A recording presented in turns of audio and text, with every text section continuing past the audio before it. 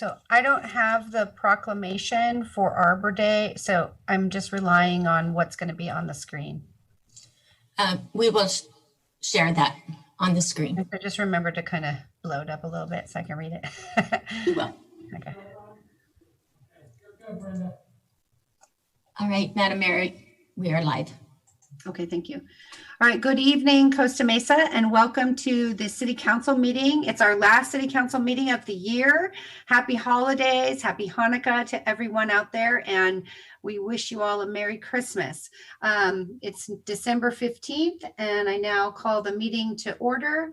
It's this time for the national anthem and the Pledge of Allegiance. At this time, we will have Councilmember Chavez will lead us in our pledge. If you could all mute your microphones, except for Councilmember Chavez.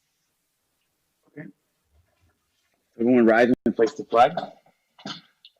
I pledge allegiance to the flag of the United States of America and to the republic for which it stands, one nation under God, indivisible, for liberty and justice for all.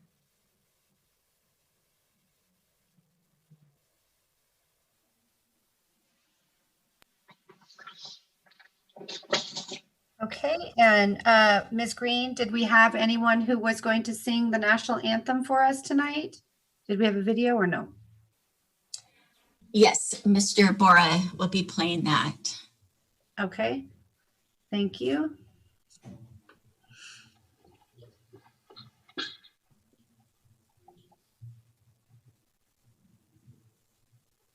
We may be having some technical difficulties. Oh, can you see by the dawn's early light what so proudly we hailed at the twilight's last gleaming, whose broad stripes and bright stars through the perilous fight o'er the ramparts we watched, we're so gallantly streaming, and the rockets red glare, the bombs bursting in air, gave proof through the night that our flag was still there. Oh, say does that star-spangled banner yet wave o'er the land of the free and the home of the brave?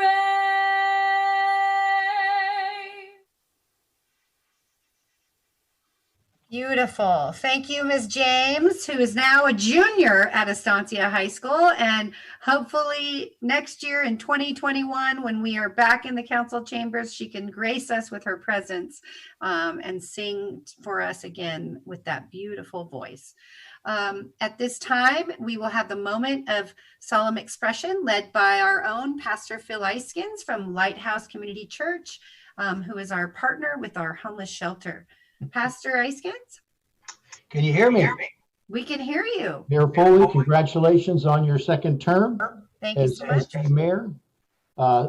City Manager Lori Harrison, Assistant City Manager Susan Price, and esteemed City Council. Have I said this many times before? I consider it a privilege to participate in this moment of solemn expression. You know, there's a scripture in the Old Testament that has everything to do with the continued success of this city in spite of the incredible challenges that we have faced in 2020 upon all of us. The following scripture verse speaks clearly of the need for city government and the faith-based community to work together as partners to help solve our community's greatest challenges. And if I could read that verse, it's in Micah 6:8 of the Old Testament. I'm reading from a down-to-earth translation, but it said, he has already made it plain how to live, what to do. What God is looking for in men and women is quite simple. Do what is fair and just to your neighbor. Be compassionate and loyal in your love. And don't take yourself too seriously, but take God seriously. As pastor of the Lighthouse Church of the Nazarene, which is also the site of our city's temporary bridge shelter, the Lighthouse, and the city of Costa Mesa bridge shelter, have been on the front lines together, helping and serving the marginalized and those impacted by homelessness in our great city. Mayor Foley, the city council may or may not know, but 2020 has been a kind of a tough year for some of those in our community who are impacted by homelessness. 14 or 15 of these gentlemen and these ladies who have been known to us on a first name basis have gone on to see their maker. Sean, Kevin, Scott, Grant, Kim, Carlos, Jeff, Damian, Thomas, Jerry, Dustin, Marlo, and Ron are names familiar not only with the bridge shelter efforts, but also with the efforts of the Lighthouse Church. And while it is certainly a tragedy, these lives have been cut short due to personal health issues and addiction issues, and I might say not one that I know of by a COVID-related illness. It's important to realize that we should be greatly encouraged and have our heads up high, knowing that the city of Costa Mesa and the church, the faith-based community, is doing their part in this effort. The city, by providing incredible services, unparalleled, and in their efforts at the bridge shelter, providing housing opportunities. I say all of this because we have a lot to be thankful for in 2020 and what we've accomplished, not only as the local church, but this great city of Costa Mesa, run by some incredible people. The church is doing its part in its outreach efforts to provide food, clothing, and so on. And I hope that 2021 will be a year that we can see even greater success in the partnership that is so unique, I believe, not only to the city of Costa Mesa and the faith-based community. If we could pray. Dear Heavenly Father, we thank you so much for this opportunity to be part of this moment of solemn expression. Lord, we pray that you would continue to bless this great city of Costa Mesa and the efforts that are so apparent within the faith-based community and the city leadership to provide the best hands-up approach that we possibly can to helping the most marginalized in our town. So Father, again, lift up this city, give wisdom to these great city leaders, the new ones that are been newly voted in, that we might all become closer and more appreciative of the gratefulness we are to be living and working in a community such as Costa Mesa. And we thank you in the name of your Son, and we say amen. And I want to say Happy New Year and a joyous holiday season to all of you guys, Mayor Foley, before you say it to me. Okay. You said it to me last year and it took me by surprise. So God bless all of you guys. All right. And I mean that. It's good to see all of your faces. Thank you so much, Pastor Phil. We appreciate that beautiful moment of solemn expression. And I think that your reading was actually just spot on and perfect. I appreciate that. Thank you. So you have a good evening. All right. God bless you. Thank you. Bye. Okay. Now in the meeting is the time for the roll call. Ms. Green, will you please call the roll by voice vote? Councilmember Chavez, Here. Councilmember Gameros, Here. Councilmember Harlan, Here. Councilmember Harper, Here. Councilmember Reynolds, Mayor Lamar, Here. Mayor Foley. Present. Thank you.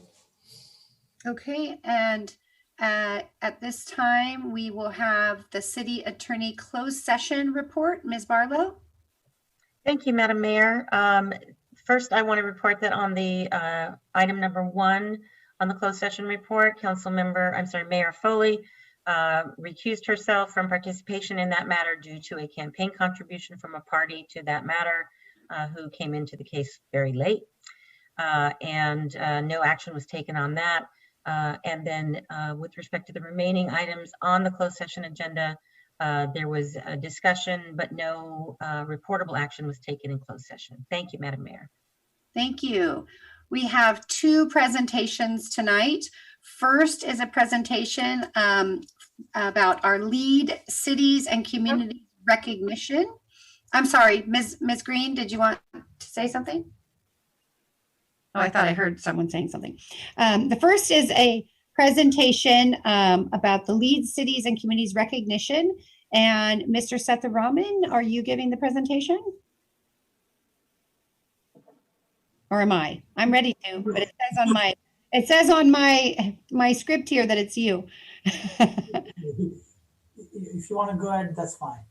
Okay, wonderful. So this morning I had the honor of representing our city council and our city when we received this amazing award from the United States Green Building Council. And this is certifying Costa Mesa, the entire city, as a LEED Gold city. And so we are a LEED Gold city and verified and official by the U.S. Green Building Council. So we'll have to hang this up at City Hall, and when we get back to City Hall, everyone will be able to see it. But in the meantime, I wanted to share a little bit about some of the reasons why we got the award.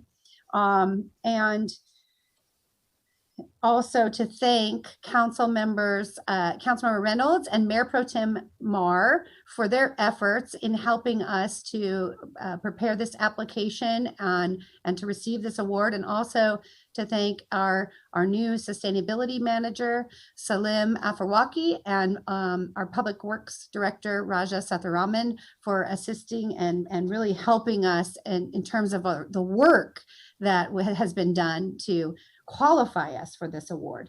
The award is a $25,000 grant from Bank of America, and it will be used to further enhance our sustainability efforts. This year, Costa Mesa took major efforts forward on our sustainability journey, and it's wonderful to see our city being recognized on the national scale for its leadership and programs that promote environmental stewardship, economic vitality, and social inclusion. We have many other cities and countries that were being represented this morning. A few of them, Las Vegas, Santa Fe, Orlando, and of course now Costa Mesa. As mayor of Costa Mesa, it has been my pleasure to serve with clean energy engineers and with a council that is committed towards sustainability and moving forward with sustainable priorities. We now have our electric vehicle charging stations at City Hall. We have an electric vehicle senior bus that we use. We have our LEED Gold fire station and library. We have many, many improvements at City Hall to be more efficient, energy efficient. And some of you may not know, but we are replacing 6,100 street lights from high pressure sodium lights to LEDs. Now, I happen to know that Mayor Pro Tem Marr has been wanting to do that for a long time. So that's great that we're able to do that. We've been exploring community choice energy, and we are, some of you may not know, Orange Coast College, which is in Costa Mesa, was recognized just this last year as one of the first in the world to be a LEED site and a true zero waste program. So we have many, many ways that we are working towards a more sustainable future right here in Costa Mesa, and we'll continue to do so. The LEED for Cities certification required input from internal and external stakeholders. Some of them I've already named, and thank you for your efforts. We also want to thank Southern California Edison, Mesa Water District, Costa Mesa Sanitary District, and our city consultants for the data and the input that they provided to help us achieve the recognition as a LEED Gold city. This is amazing to be recognized as the whole city.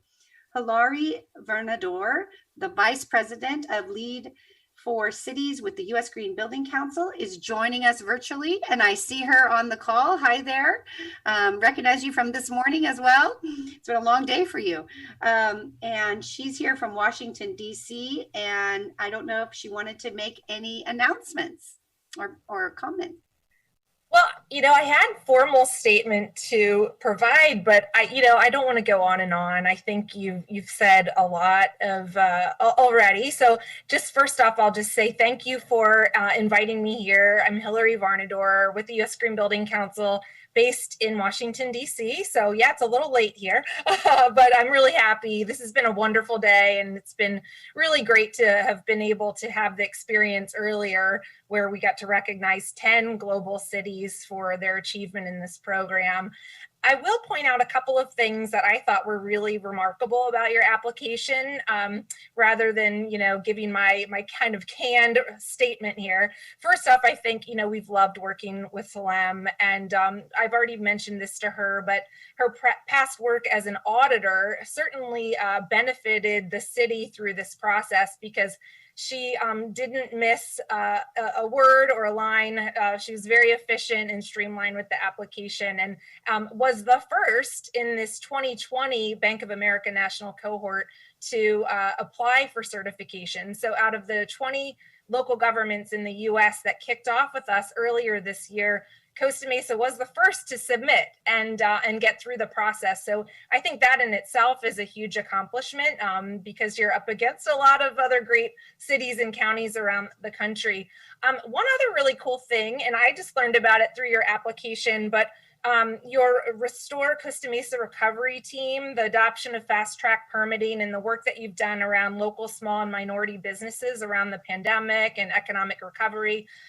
That was the first innovation credit to come through our system this year that had to do with the pandemic. And so at Lead for Cities, we did put out a couple of, they're called pilot credits that you can test, called Safety First. One was around pandemic planning, and the other was around social equity in pandemic planning. And Costa Mesa was the first to submit an innovative new credit, around the pandemic. So that I think was really remarkable and something we hadn't seen yet. So I'm sure others will take notice and do some similar work based on your success.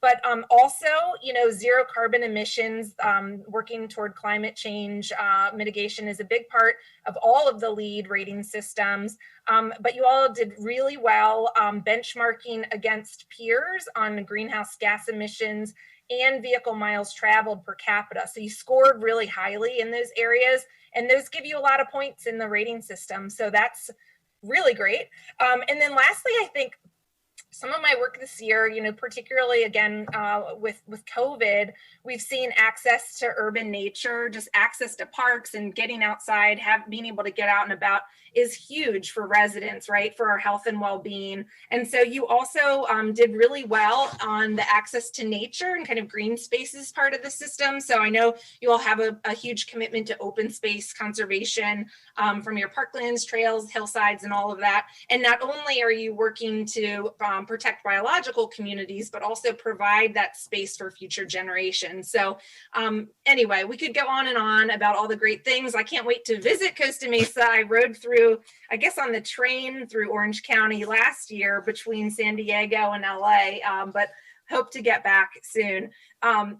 Lastly, you mentioned Southern California Edison. I did want to point out that Karen Klepak, she's a resident of your community. She also serves on our Lead for Cities and Communities Working Group, which is the governance committee for our program. So just wanted to mention and give her a shout out that you have a local resident who's also really working to evolve and advance our program. So that's awesome too. So congratulations. We're really excited about your LEED Gold and just working with you all moving forward. So thanks for having me.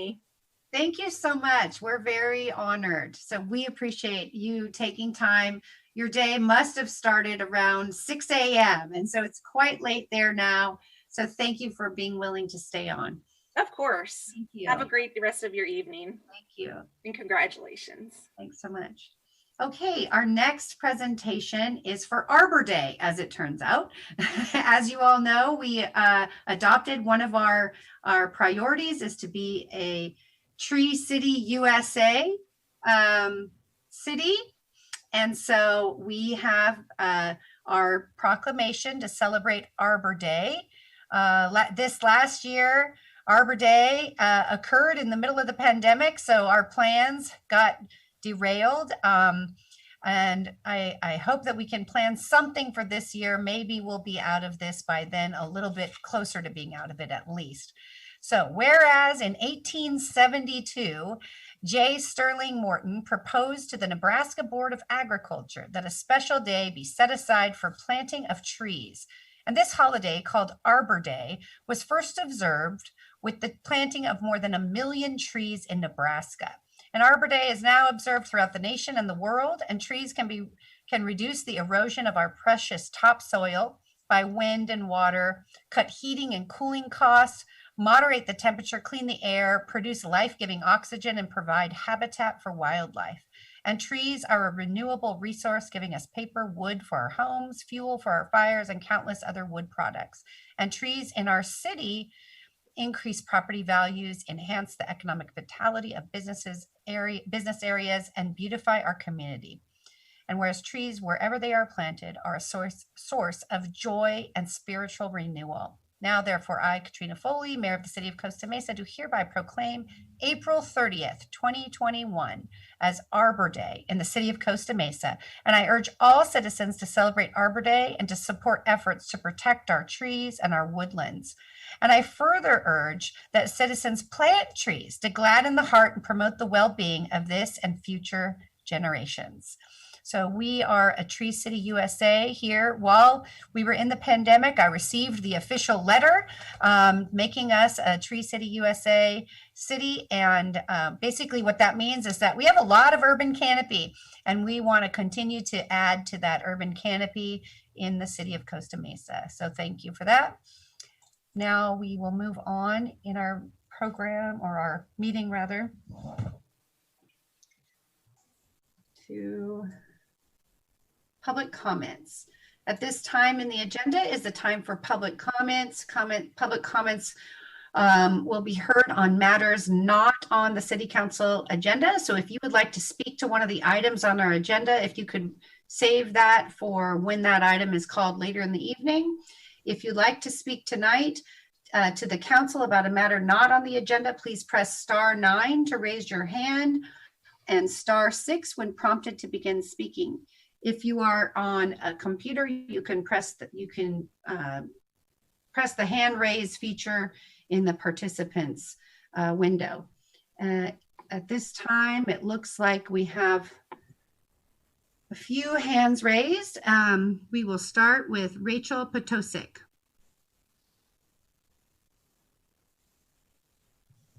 Hello, can you hear me okay? Yes, we can hear you. Hi, everybody. Thank you so much for your leadership, City Council and staff. I am calling about Mayor Foley's run for supervisor. I know that's not on the agenda, but want to express my strong support for that. I think Costa Mesa needs strong leadership at every level of office, and I'm really inspired and excited by the work that the city has done, and excited by this next step for Mayor Foley, and hopeful for what this will bring for Costa Mesa. So I'm excited for our future and hopeful for Mayor Foley's run for that, and know that she could deliver great results for the entire district and for Costa Mesa. So that's exciting to me. Thanks. Thank you. Call in user 1.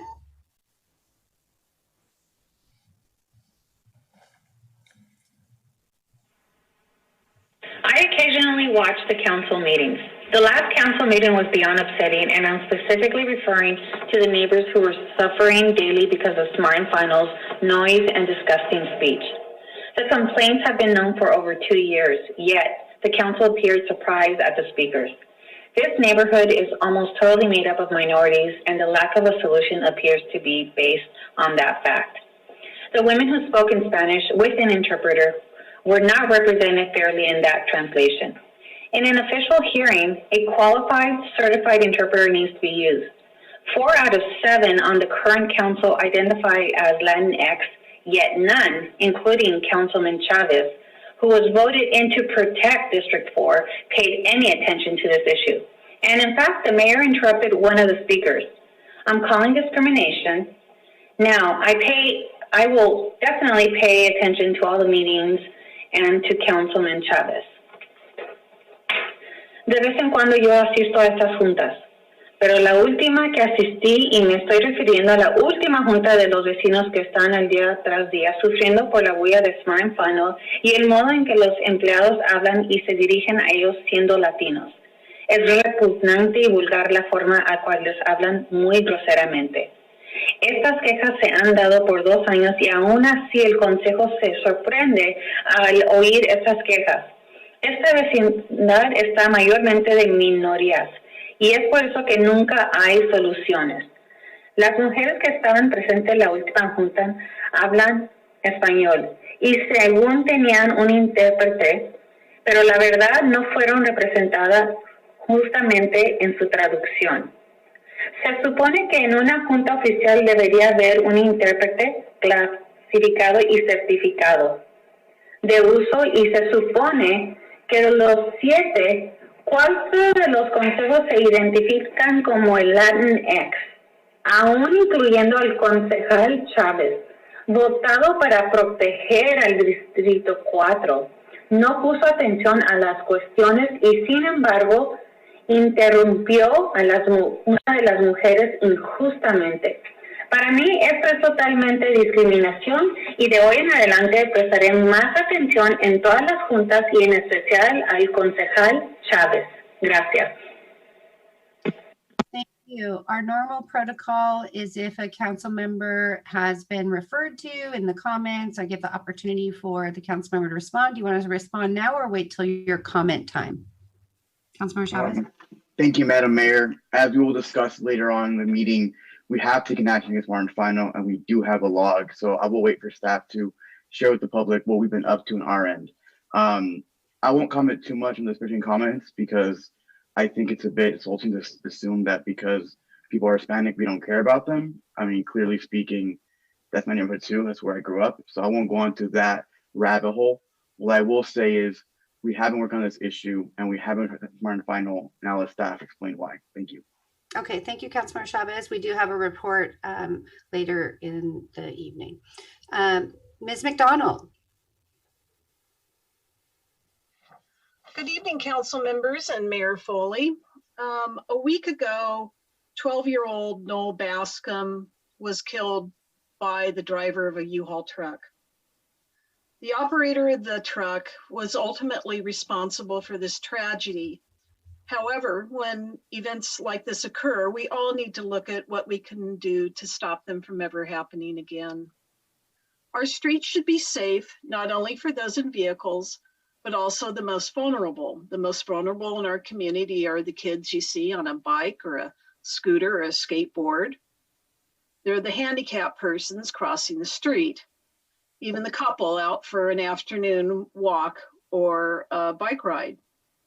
And the woman that spoke earlier about sustainability touched on our city's access to nature. During the pandemic, we've seen an explosion of business for bike shops. If you drive to Specialized on Saturday, you're going to be lucky to get a parking spot. The gyms are closed, but the streets are open. So with more people using the streets to exercise, isn't it time for the city to look at ways to make our streets safe? How could the city do that? Slowing cars by lowering speed limits would be a start. Speed limits should be established not by how fast motorists want to drive, but rather how safe it is for those who don't have the protection of a 2,000-pound metal vehicle. Narrowing streets such as Arlington would help. Making the streets equitable would be another way. In the medium on Fairview, where I turn onto Paularino, there is a small delineator reminding motorists the median is there. But there are no delineators reminding motorists not to run over cyclists in the bike lane. It's time for the city to look at the community differently and turn its focus to the safety of its most vulnerable. Thank you. Thank you. Next speaker is ending in 869. Phone number ending in 869. Hi, good evening. Last city council meeting, a resident who is having problems with noise, pollution, and quality of life issues with Smart and Final sent a recording to the city to play during his public comment. This recording showcased what the residents must put up with. It contains several offensive phrases, including fuck you and nigger. The city deemed this inappropriate and bleeped those words from the recording.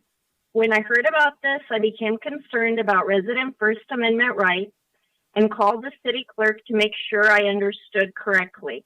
The city clerk followed up with the city attorney and stated that the city didn't have to broadcast obscenity and therefore could censor rights. The case cited is FCC versus Pacific Cow Foundation from 1978. This was a landmark decision of the Supreme Court that defined the power of the FCC over indecent material as applied to broadcasting, namely TV and radio. However, a public political meeting being streamed remotely due to COVID is decidedly different than content broadcast on TV and radio. Furthermore, this is political speech where a resident is trying to complain about a problem to his elected and is being censored. Political speech is the most protected form of speech under the First Amendment and as such warrants the highest level of scrutiny against the laws that might regulate it. I was curious if other Orange County cities edited and censored public comments. None I contacted did. This is not common practice because it stomps on resident First Amendment rights. No city wants a lawsuit from the ACLU. Apparently, Costa Mesa hasn't learned its lesson from the Benito Acosta case, which cost the city $900,000 in legal fees and resulted in a change in the municipal code. In fact, my public comment at the last city council meeting was censored as well. When I went back to listen to the city council recording, bullshit, cocksucker, and brother fucker was cut from my comment. It was done in a very underhanded way as well. It wasn't bleeped so that it was obvious that something was removed. Instead, those words were just cut, making a part of my comment nonsensical.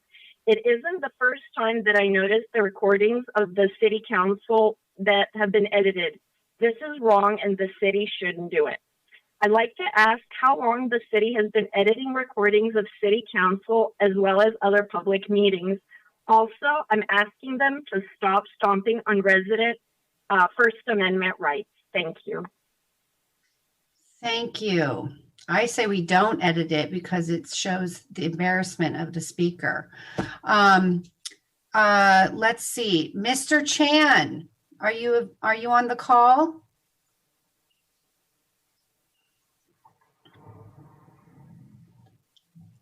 Can you hear me now?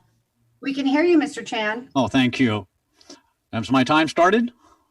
It'll start when you start speaking. Ms. Green, please play the video.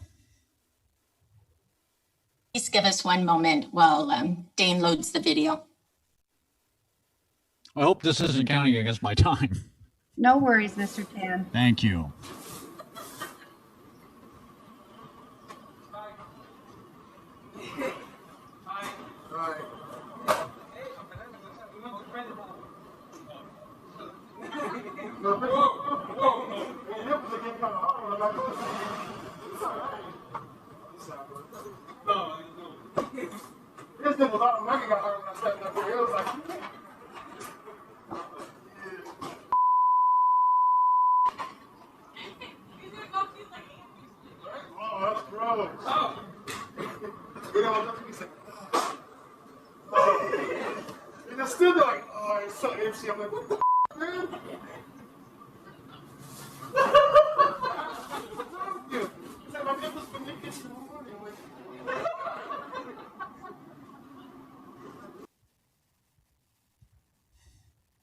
The video the city just played for you is heavily redacted.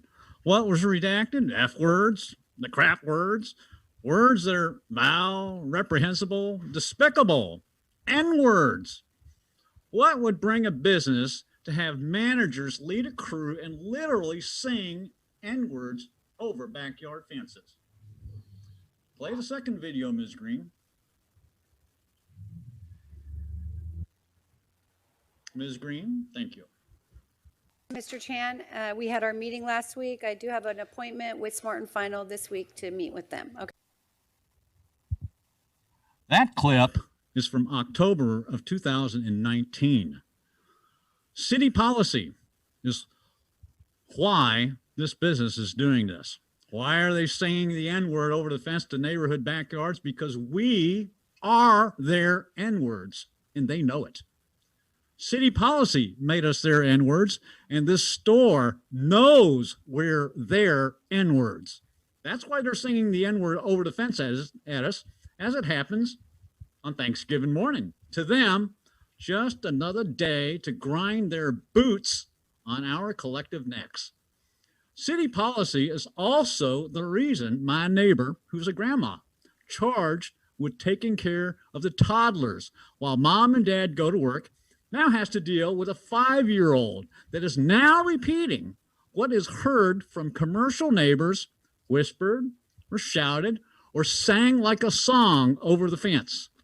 The city has been exercising racist, discriminatory policy in the Soup Kitchen neighborhood for 2 years since you, Mayor Foley, and your majority have been sworn in. You've radicalized and bred hate speech teachings to our kids.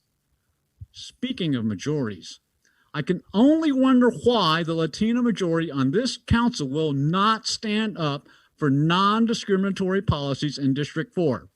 Councilman Chavez, in case they didn't teach you the connection between racism, its perpetuation, and governance at UCI, take it from me. I'm from the deep South and guarantee there's a direct and strong connection. In the last meeting, you all have mentioned that there would be a... Mr. Chan, your time is up. Thank you so much. We have a report. If you want to stay and listen on, we will have a report as to what we are doing. And all of us think that that is reprehensible and objectionable. And we would not want anyone to be subject to that behavior. Next speaker is Flo Martin.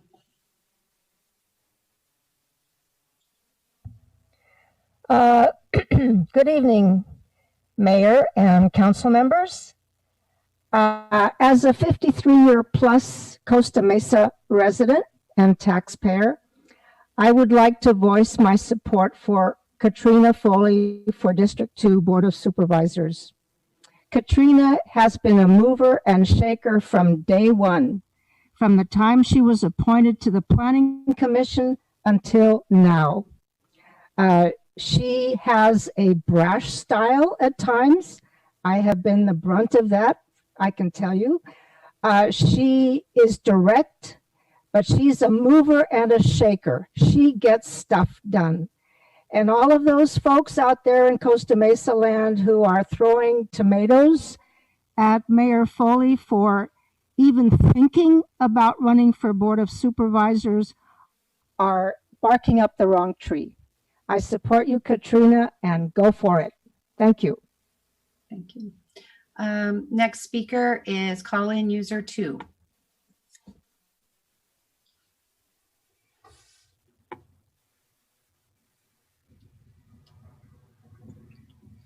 If you'd like to speak, please press *6 on your telephone.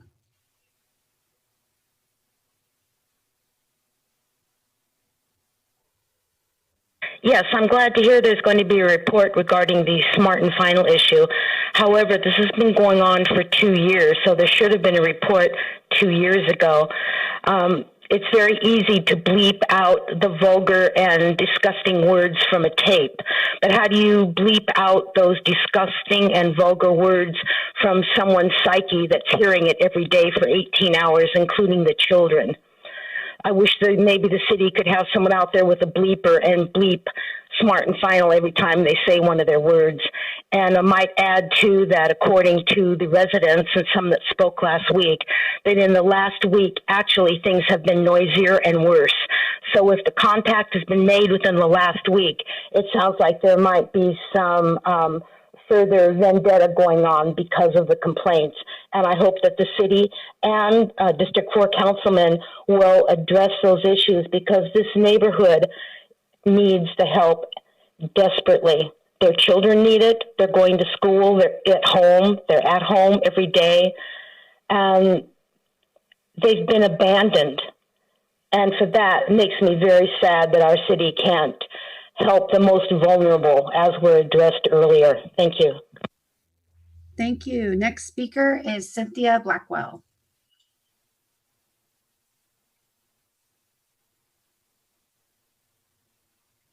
You can unmute yourself. Got it. Sorry. First, I'd like to say I was very excited to hear that Katrina Foley has decided to run for the Board of Supervisors for Orange County. I think it is a huge plus for the city of Costa Mesa because we know what an excellent job she has done while the mayor of our city, also when she was on the planning commission, also as a council member. And it's now time for other people in this county to have the privilege of her expertise. And I'm very disappointed to hear and to see these childish, almost like playground bully ads that will be coming out from this very sourpuss group of men in this city. I hope that they can rise above it, not send out their childish flyers and all their pack of lies. I'm sick of seeing it. My neighbors are sick of seeing it. And I think we're better than that. So I'm going to be supporting Mayor Foley for her run for the Board of Supervisors, and we should all be very grateful that she's been willing to step up and do that. Thank you. Thank you. Next speaker is Mr. Castaneda. Good evening, Mayor and Council.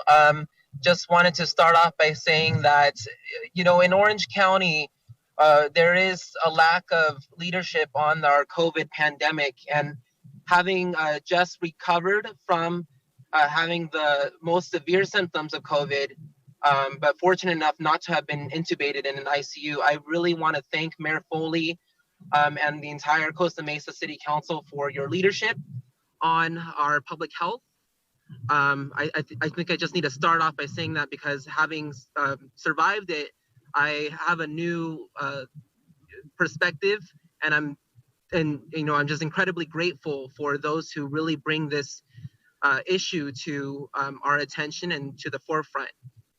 The second thing I wanted to state just very briefly is that while your council and leadership is truly appreciated, I hope that in the future that I can continue to work with you all should you decide to look at what the other Orange County cities are doing with community choice energy.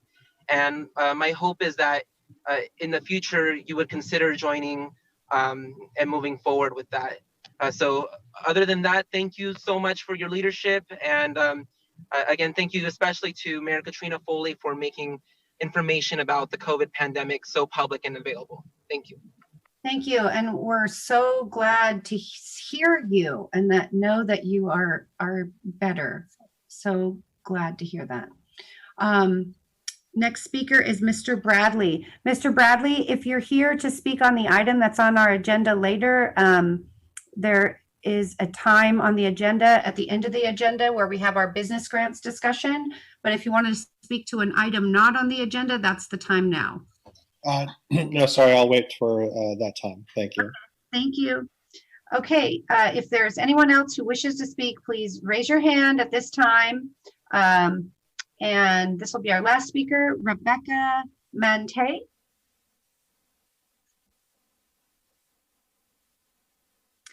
You can unmute yourself. Okay, great. I think I'm unmuted. Yes, we can hear you. Okay, great. Hi, everybody. My name's Becca Manti, and I own and operate 2 businesses in the area, Daydream Surf Shop, which is in Newport, and then the newly opened Semi-Tropic Wines. We just opened up the bottle shop side of our business and are waiting to open up the wine bar until the stay-at-home orders are lifted and we can do that safely. We've been working so hard on getting everything ready and for it all to be COVID safe. We were finishing up building a small wooden fence outside our building to house outdoor seating. And on Thursday, code enforcement visited us and told us that our fence was in violation with the building department and fined us $500. While writing us a ticket for our fence, he began to cite us for a bunch of other numerous issues that we were unaware of, and has now told us that we have to close down our business completely, and has continued to send us more fines. There seems to be a double standard when we're trying to do everything the right way and comply with COVID requirements while a bunch of our neighbors are fully open, serving customers inside with zero consequences. This whole process is really new to us, and we're trying our best to navigate this new world. And we would love to be able to keep our business open while we're able to get the necessary permits for the rest of our business, and would love some guidance and help. Ms. Mantee, thank you so much. And I am so sorry you're going through this. I got the email and I have an answer already from Ms. Lee, and she is going to reach out to you either, well, probably not today because we're already done with the day, but tomorrow morning, first thing, and help you to figure out what you need to get your business open. Ms. Green, if you could email them my cell phone number so that if they have any problems tomorrow that we can get it resolved. And we appreciate you following and complying with the COVID health orders, and we want to make sure that you are supported.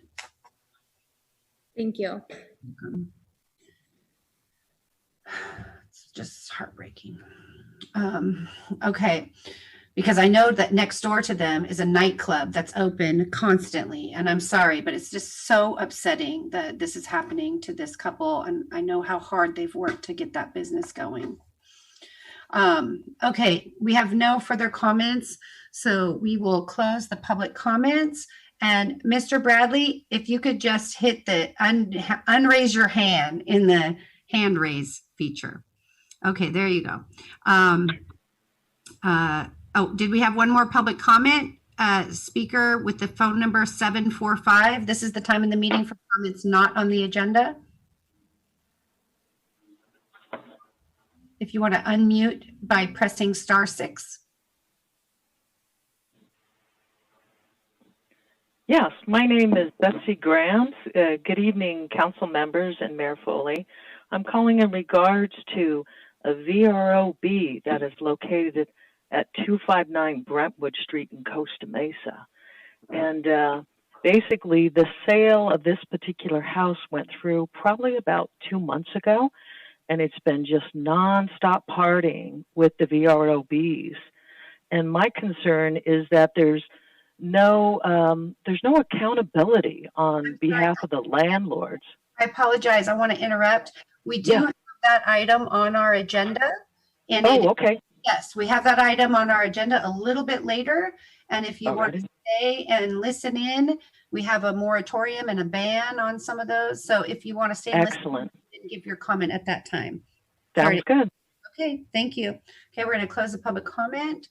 And at this time, we will move to council member comments, and we'll start with Council Member Reynolds.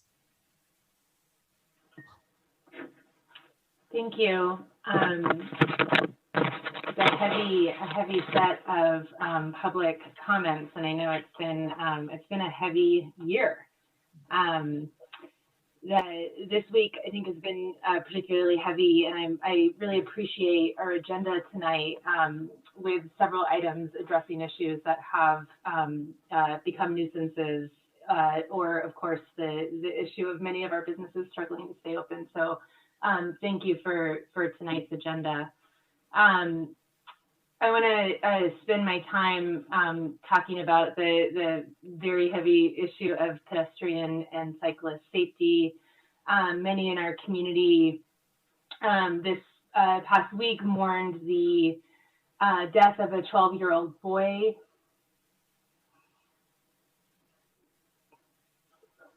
Sorry, wow. I talk about this all the time, but when we're talking about a human, it's just so real. Excuse me. A 12-year-old boy who was killed this past week while riding his bicycle. Everyone who's ever called into a council meeting for the past 2 years knows that pedestrian and cyclist safety has really become a passion issue, and I've tried to talk about the many, many, many benefits of it. But the first and most important benefit is really safety and human lives. And I'm glad that this council has prioritized this issue, and I know I have confidence that heading into our January strategy session, we will continue to prioritize the issue. But I just wanted to talk a little bit tonight about things we can do to try to prevent every next injury or death. There are things we can do as individuals, of course, and things we can do as a city. As individuals, probably the majority of people in the city drive a vehicle. And I think it's really easy to forget the responsibility that we have as drivers and the potential for destruction that we have as drivers. Across the country, pedestrian and cyclist fatalities are rising. It's a local issue and it's a national issue. And what a lot of data is showing is that there's a very strong correlation between the speed of vehicles and collisions that result in death. So as individuals, please keep that in mind. If you hit somebody in your car, going 40 miles an hour, there's a 50% chance that person dies. If you hit someone going 30 miles an hour, there's a 30% chance that person dies. If you hit someone going 20 miles an hour, there's a 10% chance that person dies, or a 90% chance that person survives. So the speed at which you drive has a huge impact on the potential for someone to live or die, and that's every one of our responsibilities every time we get behind the wheel. So please, when you get in your car, you put your seatbelt on and you remind your kids or your husband or your wife or your sibling or your friend to put their seatbelt on. Remember that people outside of your car are at risk as well, and that how fast you drive and your focus while you're driving could make a difference in other people's lives. What we can do as a city, this is a challenge. I've been exploring this issue for the last couple of years, and there are a lot of rules to ensure safety, but also strategies that we can take to improve safety. And I'm thankful for all of the folks, community advocates, members of our Bicycle and Walkability Committee, members of the Costa Mesa Alliance for Better Streets, other advocates in community who are helping to share information on new strategies to overcome some of these challenges and improve safety on our streets. Staff, thank you for the list that you provided of actions that we can take both locally and working with regional partners to improve pedestrian and cyclist safety. We've built a lot of momentum around this issue, and do want to raise that we are sort of in the first phase and ready to launch our pedestrian master plan. And I want to make sure that we have a really robust effort and engagement around that master plan, which will help us identify areas in the city that we should prioritize for pedestrian and cyclist safety. We also, earlier this year, had a partnership with Cal Bike and the Office of Traffic Safety, on a community safety and education program. And I'm excited that several of our new council members did talk about bike and pedestrian safety as some of their priorities as well. So I'm optimistic about taking some really strong steps to improve safety. And I want to just assure those concerned, and we hear in a public comment almost every meeting concerns in different areas of the city. So I just want to state that I remain personally committed to this issue. I've spent the last week and a half or so talking to different organizations and consultants that have been working in particular on safe routes to schools programs, safe routes to parks programs, strategies to move quickly to implement measures, or also strategies to or information around new rules. For example, I learned about a rule that allows us, a new state rule, not new, but relatively new state rule that allows us to reduce speed limits below the stated normal levels in school zones, and actually to expand school zones. And so I'm exploring all of these, and also have engaged in some conversations with members of our school district staff and school board on a plan to really try to sort of speed up some of our safe routes to schools efforts. So again, please know your responsibility when you're behind a vehicle, and please do engage in our pedestrian master plan and other efforts to improve bicycle and pedestrian safety in the city. Mayor, if we could close the meeting in honor of Noel Bascon, I would appreciate that. Thank you. Yes, of course. Thank you, Councilmember Reynolds, and thank you for your passion around this issue. It's very important. Councilmember Chavez. Thank you, Madam Mayor, and happy holidays to everyone. Thank you, Councilmember Reynolds, for bringing up the hard discussions. And I think what you said was very beautiful and eloquent. So I think it's best to leave it there. As a city, there's things we can do to make our residents more safer. This has been a big goal for us these last 2 years. And let's keep it going. I do want to. I know we had a chance later on in the meeting about Smart and Final, but if I can, Manager Fair Helson, can we use my council time to acknowledge what we've done this past week and what the next steps are going to be for my district regarding Smart and Final? Ms. Farrell Harrison, are you there?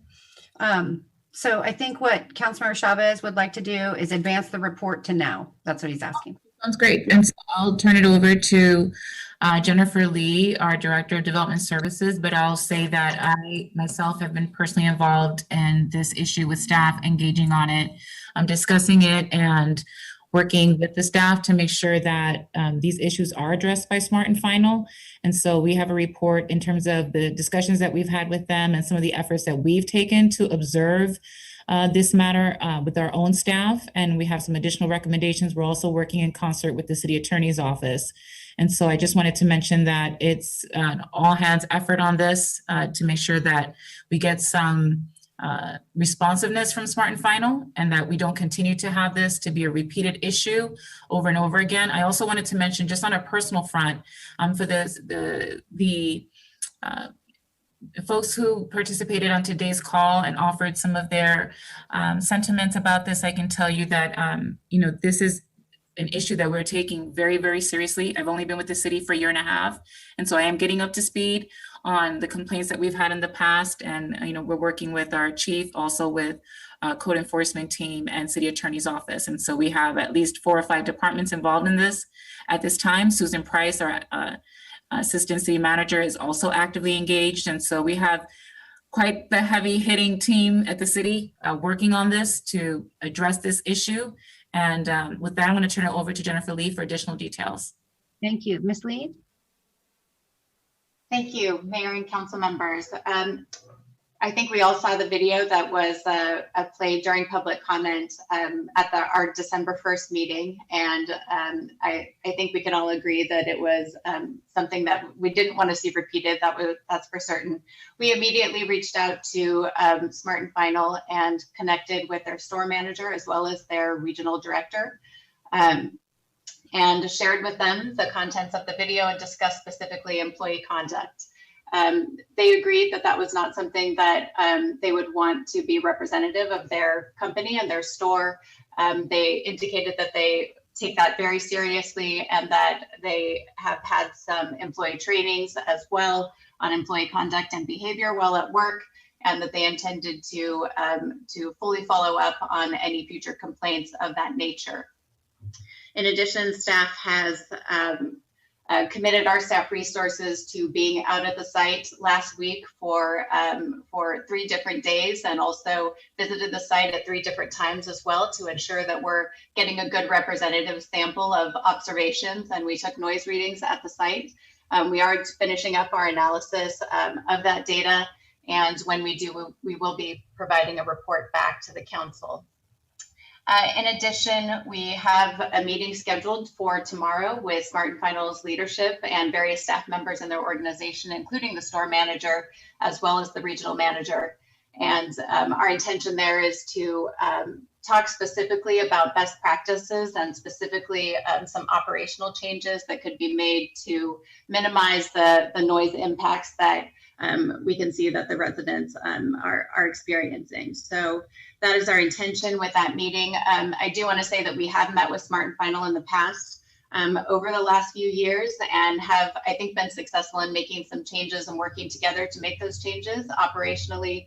A few examples: when we received a complaint that there was some storage of construction materials, for example, we immediately contacted the store manager and used those contacts to get that particular complaint resolved the same day. There's also been some modifications to, for example, Smart and Final's delivery schedule. We've asked them to try to keep their deliveries during reasonable daytime hours, and they agreed that that was reasonable. Also the specific pathways, for example, that delivery trucks are taking, using the front entrance for deliveries, for example, in certain instances. All of those things are things that we've discussed with Smart and Final in the past and have had success in the past few years. As always, when we receive ongoing complaints from the community, we are going to continue to follow up with Smart and Final. And this is something that the store manager and the regional manager have indicated specifically that that they intend to work with the city and they're open to making changes to minimize impacts to the local neighborhood. So we will be continuing our follow-up and continuing those discussions with Smart and Final, and we will report back to the council when we conclude our analysis and after our meeting tomorrow. Thank you, Ms. Lee. And Ms. Lee, when we met with Mr. Chan in October of 2019, just to be clear, the complaint at that time was not this type of complaint. The complaint at that time was about some kind of a crushing of glass and pallets being slammed in the back. Isn't that right? Yes, there have been a number of discussions. That particular one, in my recollection, what had to do with a cardboard crushing machine that was on site. And so, for example, we've asked Smart and Final to ensure that the loading door is kept closed unless they're actively loading and unloading. So that's something that they were open to as well. That was a follow-up from some of our past meetings. And when we dealt with that, we closed that issue, but there were other issues that came forward.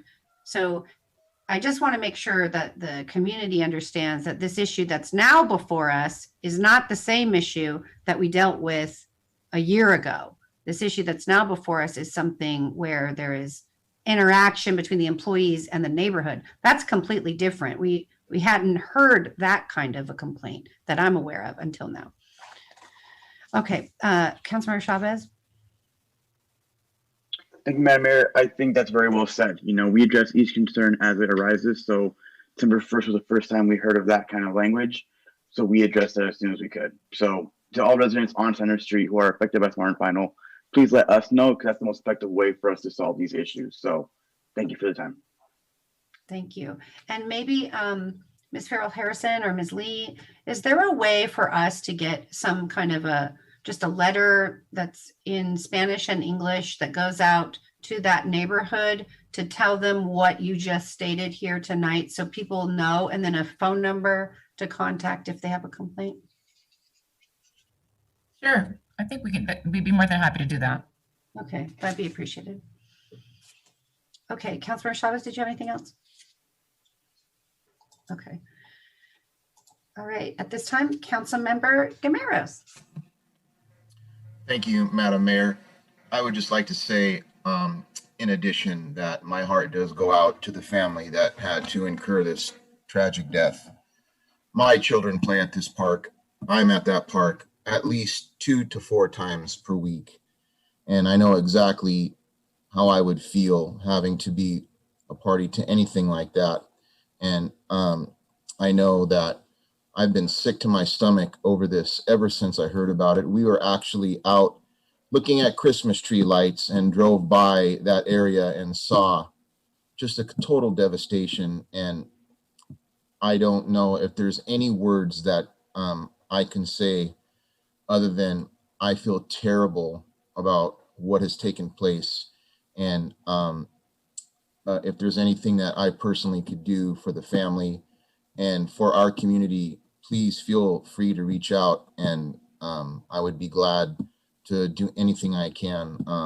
And I mean that from the bottom of my heart. So I just want to close before I lose it. And thank you very much. Thank you. Okay, next speaker we have is Councilmember Harlan.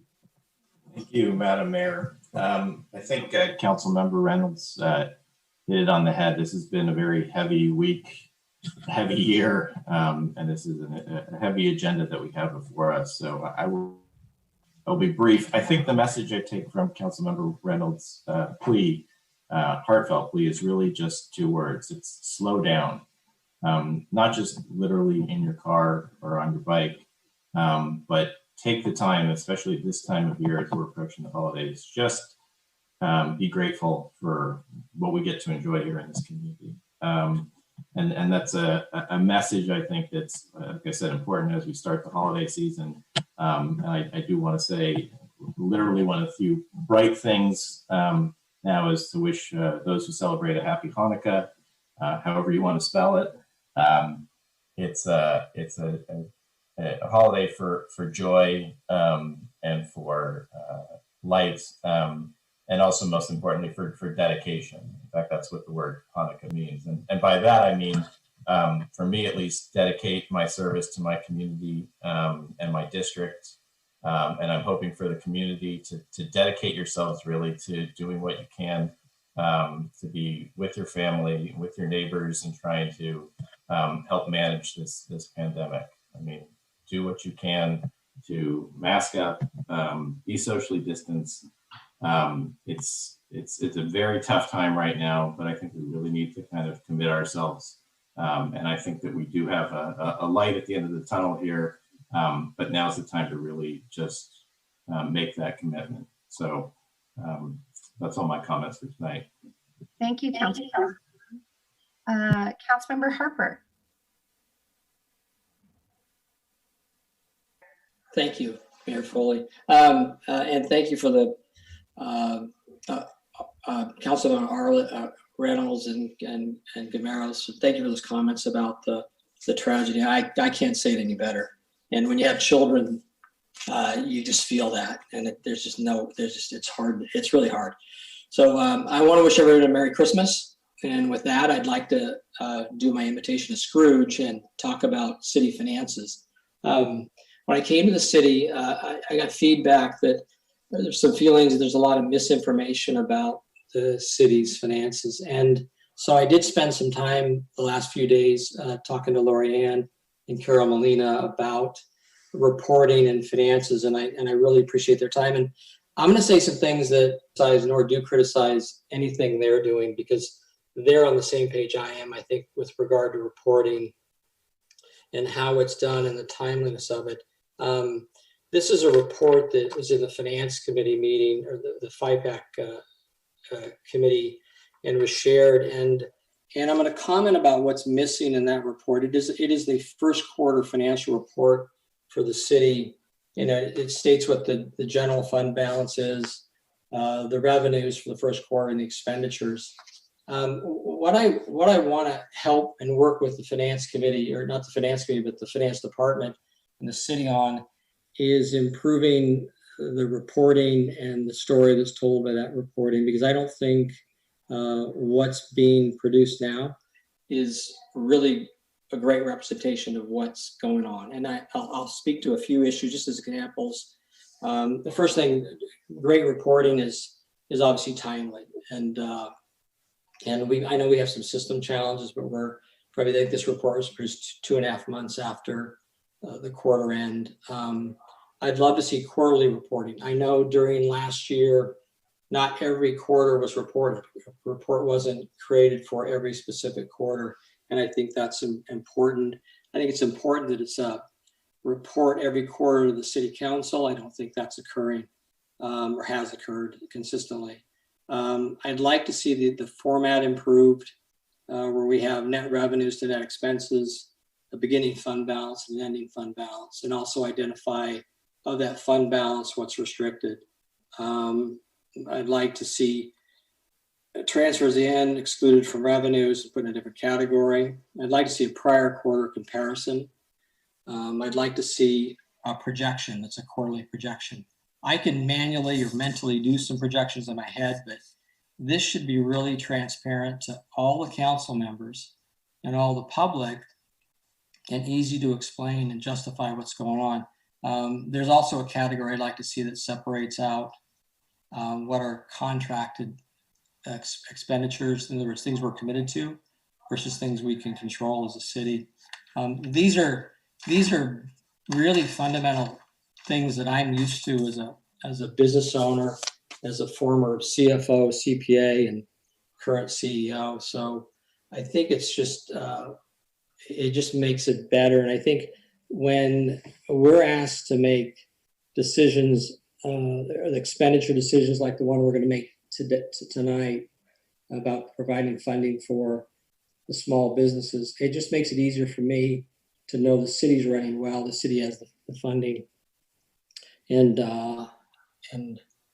I've reached out to Carol and Lori Ann, and I truly want to help and be involved in that and do what I can to offer, what expertise I have over 30 some years. And probably got more experience than some of the council members are old. So I'm not picking on you, Manuel. I'm just jealous. But I'd love to help contribute in that way. And again, Merry Christmas to everybody. Mayor Pro Tem Mar. Thank you, Mayor Foley. I will restrain my comments about a city not being a business for another time with Councilmember Harper. So back to the LEAD award. That was like an hour and a half ago. But I first worked on LEAD projects about 10 years ago, and we were really focused on energy efficiency and sizing HVAC equipment in particular.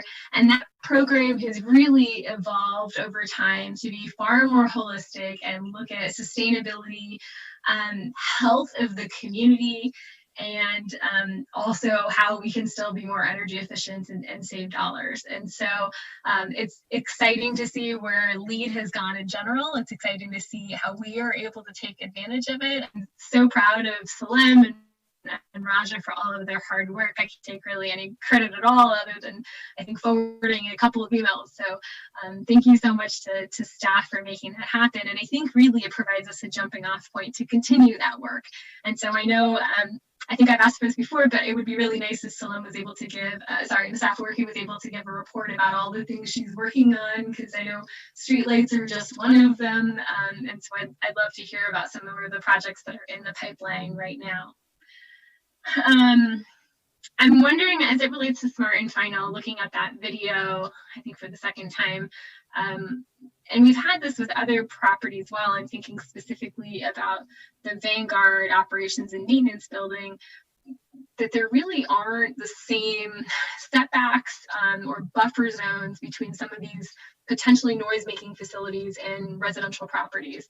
And so whether, especially as we're talking about in the context of the housing element, where we're going to site additional residential, if that's something we could look at from a city planning perspective, how we can make sure that we're sort of adequately isolating entirely different use types. Because I think as much as we talk to Smart and Final, as much as we work with their management, the fact is you've got two very different use types of facilities that are abutted.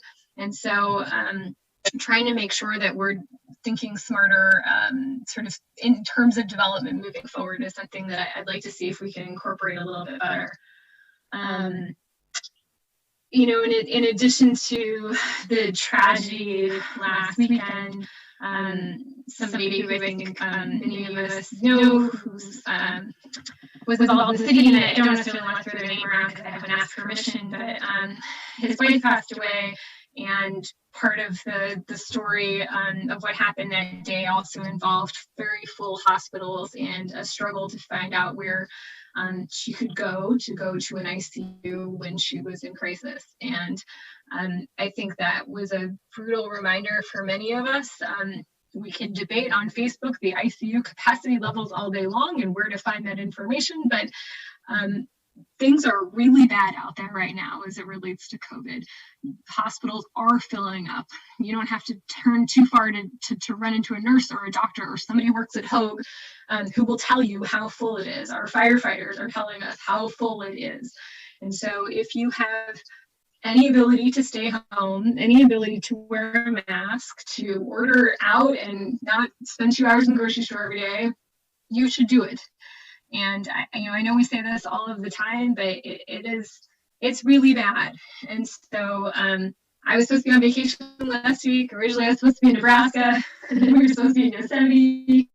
And in the end, I was in my house because, frankly, everything got canceled for good reason. And I took it as a sign that I just probably shouldn't go anywhere other than my house and maybe Winkle Park. So just please do what you can. Christmas is coming. We all want to be with family. We all want to spend time with friends. But there's hope in sight, and we just got to stick it out a little bit longer. I kind of hadn't realized how much pent up emotion I had about the pandemic until I saw the 90-year-old in England being vaccinated, and I got really excited because there is hope. This might be over soon. And so I think that was, and buy gift cards, as the mayor keeps telling everybody, and Travel Costa Mesa put together a nice Instagram story about it too, about all of the gift cards and all the deals being offered at restaurants. And so if you get anything from me for Christmas this year, it's probably going to be a gift card to a Costa Mesa restaurant, just telling you now. So I think that was all I had. Thank you very much. Thank you, Mayor Pro Tem Mar, and thank you so much for quickly jumping on board as the Mayor Pro Tem and taking my calls and going on, calls with me. It's been great to have you on the team in the mayor's office. So it's been a really hard year. We all have endured so much as a community, as a city, as an organization. And I think personally, each of us have our own stories of how COVID has impacted our lives. It's been started in February when we were, suing both Trump and Newsom to stop 70 people from coming into Costa Mesa who were infected with COVID, when we didn't have a plan for how we were going to manage if they spread the infection into our community. And what a dream that would be if we were just talking about 70 people right now.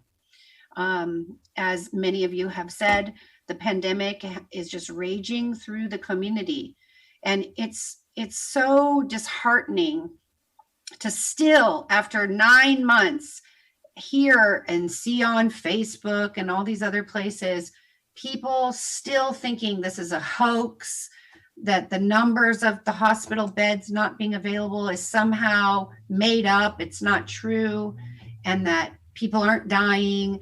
It's just so disheartening because all that it is doing is causing more sickness, more sadness, and more death of more people. So please take to heart that there is a pandemic, there is a virus out there. And even if you are somebody who doesn't get sick or gets mild symptoms, you could be that person that is asymptomatic and a super spreader, a silent spreader to someone who, for whatever reason, their genetic makeup, their propensity to illness, their some issue that they have that's a medical condition, they themselves could get a lot more sick than you. So please be a good neighbor. Please be a good citizen. Wear your face mask.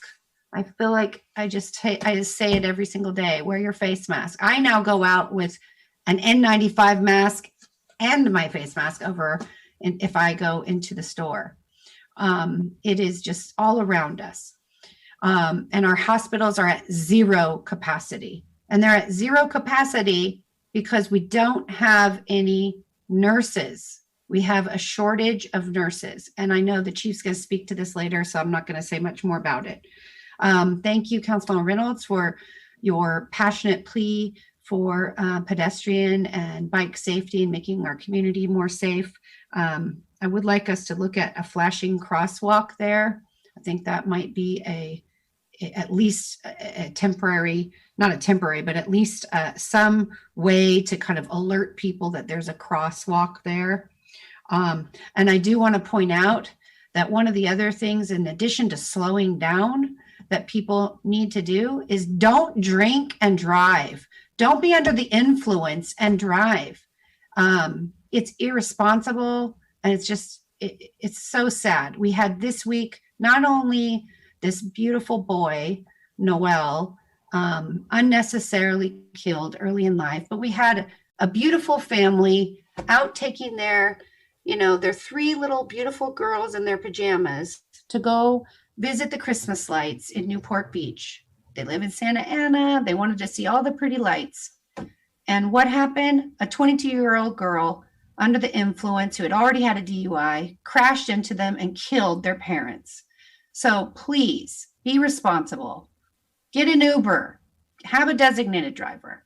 Don't hurt other people.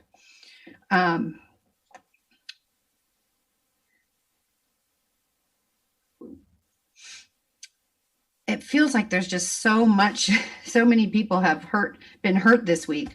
I'm going to ask that we close the meeting in honor of and recognition of Kim Folsom, who is Billy Folsom's wife. He was our mechanic for our police department for many, many years, and his wife is the one that they struggled to find a hospital for her, and she died this last week. And also, in addition to Noel and Jay Kelly. Jay Kelly passed this week, a couple days ago. Jay Kelly he's a friend. He's a longtime community member, real estate here in Costa Mesa, lives in Mesa Verde. He has 6 children that he raised in his house in the Lower Birds, and a member of St. John the Baptist Church for many, many years. I remember so many years going to their home for the St. Patrick's Day parties. Beautiful family, and we'll miss Jay. My heart goes out to their family as well. So with that, I don't think I have anything else to say. I know it's just a rough way to end the year. So much death and sadness. So hopefully we can get some happiness in 2021. Ms. Farrell Harrison, do you have a report? Thank you, Mayor. Good evening, everyone. Yes, I do have a report. We will be talking a little bit more about COVID. I'm going to make some other remarks first, and then we can turn to COVID, because I think we want to hear from our fire chief and our first responders, our police chief, Jason Dempsey, who's our emergency manager, because they're on the front lines, and we indeed are in a very different stage of this pandemic. And so I'll go over a few other issues that I wanted to bring you up to speed on, and then I'll transition to them. And so, first, I echo all of the comments made tonight, and my condolences to both the Folsom family and also to Noah's family. As a city family, we're heartbroken over these losses. And I just wanted to express on behalf of the leadership team and all the cities and all of the city's employees that our condolences are with you, our prayers are with you, and our thoughts. It's a very difficult time to lose someone during the holidays, especially. And again, we just caution for everybody to please be safe as we enter into the holidays and some festivities that people may be participating in next week, and knowing that driving under the influence can have catastrophic consequences, as we've seen. But also to remain cautious with COVID so that we're not overflowing into the ICUs, which we'll talk more about later. I did want to talk about a couple of things that are positive. And so as we talk about a few things in this meeting that are a bit heavy, there are some good things that are happening in Costa Mesa that I did want us to talk about as well. Obviously, we're thrilled with the work of our sustainability team with Salem and Raja, and all the efforts of the council and your leadership to create that position. And so we're happy that we have this huge acknowledgement. We were on the call this morning with many other cities, including cities even in Japan. It was a global call. And we were one of just a dozen cities or 24 cities that were being recognized. That's a huge accomplishment for us to be LEED Gold.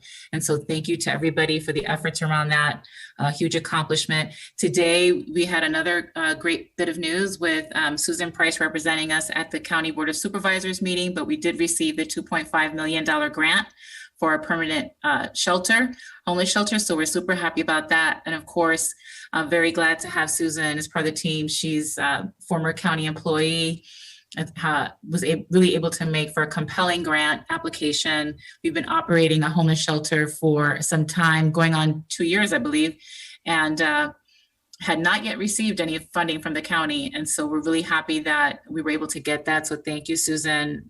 You really hit the ball at the park with getting us millions of dollars for this shelter, which is much needed. So thank you for that.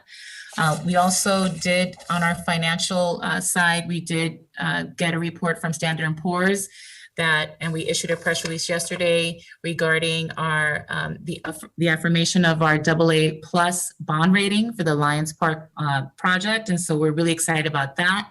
As you know, we are a AAA rated city for our underlying rating, our overall rating, but we also get individual ratings by projects, which are typically just a notch below that. And so the AA+ rating was a great affirmation from Standard & Poor's, the largest rating agency on Wall Street, talking about our solid financials and best practices. So we're really excited about that. Thank you to Carol Molina, Jennifer King, and the entire finance team for that work. And just very excited about that. And some great feedback from Standard & Poor's. I just wanted to mention that when they look at a city's finances, they do much more in-depth analysis than most people would realize. They ask about our contracts with our employees. They ask about our financial management practices in great detail. And we typically get 30 to 40 questions before we make a presentation to them about how we run the business. They also want to know about the background of our employees. Who is running the finance department? Who's your city manager? Does your city council make tough decisions when they need to do that? Do they know how to have some restraint? Do you pull back when your revenues are experiencing a shortfall? And so they had great things to say about our strong economy, our strong management, strong financial policies and procedures, strong budgetary flexibility, which that's one that they really look at to see how do you manage the budget, and do you put in a cost containment plan when you need to, or do you wait and see how things fall apart and then you take action, or are you proactive? And luckily, within 30 days of the lockdown in March, we had a plan in place. We brought it to you, you acted on it, and we have seen the benefits of that. Very strong liquidity, strong debt and contingent liability position, and strong institutional framework, which means that we have strong audit results and are doing very well. And so we're thrilled with this report, with the affirmation that we're doing all the right things as it relates to our city finances. So I'm glad to announce that. It's a bit of a bright spot as we go through the continued phase of this pandemic and this third wave. And so thank you to everyone for all of your assistance on that, and all our departments that were able to pull back on their spending. And so we're thankful to have with our new city council members, Councilmember Don Harper, who has a background in finance. So we're looking forward to working with him and modifying our reporting, or giving some additional information to the council, always open to suggestions on that end. And so looking forward to having more dialogue on that. So thank you, Councilmember Harper, for your interest in working with us on that. We'll have a new financial software system soon, hopefully, that can accommodate much more sophisticated reporting. So we're definitely looking forward to putting that together. And then I just wanted to mention on a personal note, just please go out to the Night of Lights at the OC Fair and Event Center. I was there with my boys, my 2 teenage boys that I had to drag kicking and screaming because they thought it was for little kids. And they had an absolutely amazing time. In fact, they were hanging out the car and I had to pull them in because I think that was against the rules. And so I strongly recommend it. It was a great time. It lifted our spirits. We need fun, and it's good for people of all ages. And then we also adopted a puppy this weekend from Priceless Pets Rescue right here in Costa Mesa. And so she's brought all kinds of sunshine to our life, and we're happy to have her too. So for families that are looking for that boost in our emotions and our happiness, she has brought an enormous amount of joy. My husband can't be separated from her. He's 6'2" and quite the stocky, manly man, and he's in love with this puppy, and we can't wrestle her away. And so for families that need a pick-me-up, there are plenty of animals at Priceless Pets that need a home. It's a great gift for the kids for the holidays if you can. And just thank you to everybody at Priceless Pets for that, and just being able to participate in helping a dog in need from the shelter. And then we have Snoopy House. So one of the questions we received from many residents was, can we bring Snoopy House and in what form or fashion? And so we have partnered with Power of One Foundation to have a toy drive and a toy collection and toy giveaway. So starting tomorrow night, and then Thursday, we will have the toy collection phase of the event. And so we'll have our Snoopy House sets there for you to see and to enjoy. And then, of course, on Friday night is the toy giveaway. It's by reservation only, and I believe we're sold out. And so thank you to everybody who's participated. We're really looking forward to continuing the Snoopy House tradition. I promise that on my watch, Snoopy House will always be alive and thriving. And so we made sure we snuck it in there and incorporated into our holiday traditions, because I know it's a Costa Mesa favorite, and it was for me too. And so we're really excited about that. And so with that, I'll turn it over to our chiefs to talk about what we're seeing with the COVID pandemic. And I'll just end my remarks with saying that we have been cautioning about the pandemic all along, and there is no more critical time than now to exercise caution and restraint, to avoid gatherings and to wear masks. And so please, we urge you, for the sake of all of us, for our healthcare workers that are exhausted and working around the clock and dealing with numbers at the ICUs that are really troublesome and overwhelming. And for our first responders, remember, we're a full service city. Part of the Costa Mesa family is our first responders. And so we are one of the few cities in Orange County. There's just a handful of us, maybe six to eight, that have police and fire, or police or fire. We have both. And so please help us to keep everyone safe, to keep our first responders safe, and keep our health workers, our healthcare workers safe as well as we go through this next phase of the pandemic. So thank you for the opportunity to bring everybody up to speed on a couple of things that are good news. And I'll turn over to our chief to report on what our Chief Stefano, and then also Chief Glass or Jason Dempsey, please, to chime in on some good information on how to prepare and plan for what's happening in the next phase of the pandemic. Okay, thank you, Ms. Farrell Harrison. Before we turn to Chief Stefano and the team, what's the status on our software implementation for the finance software? I know that this has been something that we have wanted to do for a few years, and we were just all gearing up to do it when the pandemic hit. So where are we on that? And so the project is fully funded. Thankfully, we were able to set the funds aside to accomplish that. At this moment, we are undergoing the implementation of our land management software. And so, as you know, when it comes to our financial software systems and the replacement of our of all of our software systems over time, they need to follow a specific sequence, and it's difficult to implement two at the same time because of we need to make sure that the interconnectivities are working. And so our first implementation that we're dealing with right now is the land management system upgrade, and that software, which has financial components to it with our permitting and within and between different departments, development services, our fire permitting, our business license permits, et cetera. So we're in the process of that implementation. And once that implementation is complete, the next layer will be added on with our financial software system. And so for the time being, we're continuing to run our financial reports, where Carol and I are both getting a lot more familiar with our financial reporting software. We're looking forward to the upgrade. In the meantime, I'm monitoring our finances as well as Carol. We meet every single week and go over all of our numbers, and we've reported to you on several occasions over the past year on, where we are financially. And so we are dealing with the tools that we have and looking forward to expanding those tools. But right now, our main focus is the land management system, which has financial components. That's a step in the right direction. And then we'll build in the new layer with the new software system thereafter. Okay, thank you. Chief Stefano, if you could start by sharing about Spark of Love and then go into the COVID update. Sure, absolutely. Thank you, Madam Mayor and members of the council. Sure, the Spark of Love is an annual toy drive that we've done for almost 30 years. Southern California Fire Service, and this year's no different, although it's a little different because we're partially doing it virtual.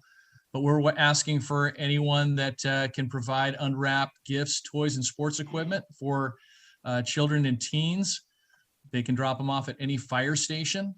We have boxes outside, and so you can transfer it. We just ask that when you approach that you bring that you wear a mask, and then we transfer it ourselves. But we appreciate it, and in particular, each year it becomes more and more challenging for the group of the teens. We usually get a lot of gifts for the young children.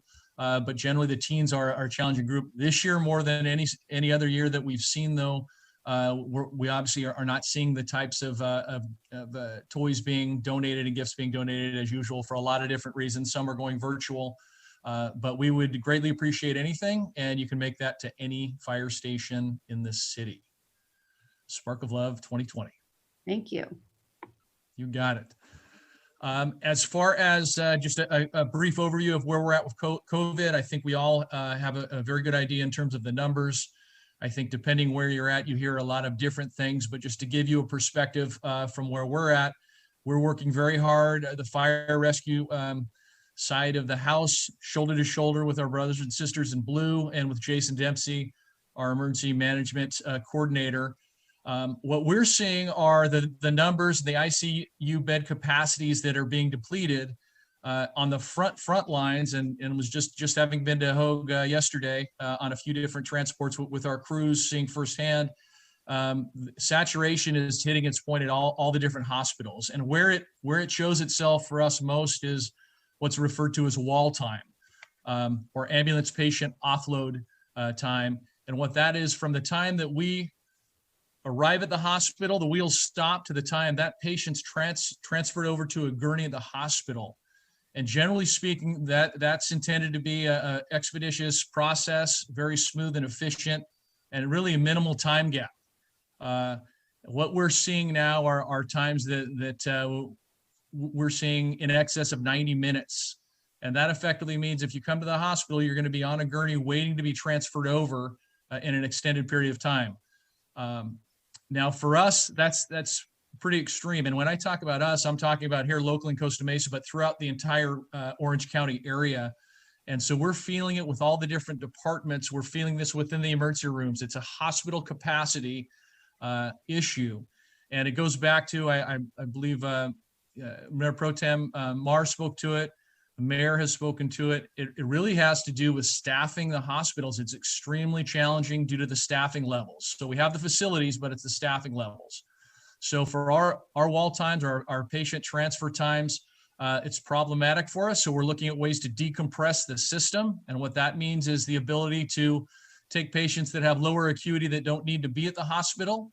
And so one of those opportunities for us as it relates to COVID is the Fairview Developmental Center, which is an alternate care site. And so that has been put back into service. It had a warm close, meaning it stayed operationally functioning, but they cut the staff out on September 30th. The past 2 weeks, they've been slowly ramping it back up. And actually, officially tonight at 6 o'clock, it went back into service as an alternate care site. Again, low acuity patients recovering from COVID. We anticipate up to 10 patients today, the potential for that. And that's in one section of the hospital that's been outlined. Those are COVID positive. And then there'll be another section that's going to be dedicated for individuals with developmental delayed special needs. And then we'll have an area that will be identified specifically for memory care and such. So we'll have 3 different areas for that. Again, it's very well organized. A lot has to do with what the efforts this council did, much of this council did earlier this year, and put a lot of things into place specific to planning and making sure we had the proper operations in place and the proper communications. And so that's been in place, and we're in a very good spot. So we'll continue to monitor that, but that's one of those decompression points. Another decompression point for the hospitals are looking for opportunities. If you don't need to be at the hospital, meaning you might have what would be considered something minor, that you can either refer to a personal physician, go to an urgent care center, or quite possibly just recover at home. Those are opportunities as well to decompress. In addition, today, the Orange County Emergency Medical Services has identified that mobile field hospitals are going to be put into place. And what those are expansions of emergency rooms. So they're tents for surge capacity built into area hospitals throughout our region. And it's being done throughout the state. Right now, we have 3 that will be put in place within the Orange County area, with 2 additional. And what that means is somewhere in the upwards of 25 to 50 additional spots for people to be placed into that can be observed. And now they're taking up a place in the hospital that allows the hospital to monitor. So decompression is extremely important. Now, when I spoke about the wall times or the patient offload times, for us, a normal transition might be somewhere in the range of 15 minutes. As I said, as of late, we've had situations where it's been an hour or beyond.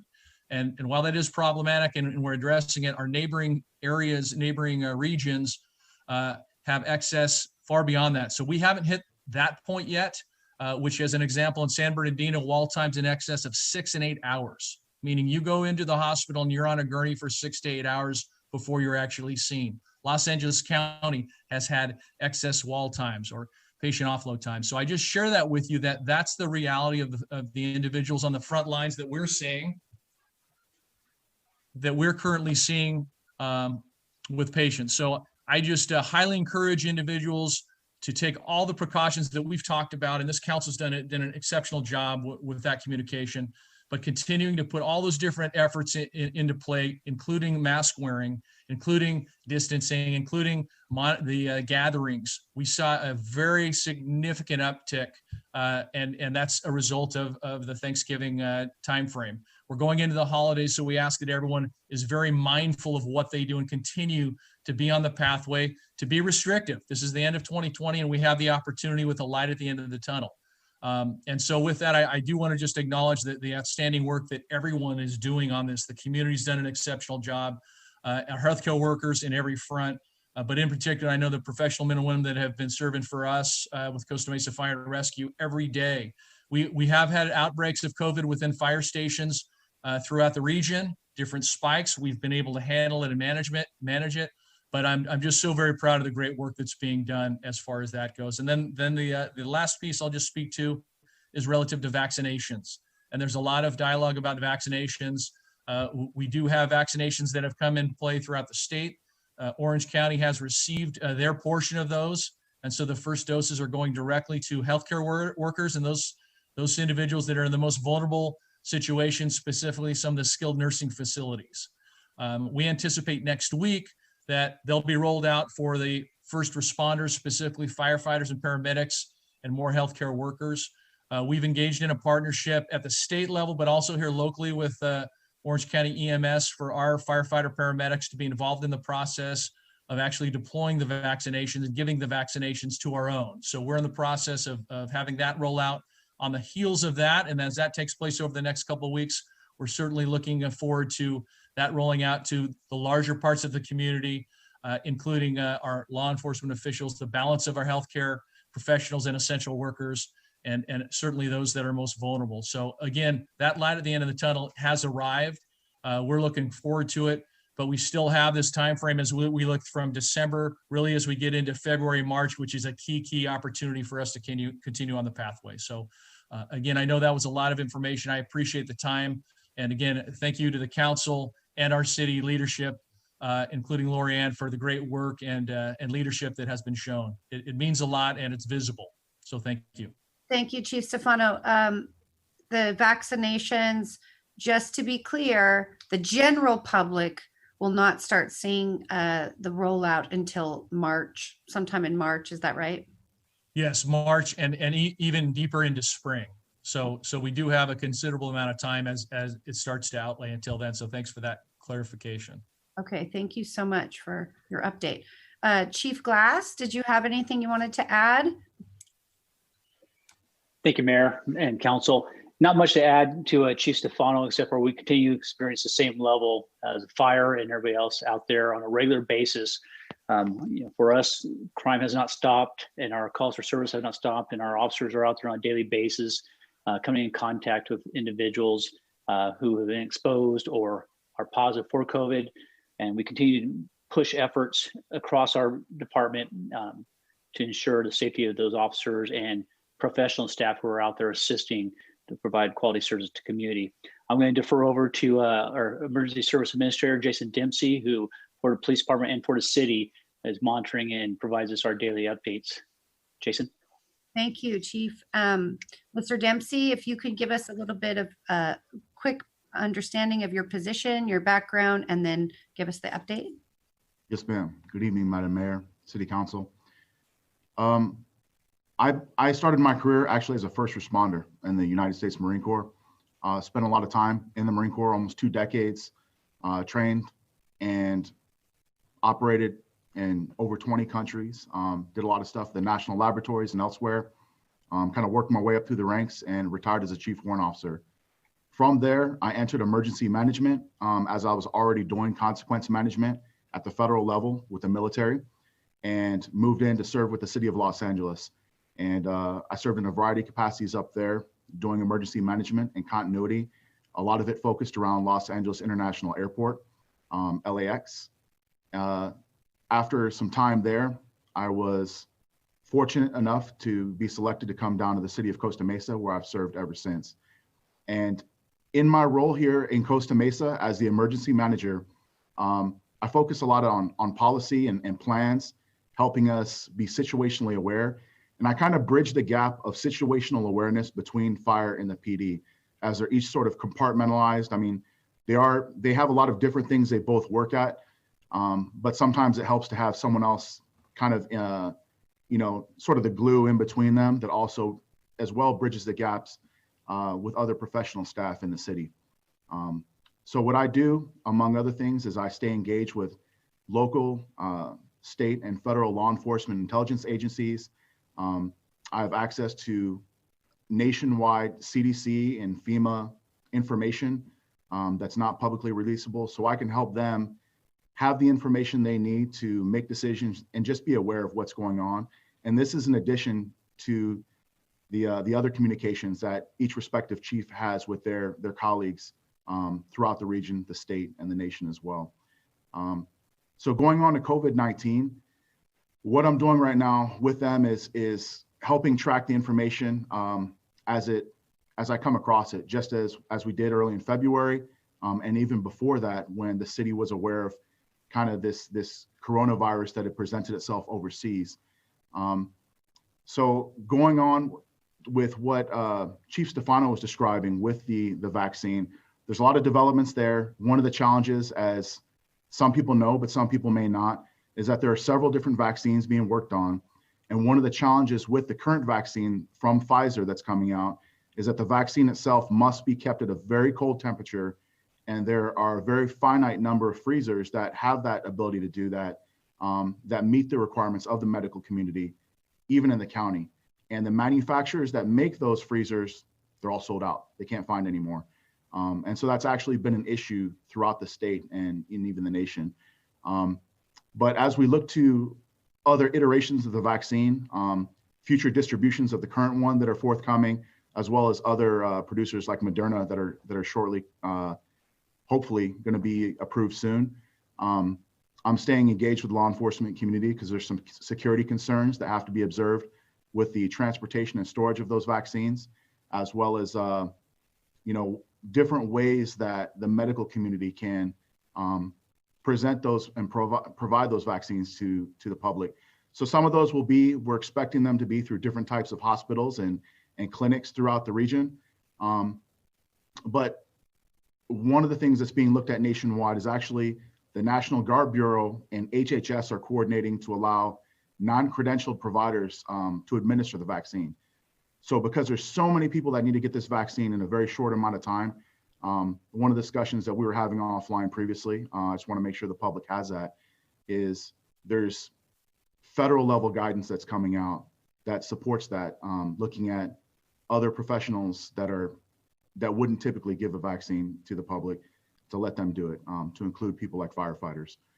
So there's a lot of different moving parts out there that we're trying to stay abreast of and be informed of, but it still is a serious situation. You know, the COVID-19 is out there. Our cases, I think one of the things that's helps us understand the gravity of it is just case fatality rates. Fatalities at the international, national, and state level are around 5%, 6% in the last 7 days. That means since last Wednesday, they've increased approximately 5 to 6%, approximately. In Los Angeles, it's right around 4.8 to 5% in the last 7 days. Orange County, we've been very fortunate, and it's actually quite a bit lower than that. But we kind of got to stay vigilant and just be careful, because this is something that's out there.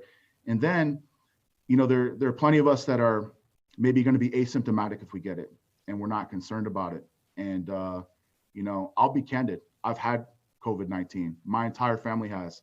My wife and my 2 children have both had COVID-19. And I'll tell you, I was very fortunate, and we were okay. But I guess part of the concern is not even just me spreading it, but even if I wasn't thinking about that, one of the things that people need to be concerned about is what Chief Stefano was mentioning, that you were mentioning previously, is our hospital capacity is really tight right now, really tight. So depending on how the numbers are calculated, we have what we call adjusted and unadjusted rates right now for ICU beds. And that those unadjusted rates in Orange County are under 10%. That means that we're hovering around 90% occupancy right now in ICU beds right now. So we're going to need the surge capacity that Chief Stefano was describing with the mobile field hospitals and Fairview Developmental Center, that opening back up now. We're going to need that extra capacity, because if you get in a car accident, you fall down some stairs, you have a heart attack, it doesn't have to be COVID-19. You just need to go to the hospital. You need to go to the emergency room for those, something not even related to COVID-19, because you're not at risk. I mean, that's going to be a problem for everyone. So this is something that affects everyone, regardless of your position on COVID-19 or your susceptibility to COVID-19. The hospitals are packed. Emergency rooms are packed.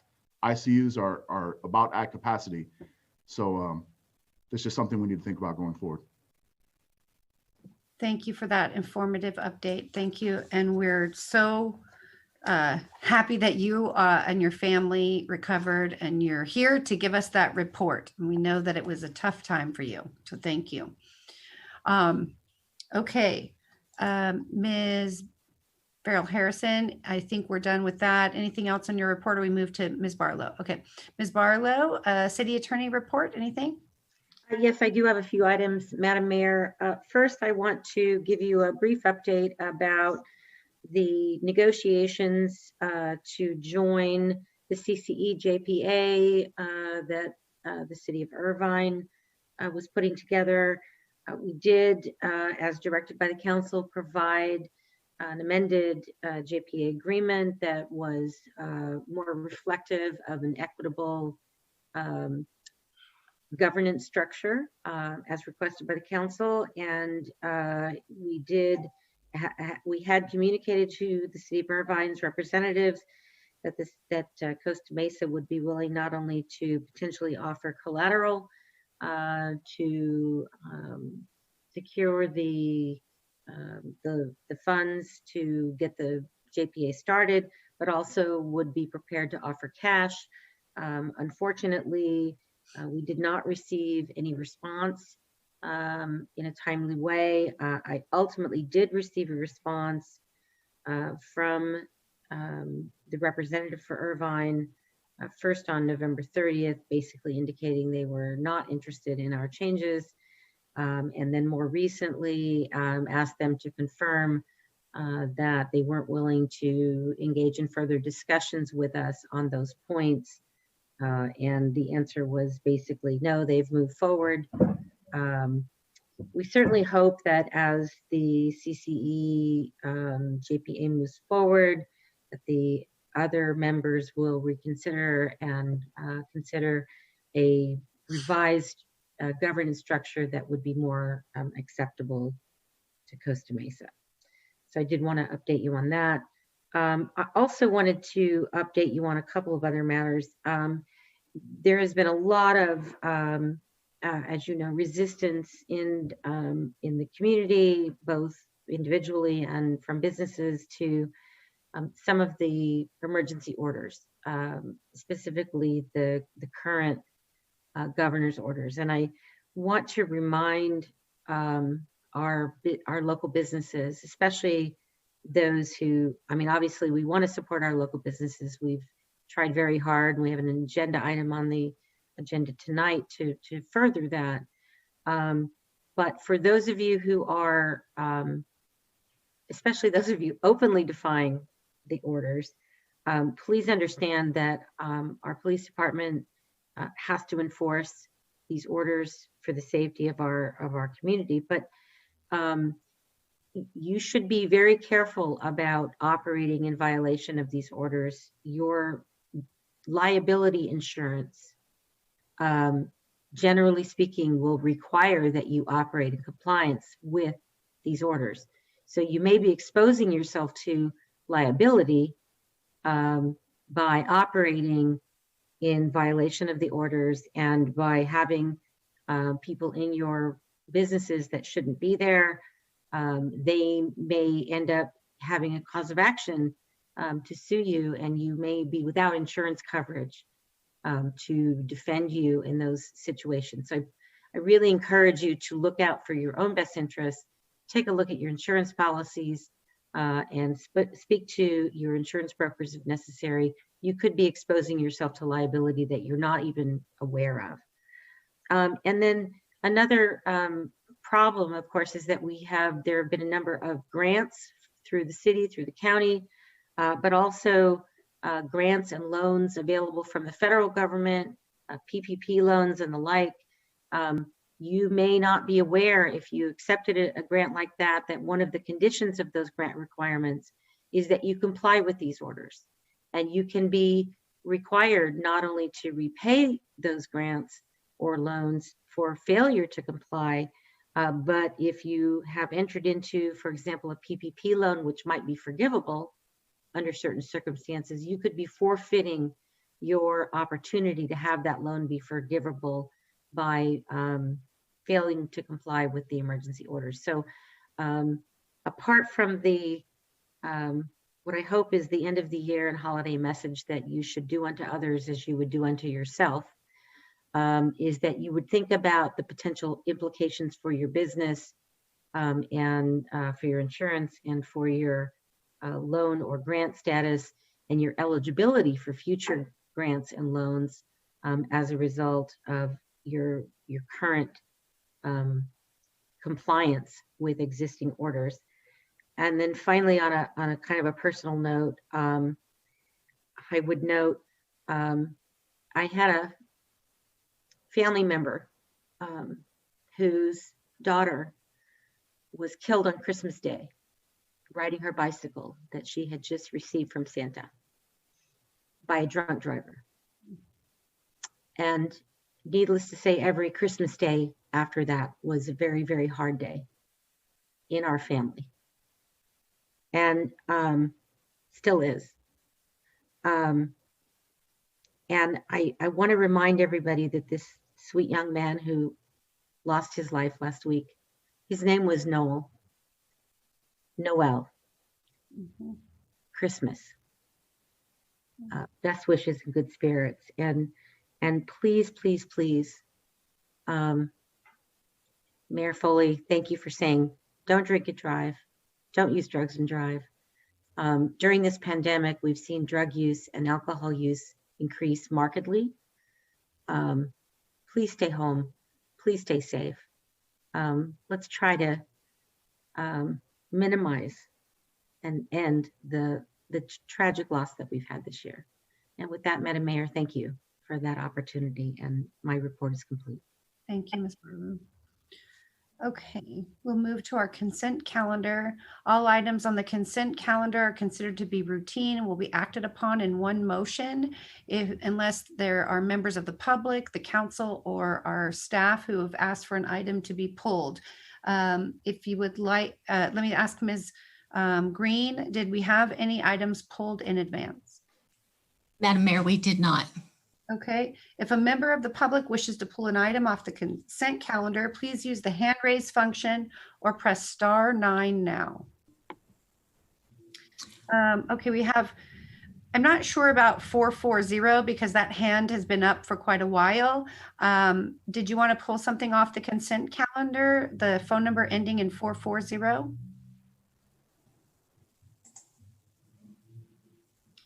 You can press *9 or *6 to unmute yourself.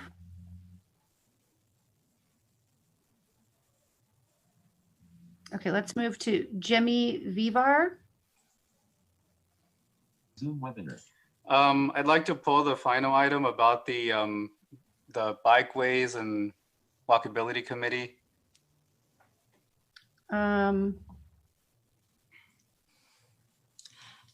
Or was I reading the wrong part of the schedule? Yeah, the last item on the agenda is development impact fees. That item that you're referring to, we will be speaking on as a public item. So we'll come back when we get to that item. So that would be later on? Yes. Okay, great. All right, thanks. Okay, seeing no one else, I will close. Well, that was asking if anyone wanted to pull an item. At this time, I'll entertain a motion by the council to accept the consent calendar. Councilmember Chavez. I move to accept the consent calendar and move all items. Mayor Pro Tem Mar. Second. Okay. Call for the question by voice vote. Councilmember Chavez, Yes. Councilmember Gameros, Yes. Councilmember Harlan, Yes. Councilmember Harper, Yes. Councilmember Reynolds, Yes. Mayor Pro Tem Mar, Yes. Mayor Foley. Yes. Motion carries 7-0. Okay. At this time, we have 2 public hearing items tonight. And Ms. Green, City Clerk, please read the title. Thank you. This is an extension of ordinance number 2020-17 entitled An Interim Urgency Ordinance of the City Council of the City of Costa Mesa, California, prohibiting or limiting the operation of short-term rentals in zoning districts in the City of Costa Mesa. Presentation by Ms. Lee, Acting Economic and Development Services Director. Okay. At this time, we are going to hear the report, and then we will have questions from the City Council, and then we will hear from the public, and then we will take a motion. So, Ms. Lee? I'm sorry, can I ask a question, Ms. Green? Was there a reason we're doing it differently on the script, or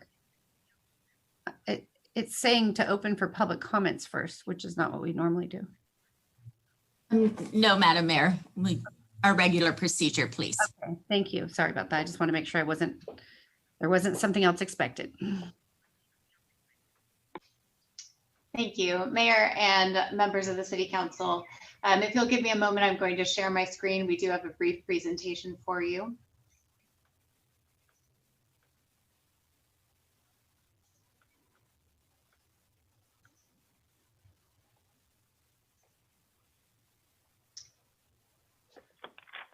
Brenda, is that in slide view, please?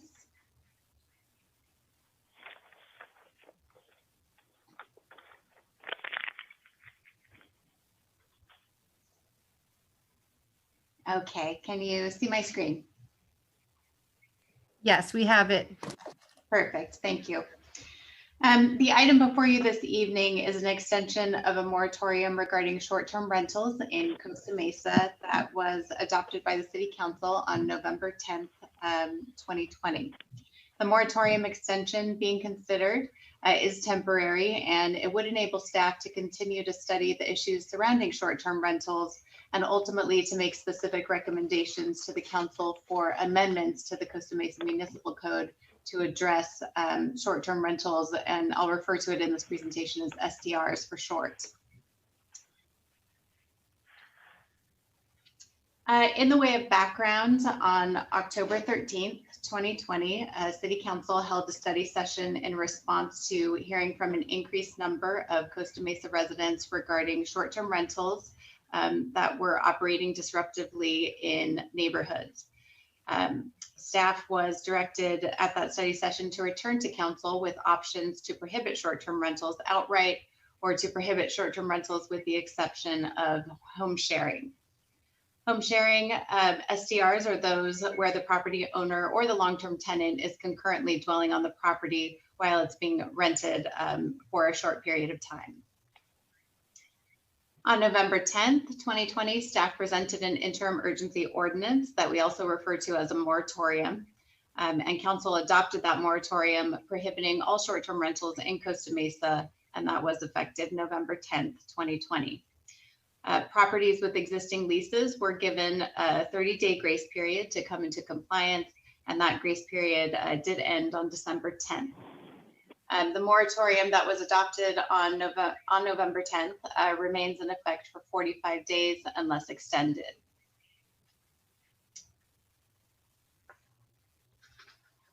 Regarding the interim ordinance, per state law, 10 days prior to the expiration of a moratorium, which would be December 15th, this evening, the City Council is required to issue a written report that describes the measures taken to alleviate the conditions which led to the adoption of the ordinance to begin with. Once that report is issued, City Council can extend the moratorium for an additional 10 months and 15 days. Such an extension does require a 4/5 vote of the council, either for an adoption or extension. As drafted, the moratorium extension acts to completely prohibit all short-term rentals. However, similar to the November 10th, 2020 moratorium, staff has also prepared language that's shown in brackets in the staff report to exempt the home sharing model of short-term rentals.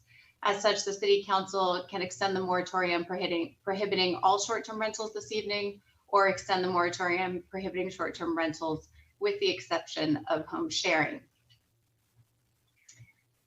City staff have already begun notifying the property owners and tenants of short-term rentals for which the city has received prior complaints, and we will continue with that outreach. And depending on the council's action tonight, staff does intend to follow up and further advise such owners of the moratorium extension and also the city's potential enforcement actions. Staff are also coordinating with the online platforms or listing companies that market short-term rentals in Costa Mesa, and we intend to make them aware of the moratorium and any decisions this evening. Regarding enforcement tools, the Costa Mesa Municipal Code already identifies a violation of a moratorium as a misdemeanor, and it identifies it as constituting a public nuisance. These types of violations can be enforced by criminal prosecution and criminal citations, administrative citations, or civil injunctions or other similar administrative nuisance abatement proceedings. These enforcement actions can be pursued individually, but also in combination as a comprehensive enforcement strategy. Just some details on some of our enforcement tools regarding criminal prosecution. It is a violation of the moratorium and constitutes a misdemeanor. It's punishable by 6 months in jail and or a $1,000 fine. Civil citation is another option for us in terms of an administrative remedy. There is a separate item on tonight's agenda, and staff is proposing that fines under the administrative citations for violations of this moratorium be increased to $500 for the first offense, and then $1,000 for the second offense and any subsequent offenses within a year. And lastly, nuisance abatement is also one of our enforcement tools. Violation can be enjoined by filing a civil action for injunctive relief in Superior Court. Remedies include a court order, a restraining order, a preliminary or permanent injunction to cease operations, as well as potential recovery of enforcement, as well as attorney's costs. With that, I'm going to turn it over for a moment to our police department, Captain Vic Bacala, to review some of our enforcement tools related to police response to calls for service. Thank you, Jennifer. Good evening, Madam Mayor, members of council. The Costa Mesa Police Department continues to respond to all complaint calls of noise and disturbing the peace, etc. The violations that we frequently find at the short-term rentals are multiple parking violations with numerous cars generally going to that location. We're having a little difficult time on the 13-283 is a noise violation because we're on advice from council. We need someone to come in and monitor exactly what the decibels are. Disturbing the peace is always a good tool for citizens to use. In a disturbing the peace call, we need to have a victim that is willing to sign a citizen's arrest for us to issue a citation or arrest the individuals causing the disturbance. The big one for us is the CMMC 11-171. We know it as the party ordinance. That means that a homeowner, if we get called to their residence more than one time during a 30-day period, they're liable for the cost of the police officers going to their property multiple times. Prior to the short-term complaints coming in, there were 3 properties owners that we felt were going to be in violation. I was able to send them certified letters, and in all 3 of those properties, we've only received 2 calls of service since the letters were sent out. Pending your questions. Thank you. Thank you. I'll just finish up here with staff's recommendation. We do recommend that the council find that the ordinance is exempt from the California Environmental Quality Act. Second, we recommend the council adopt the report of the city council, which is provided as an attachment to the staff report. And that report is required pursuant to Government Code Section 65858. And lastly, to introduce and adopt as an interim urgency measure an ordinance that extends the moratorium for an additional 10 months and 15 days, and that would expire on November 10th, 2021. As an alternative, the council could also adopt the version of the interim urgency measure that exempts home sharing short-term rentals. That concludes staff's presentation, and our team is here to answer any questions you may have. Thank you, Ms. Lee. Thank you, Captain Bacala. I have questions in the queue. Councilmember Chavez, is there anyone else? If you'd like to ask a question, please raise your hand in the hand raise feature. Councilmember Chavez. Thank you, Madam Mayor. I just have one question, and it's really just for clarity for those that are listening in today, because I know we'll get a lot of comments on this item. So can staff just explain to what the phrase home sharing means to Costa Mesa? Ms. Lee? Sure.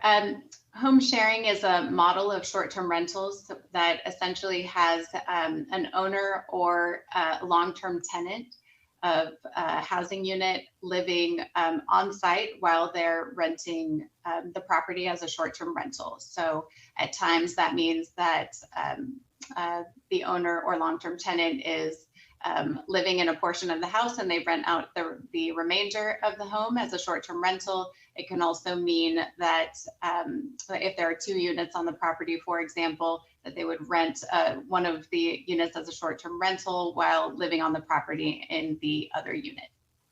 So just for clarity, if someone were to have a home and ADU in the back or a granny flat, if they live in the primary home and they rent out the ADU for Airbnb or VRBO, that is still a home sharing under Costa Mesa? Yes, it's a property distinction, not necessarily renting out part of the same unit. So yes. Okay, thank you. That's it. Madam Mayor, if I could just clarify briefly. Okay, Ms. Barber. Yes, Ms. Lee is correct, but I want to point out that under the current moratorium, home sharing is not exempted. if you wanted to do that. We do have some provisional language about that. We would need to, look at specific language if you were interested in modifying that. So I just want to clarify that. Thank you, Ms. Barlow. Councilmember Chavez, anything else? Nope, that's it. Thank you. In the queue, we have Mayor Pro Tem Mar, then Councilmember Harlan, Councilmember Harper, and then Councilmember Gameros. Mayor Pro Tem Mar? Thank you, Mayor Foley. So the staff report specifically carves out anybody who has more than one home share rental as well. Is there a reason that we did that? And do we know what percentage of folks are renting out maybe 2 rooms in their house as opposed to 1 room? Ms. Lee? Yeah, so data is actually harder to come by than you would think for these types of things. And we're working with our partners and the listing companies to get a better idea of sort of proportionally the numbers that we're talking about. But generally speaking, when we look at the number of short-term rentals in Costa Mesa that are on some of the more popular listing sites, it looks consistently to be about 100 properties on Airbnb, for example, and about 30% of those appear to be home sharing versus complete home rentals. Beyond that, it gets more difficult to parse kind of rentals of 1 bedroom versus 2 bedrooms. But I think the idea with the limitation there was just that there aren't multiple rentals on the same property, so that if there's a 5-bedroom house, you don't have 4 different short-term rental leases happening on that property. That was the main reason. Got it. Okay, because we think that we're approaching party house territory then if we're renting out that volume. But maybe somebody who has a casita in the back and rents out a room in the front, like there is a specific reason that the reason we want to treat them differently is because we're trying to get around the party house thing. I just want to make sure I'm understanding that. Okay. My other question is, I think we did a good job carving out ADUs. I know that you and I have had a conversation about through the policies and procedures of the housing element. We want to make sure that if people are building ADUs, that they're actually being used to house people that live in the community or want to live in the community, as opposed to just being another source of income. My understanding is that as it stands right now, we're basically anything from 2019 moving forward, if you build an ADU, you're not allowed to use it for a short-term rental. Do we need to sort of continue to work on that in terms of policies in the housing element or in any other procedure, or do we think that it's covered in the context of this ordinance as it's written now?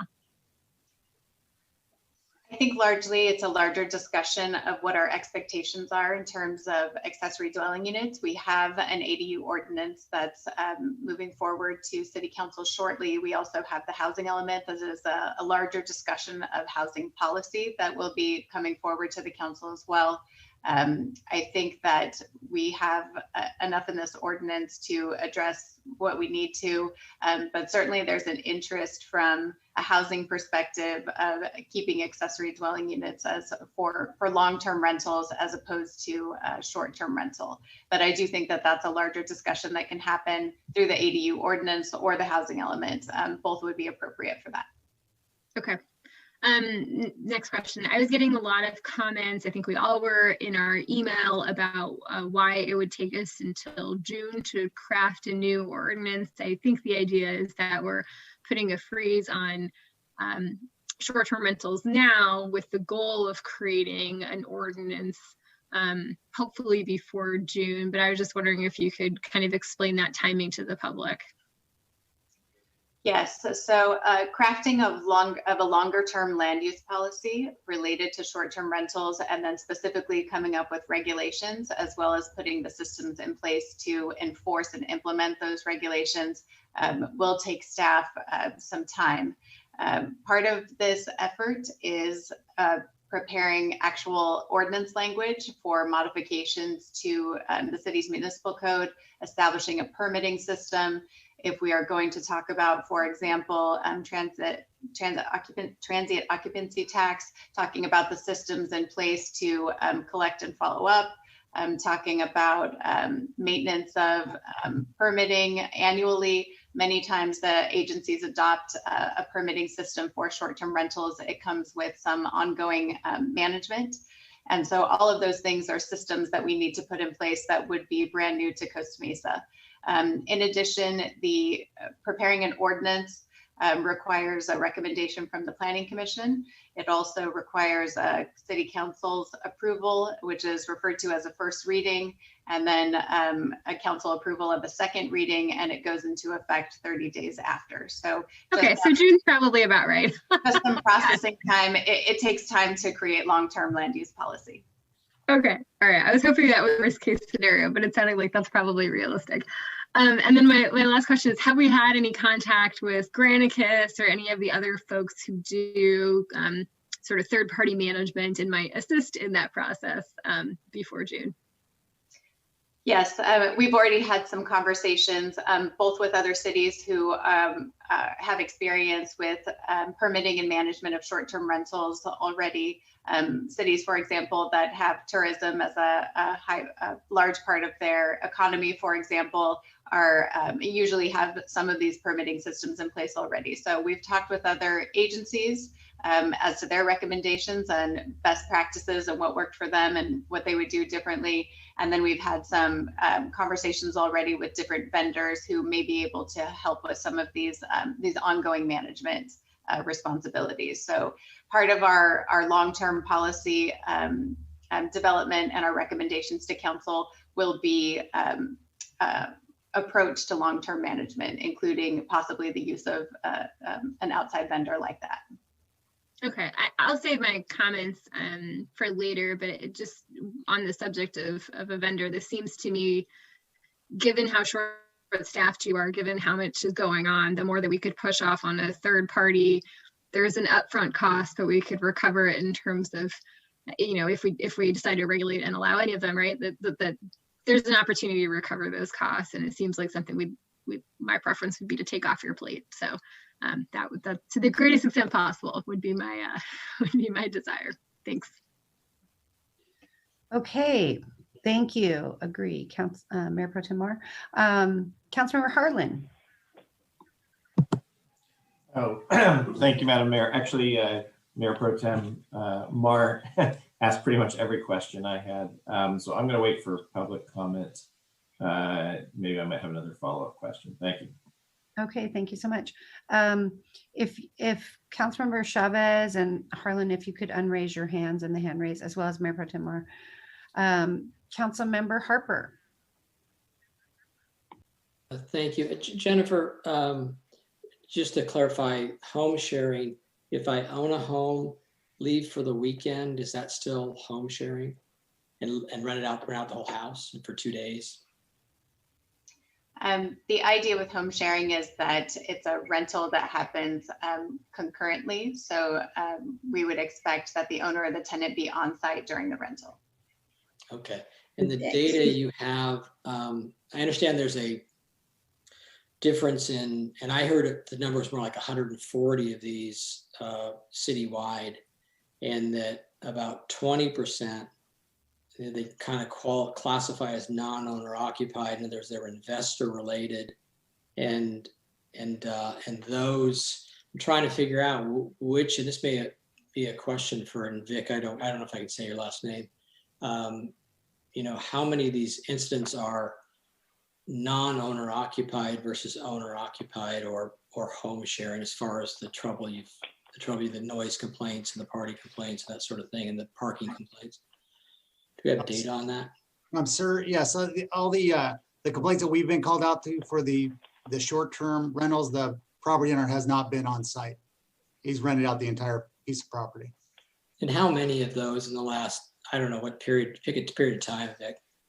You know, I'll just say in the this last 6 months, we've had approximately 6 problematic properties that we've been tracking, and that we've sent or are going to send letters to the property owners. Okay, so we've got 6 out of 100 or 140, and the rest have been relatively quiet and not created any other problems, or are there other problems that I should ask about?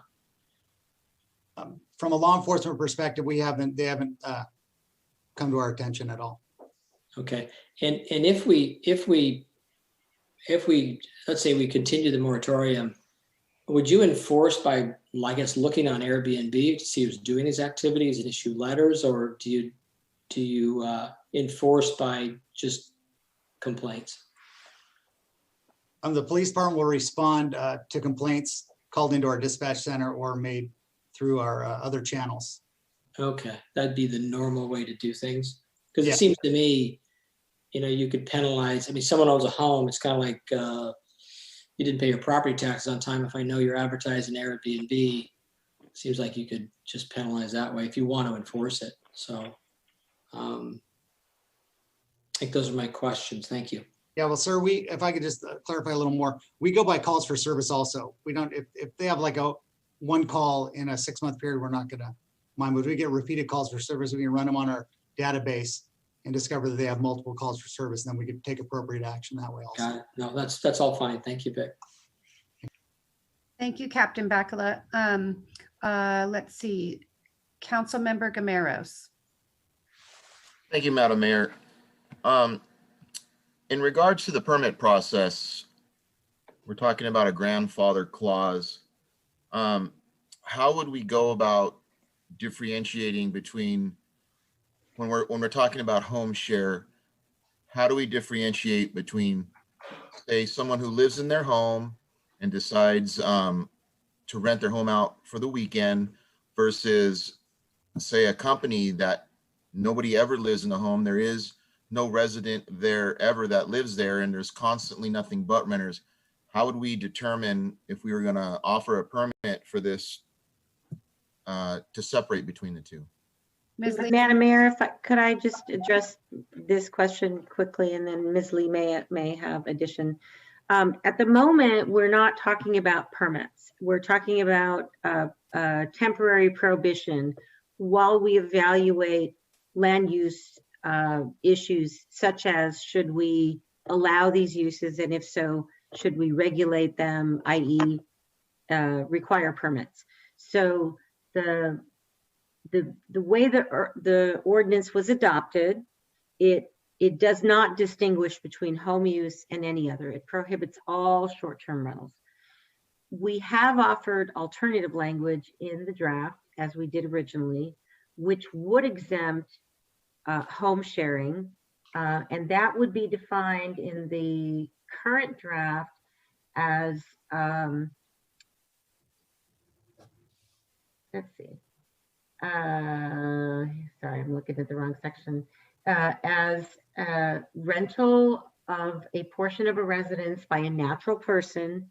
It would be their primary residence of a lawfully existing accessory dwelling unit, junior accessory dwelling unit that are not otherwise prohibited, as a short-term rental, so long as they are residing or occupying on the property at the same time.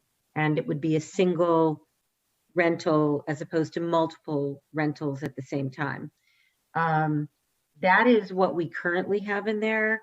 We could potentially modify that if the council was interested in not restricting home share to periods of time when the resident homeowner is actually present.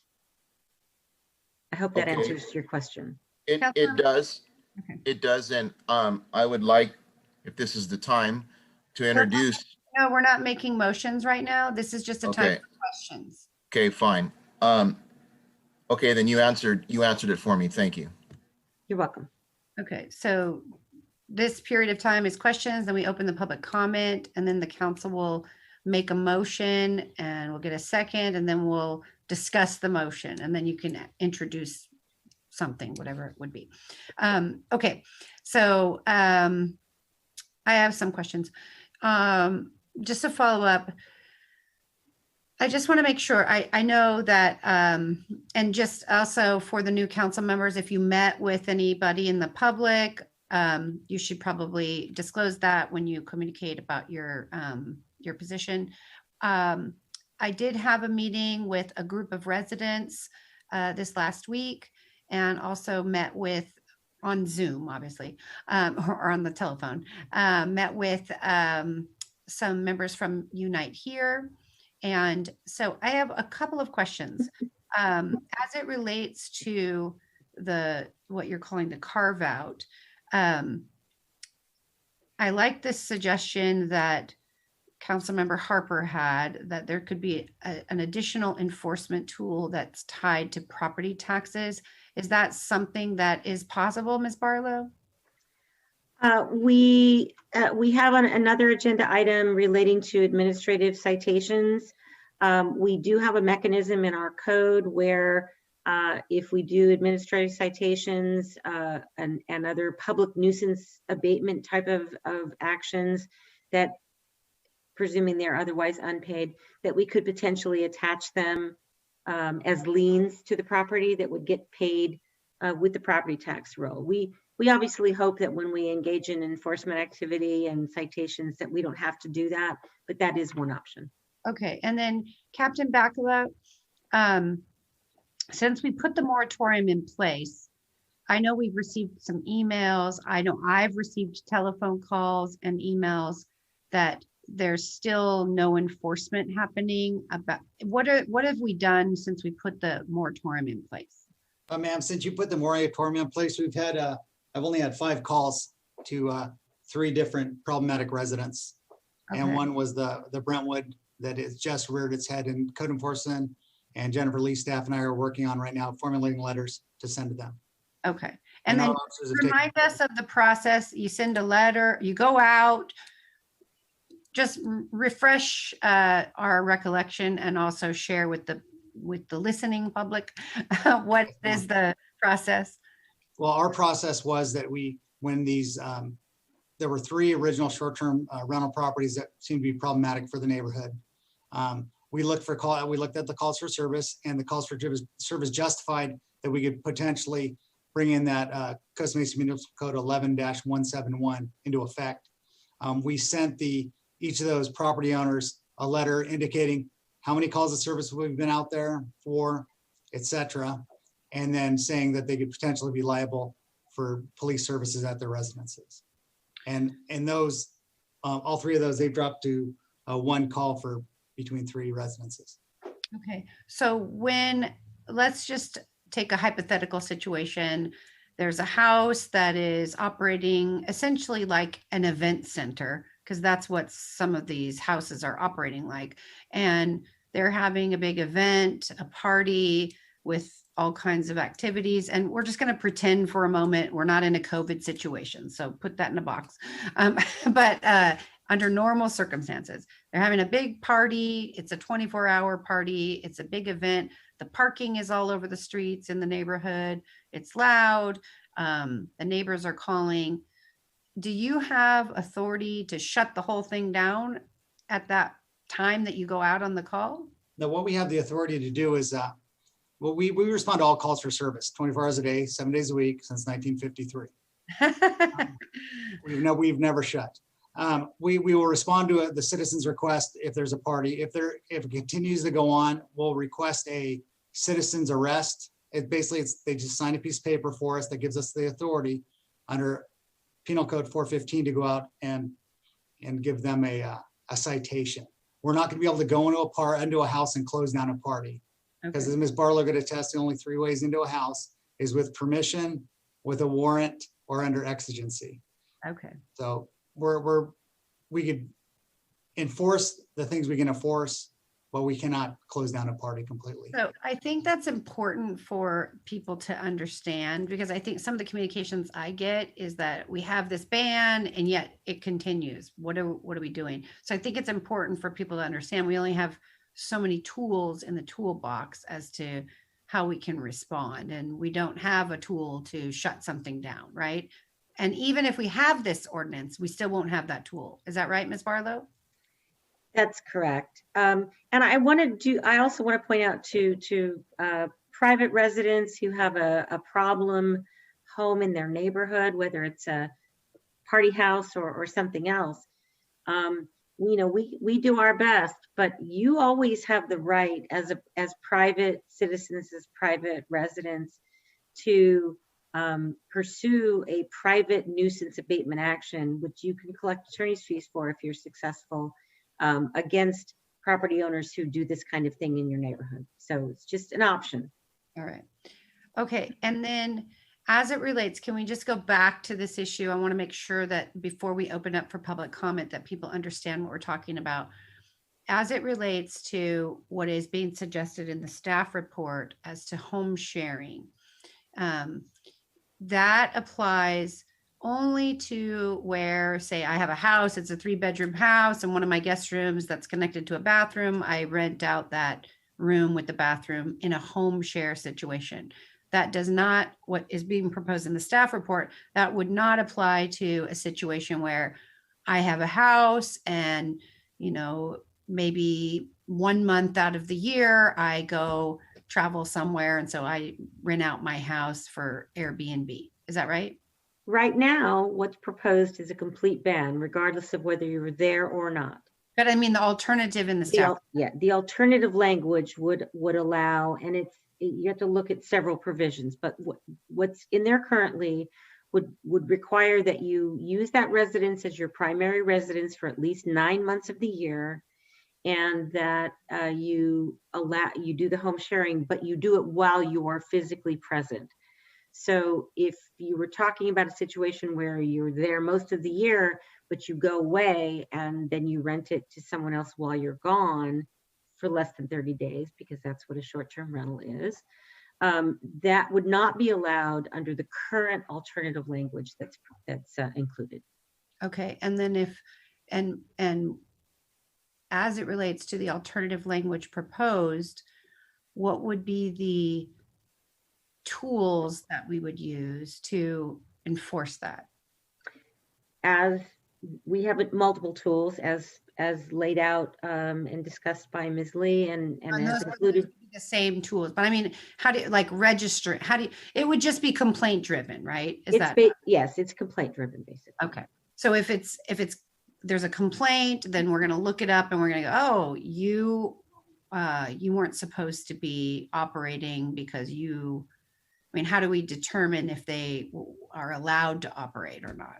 Well, if we have a complete ban, it's a little simpler because nobody is allowed to do it. I'm talking about the alternative. Right. So if you have an alternative, then based upon the complaint, based upon the evidence that we're able to obtain, again, as Captain Meckler pointed out, with or without a warrant, there's a limit to information that we can obtain. But there are sources. These properties do advertise and go through different websites and vendors. So we would be looking at how they advertise, whether they advertise whole home sharing, or whether they are sharing, or whether they advertise for only limited periods of time every year. But if you were going to exempt the home sharing, and depending on what the requirements are, it's always helpful to have some sort of mechanism for us to know who is and who isn't permitted. It does make it easier to enforce, but remember, this is not really a permission for someone. It's an exemption from a moratorium, which means we're not authorizing it, we're not allowing it, we're not declaring it to be legal.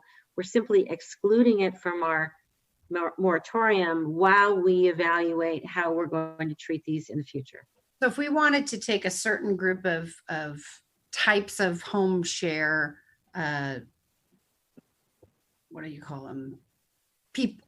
Homeowners, and we wanted to exempt them, could we come up with say you have to register that you are existing on today's date by December 15th as a home share, and you have to register within the next 10 days, and then if they didn't register, then we could know that they're not exempt. Is that something we could do?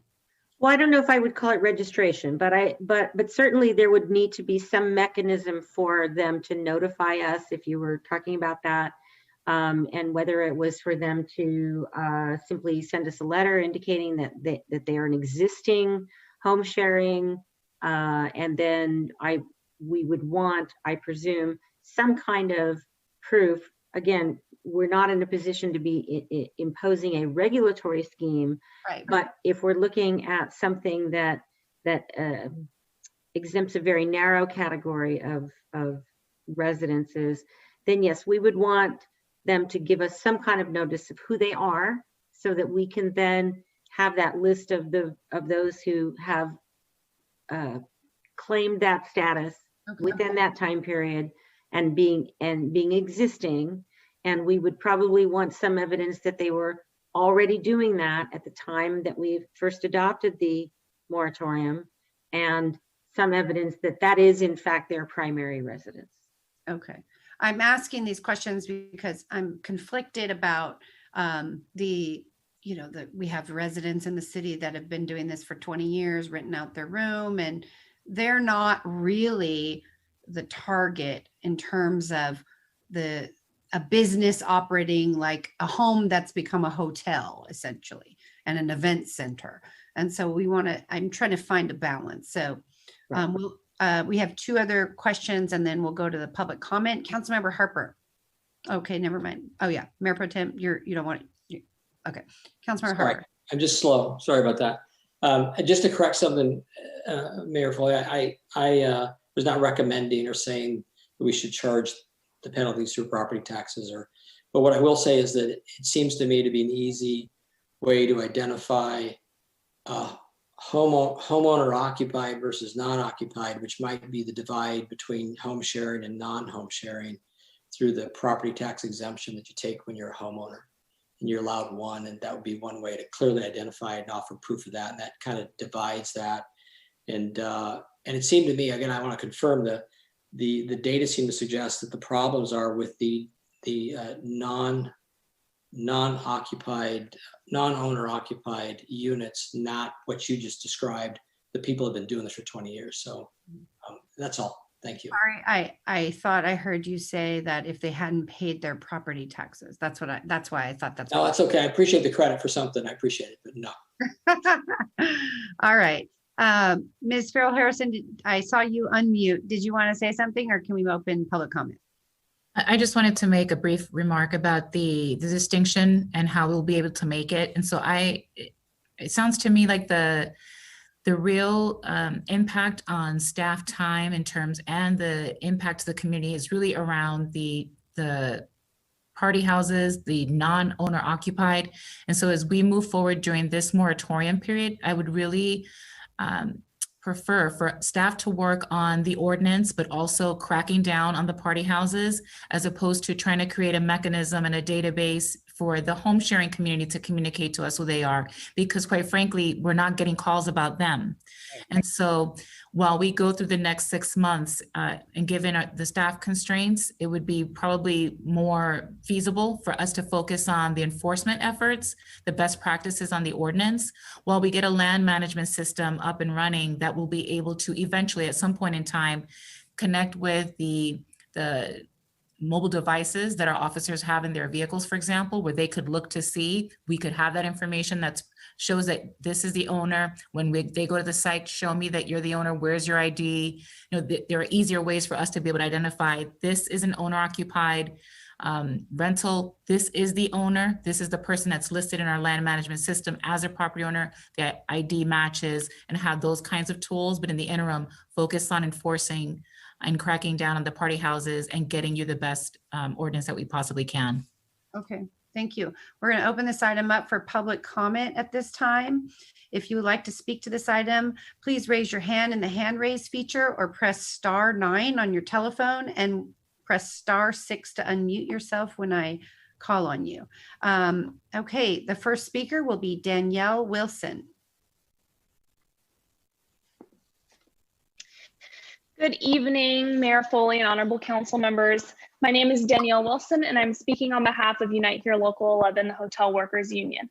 I want to commend the city for your decision to enact a moratorium on short-term rentals and encourage you to approve staff's recommendation to extend it.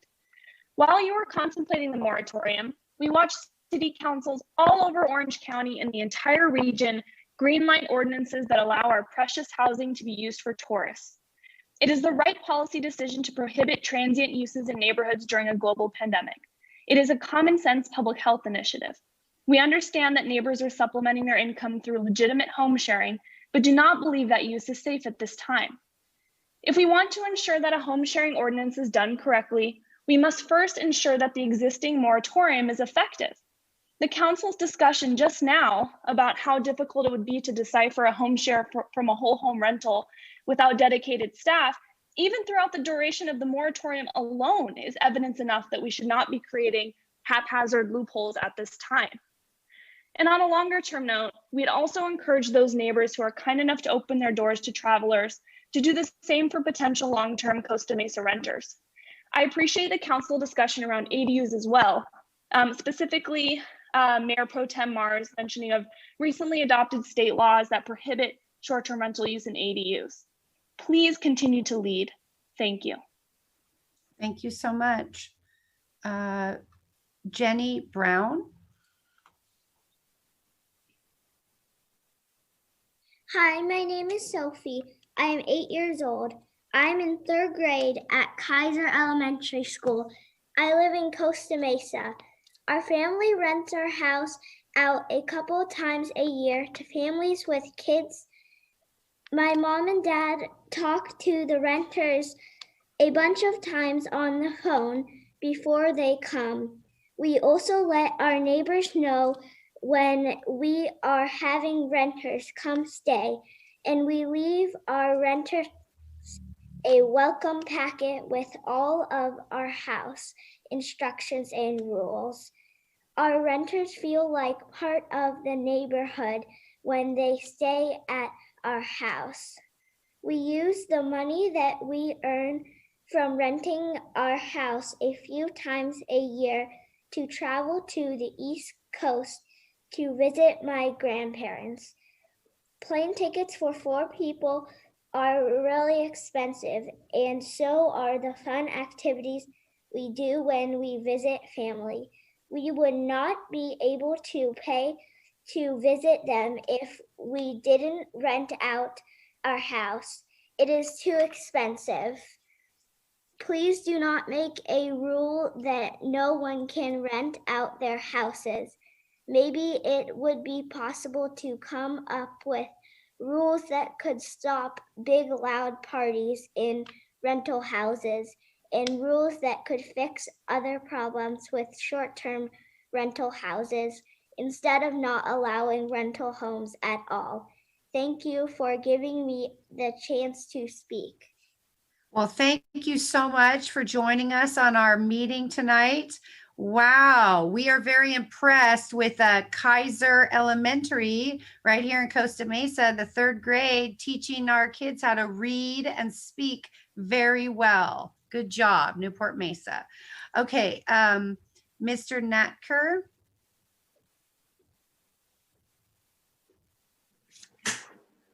Good evening. Thank you for your time. Can you hear me okay? Yes, we can hear you. Excellent. Well, thank you for taking up this this topic tonight. I feel as a Costa Mesa homeowner, I believe the 10-month moratorium is just far too long. Families here in Costa Mesa are under incredible financial stress, and by taking away the ability for homeowners to rent our homes is not fair. I believe there's lots of different variations, and I appreciate the Planning Commission looking at different alternatives, but leading this on till November, I think that puts undue stress on families in a very difficult time. We want these revenues. We want to figure out ways to tax these folks. We want to encourage families to be visiting us. Obviously, we don't want to have big parties, but parties will continue to exist. And from what the police captain explained, there were at least, at most, 6 major infractions, and they don't seem to be there. It doesn't seem to be in the hundreds. It's 6 people, 6 houses, and I think that they're getting their act in order. Hope you will not pass this moratorium. It's not fair. Thank you so much. Okay, we have Bob and Carol Miller Roberts.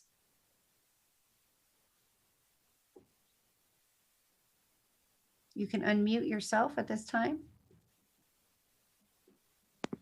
Okay, I think, hi, thank you. I think we got it. There you are.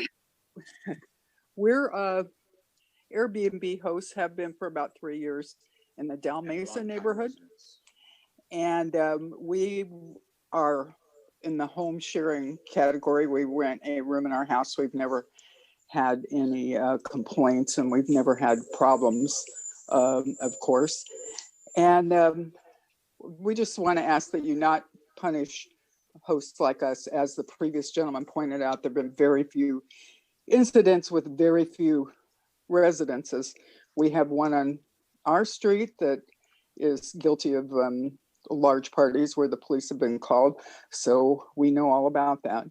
But we all know that there's a shortage of affordable housing in our area. And we found a good number of our guests are seeking that temporarily from us while they look around and try to find a permanent room to rent or try to get money together so they can afford to rent an apartment. So that's our 2 cents worth, and we also agree with the previous gentleman who spoke. Thank you for letting us share. Yes, thank you so much. Okay, Austin Lynch.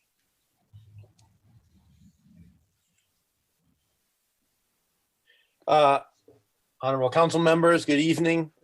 Austin Lynch, organizing director with Unite Here, Local 11, the Hotel Workers Union. I'm really alarmed that the discussion is really centering only concerns about party houses and that there's only a harm when there's a party house. I'll tell you what, I heard talk about people renting out rooms, back houses, ADUs. That's where our members live. That's where the immigrant women of color, the housekeepers, the dishwashers, the cooks that have served the industry and this city for decades, that's where they live a lot of the time. And so when you incentivize people to turn those into housing for tourists, tell you what, even if it's a quiet, respectful tourist that displaces a working family, it's still a devastating impact. Now you have been tremendous leaders on COVID safety during this time. That means a lot to us.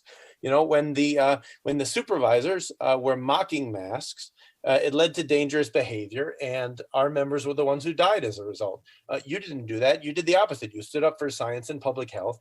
But I want you to remember that housing is a COVID issue. It might be the biggest COVID issue. And you have it in your power tonight to do something that's pretty darn rare and precious for cities, which is to add to your housing stock. If you were just to enforce your moratorium and force all those houses and rooms and back houses to revert to housing, you would actually fight the eviction crisis that just about everyone says is one of the biggest threats of the COVID pandemic that's looming, particularly above immigrants and people of color. You would also strengthen your hotel industry and throw a lifeline to the businesses that have contributed to the city for generations, and the dishwashers, bellmen, cooks who are eager to get back to work. So I would really urge you to not think about it. It's not just party houses, it's housing. You have the power to, and rooms are housing too. Back houses are housing too, and people need those to live. Nobody's taking away anybody's ability to rent things. We're just saying to rent it to people who want to live there. So please focus on that. Thank you. Thank you. Okay, the next speaker is Sustainable 2020. Hello, my name is Eric Roberts. I spoke with you last month in November, and I appreciate speaking with you again. So I'm so far hearing some very good comments and questions, much better than the last time when the moratorium was put in force in November. First of all, I'll say that I really appreciate the police chief being there and citing that of the complaints before the moratorium and since that it had, from my understanding, it was only the whole house short-term rentals. And as Mr. Harper said, and I think a couple other council persons have mentioned, the whole house short-term rental is the problem, as far as we understand and has been reported here and as any evidence shows. So I ask you not to punish the vast majority of the bad behavior of a very few. And again, that is the home sharing STR should not be your target here for the moratorium or even longer term for regulation, but that's another discussion.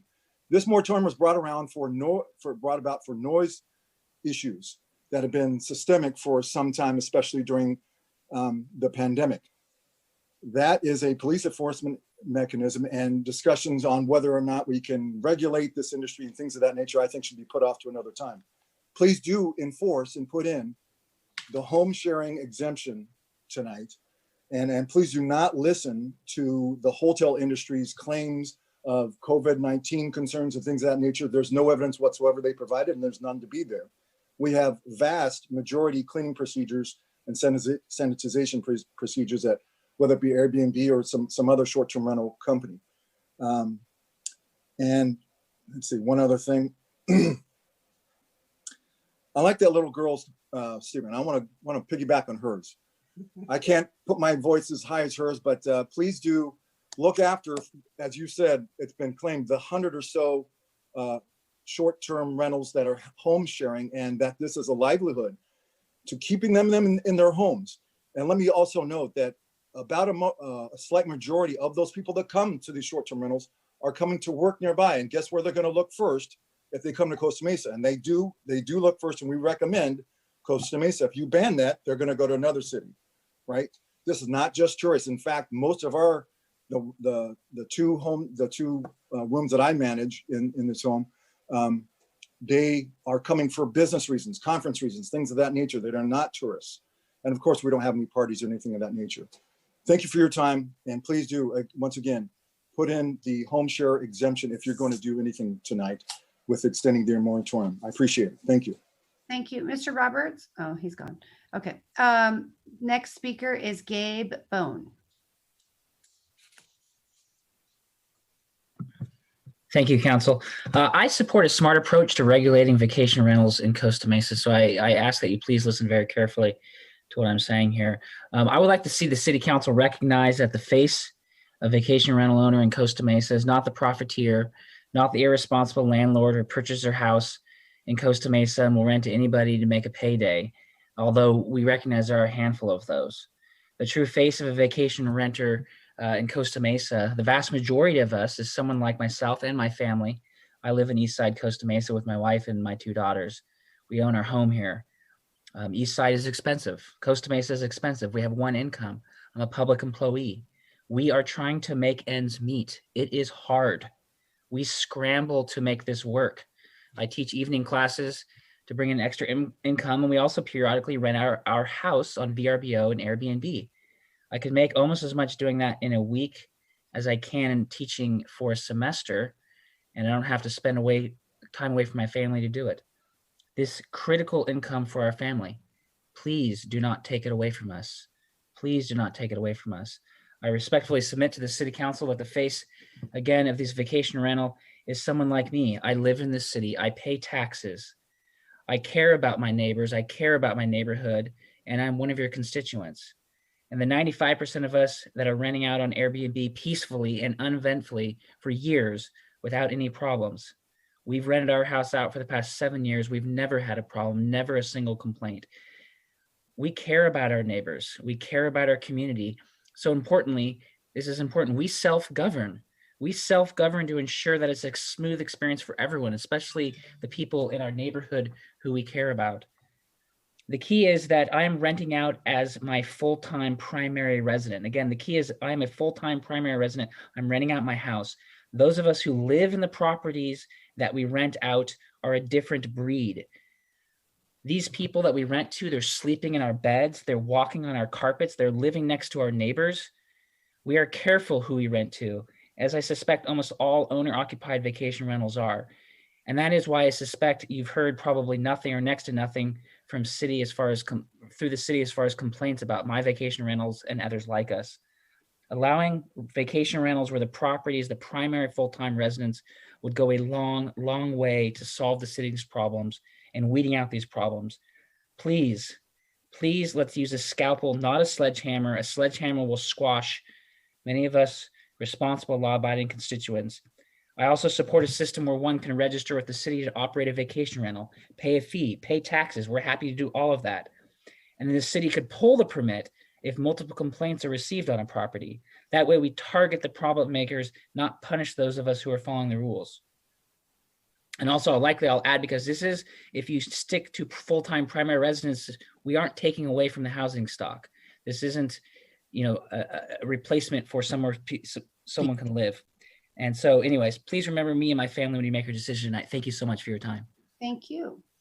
Okay, Ernesto is next up.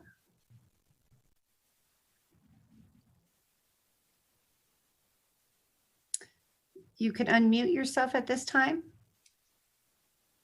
Can you hear me now? Yes. Okay. Good evening, Major Foley and members of council. At this time, I would like to welcome all the new members of the Costa Mesa Council. And at the same time, kindly, I would like to remind you that you are elected to be the guardians and protectors of our city, the gracious living that Costa Mesa offers, and the integrity of our community. With that thought in mind, I believe that it's time for the city of Costa Mesa to do something to regulate this crazy business of short-term rentals. As we know, these houses are rented by people to host parties that they can't or couldn't have in their own neighborhoods. They don't care about the disruption, the impact of their parties on the life of the neighbors. They're here for only 24 to 48 hours and they're gone. Also, the corporations that own these homes are as careless as their tenants are. My personal experience with a short rental, the one that I witnessed, I can tell you how the entire block was outraged. Our flowers and gardens were trampled. Used needles and used condoms were found in our yards. Police was called. The owner was cited, I believe, and the house was damaged in the thousands of dollars. Also, as has been said before, I think we should not forget the financial impact this business have on the existing hotels of the city, where hundreds of people, residents of Costa Mesa, work and their living depends on the occupancy of these hotels. I beg you to please regulate this business swiftly with regulations that can be implemented and enforced. My suggestion would be, do not allow short-term rentals on R1 zones, just as an example. Let's follow this sample and the footsteps of the city of Irvine and Newport Beach. City of Costa Mesa should let these corporations know that we will not tolerate their easy, fast money-making policies while they disrupt our living in our neighborhoods. I think the ball is in your hands. Thank you very much. Thank you. Next speaker is Caitlin Root. You can unmute yourself.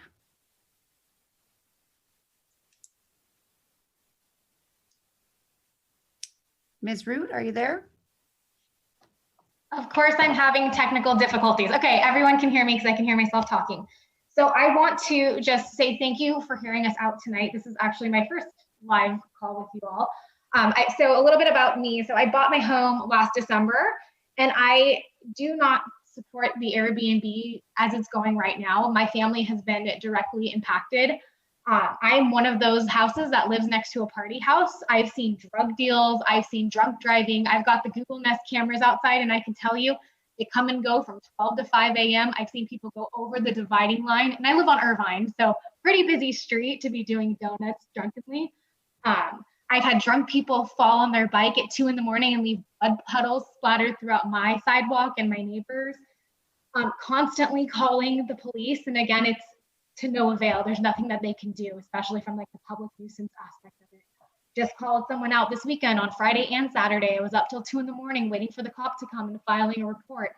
The owner doesn't care. He doesn't care. So I think I just want to agree that we need to do something about this because it's a danger to our community. A good Airbnb is one that you don't know exists. So I definitely know the one next to me exists. My daughter who is 2, often wakes up going boom, booms, boom, booms, because she can hear people breaking beer bottles, screaming out loud, blasting loud music. And it's just, I grew up in Newport, and I know how the Newport Beach police respond to these things, and there are fines involved. Costa Mesa seems like it's way too relaxed. And I think we need to create some more boundaries and follow Irvine or Newport, or heck, even Huntington Beach has more rules than we do in this element. So just wanted to give that bit of information to you all as you make your decisions. Thank you, Ms. Root. I am a homeowner and a little shocked that we don't have rules in place, but thank you for your time. Thank you. Okay, this next speaker, Ms. Miller, as I understand it, there is a presentation. Ms. Green? Hello, can you hear me? Yes, just one moment, Ms. Sure. Miller. Madam Mayor, they don't have a presentation. They just have a group of them speaking. Oh, okay. There's a little block of us. We're about 6, and we're trying to go very short, promise. Okay, Ms. Miller, I'm just going to make sure. Ms. Green, you're going to handle the speakers, right, for this one? Correct. Thank you. Thank you. Good evening, Madam Mayor and council members. I am Celine. I have been a Costa Mesa resident for 30 years. I bought my home here 20 years ago. I have been an Airbnb host for close to a decade, and it has been my only job and income for the last 4 years. I have hosted over 1,000 guests without any disturbance to my neighborhood. I advertise my ADU as a calm oasis for a romantic getaway for job travelers and surgery recovery patients. Even though I am myself an STR host, I would be the first one to complain against the party house next door. Because I am a homeowner and a Costa Mesa resident, I have a vested interest in my city, and so do the 100 home sharing hosts that I represent here today. We have listened attentively to the complaints brought here today and a month ago. What these residents have lived through and likely continue to suffer through is absolutely unacceptable. After some research, we have identified a few of these hosts. They are not Costa Mesa residents, but rather investment groups and absentee owners. It is not what our STR group of home sharers is about. 60% of Costa Mesa Airbnb hosts are present on the premises while they have guests. It is called home sharing. We accept a maximum of 2 guests who are mostly millennials and younger, looking for a unique property with personal touches at a good price. They want to live like a local and heavily rely on our suggestions to explore our city. With our guidance, the travel budget is invested right here in our town. Besides the income that allows us to pay for our homes, for us hosts, the flexibility of an STR comparing to a full-time tenant is key. We can stop hosting overnight and welcome our friends and family instead. Also, we want to emphasize that we love our jobs. We want to keep on hosting, and for that reason alone, the comfort of our neighbors is paramount. The city and us hosts have the same goal. We are for an ordinance, we are for permits, we are for hefty fine and deplatforming the bad actors. The ban as it stands would be of dire financial repercussions for the home sharers while we weather a pandemic. In my case, the ban would strip me of everything I have, the job I love, my home, and my mini enterprise that I worked on for 10 years, all the while respecting the law and my neighbors. We home sharers want to be exempt from the ban, and we vouch to keep on working hand in hand with the city of Costa Mesa to bring a satisfying outcome for all involved. Thank you. Thank you. The next speaker will be To Tran. Thank you for the opportunity to speak up. My name is To. I'm here to oppose the extension of the moratorium on short-term rental ban for homeowner occupied and home sharers. My family has been loyal Costa Mesa resident and respectful neighbors since 2010. After migrating from Australia, we live in College Park, inside Costa Mesa, Hillcrest, and currently Mesa North. Right after we bought the house, I was laid off from my engineer consulting job. So Airbnb was critical to keep my home and property tax paid up while I applied for another job and get my startup business started. While we initially used Craigslist to look for a roommate to You need to unmute yourself.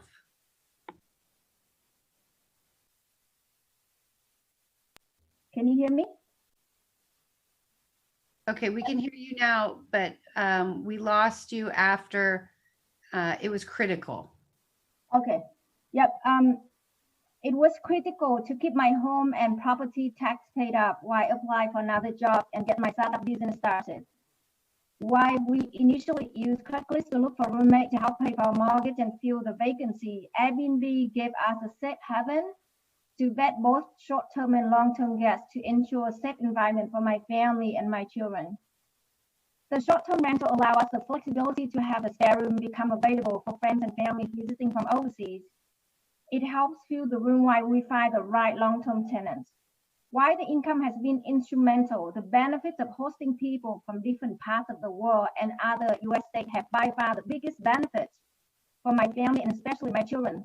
They get to meet people of different colors, different culture, diversity, geographical regions, and learn about where they live, came from, where they have been to, their family and their job. I wish you all can listen to all these amazing conversations that they have with our guests over the years. Because of this conversation, my children have become more open-minded, inquisitive, patient, loving, compassionate, and understanding. I can say that these conversations have been therapeutic and loving for some of our guests who may not have this kind of conversation as much as they would like. Airbnb concept of home sharing has given more than accommodation and income, but more love, care, acceptance, and compassion, which is so important for our society and the next generation. We have hosted students and their families from overseas, doctors and nurses on travel assignments, professionals on training and settling in new area and look for apartment, people on break from their relationship, people between leaves. We don't just provide room, we provide care, love, companionship, and a place that people look forward to coming. Enjoy our garden and other amenities. In 9 years of hosting, we never had one single incident that caused nuisance to our neighbors. I want to echo on what one of the speakers said. A good Airbnb is the one that no one knows about. Well, as I also tell my neighbors, they probably don't know what's going on. My guests have been very quiet. Okay. The next speaker is Thomas Malem. Hi, everyone. Thomas Malem, District 1. My house is in Mesa Verde. I had a speech prepared, but I think at this point in time, it's a replication of things you've already heard. I have three kids, 4, 6, and 7. My middle son has autism. The reason we bought the house that we have in Mesa Verde is so that one day he could stay in that house by himself, but still be on the property. The reason that we were able to afford that house was to supplement our income through a short-term rental before he has to, move out into that house on his own. Some things that I've brought up before, but do want to bring up again. COVID-19 is obviously a major concern for us. You have to keep in mind that we do live on these properties. So while the city is obviously very interested in noise, cleanliness, we're interested in this more so as they are our homes and we do reside there. We have obviously followed the CDC rules, increased cleaning protocols, and I do want to just reiterate in my short time speaking here that we are in support of regulation. We are in no way supporting party houses. If there was a party house, I would obviously call and be very upset at this. Thank you very much. Thank you. The next speaker is Benedict Bradford.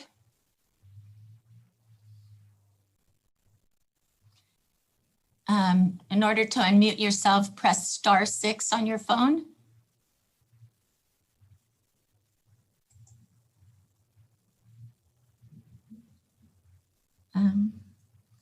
Benedict Bradford, if you'd like to speak, press *6 on your phone.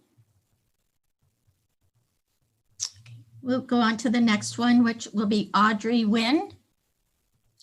Hello, can you hear me? Yes, we can. Hi, good evening, Madam Mayor and council members. My name is Audrey. I'm a Costa Mesa resident. I've lived in Orange County for almost 20 years now. I'm a home share host, which means I live on site and I rent out a couple extra bedrooms in my home.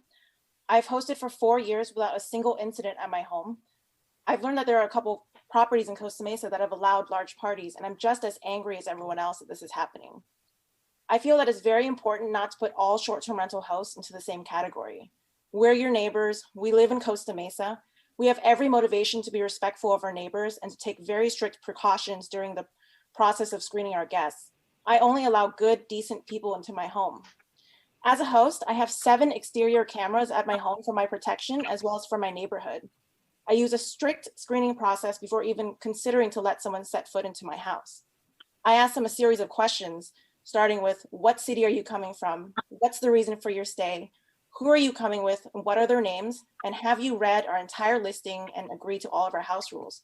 I'm certainly more proactive at screening who I let inside my home, with more vetting than any hotel I've ever stayed at. I only accept people who've fully completed their online profiles with a verified government ID and a working phone number. I have no problem turning down a guest who doesn't answer every single question in a manner I feel comfortable with. I'm fiercely protective of my home, and I'm very respectful of my neighbors. We're just like you. We don't want any loud parties next door. We don't want disruptive behavior. We don't want more traffic in the streets. I feel like there are a lot of huge misconceptions and assumptions about short-term rentals being floated out there. And this is a crucial moment in time where many of us depend on hosting to provide for our families. We're in the middle of a global pandemic. If hosting is taken away from us, I don't know how to find other ways to make ends meet during a lockdown. I'm asking for compassion. We're just ordinary people trying to survive during the pandemic. We're not large hotel unions with millions of dollars in our budgets designed to crush our competition, which just so happens to be little homeowners like us. We're just good people who are afraid of being financially ruined in the middle of this crisis. We're all a part of Costa Mesa, just like everyone who's listening on this call. For our neighbors in Costa Mesa listening, please know that we stand with you in support for our community. Thank you. Thank you. The next speaker then will be Bradford. Can you hear?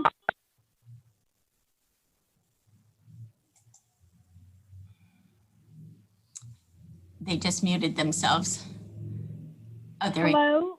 Yes, we can hear you. I'm so sorry. I'm having technical difficulties. I'm Benedict. Thank you ever so much for your time this evening. I live in District 4, and I've been a resident homeowner in Costa Mesa for roughly 11 years.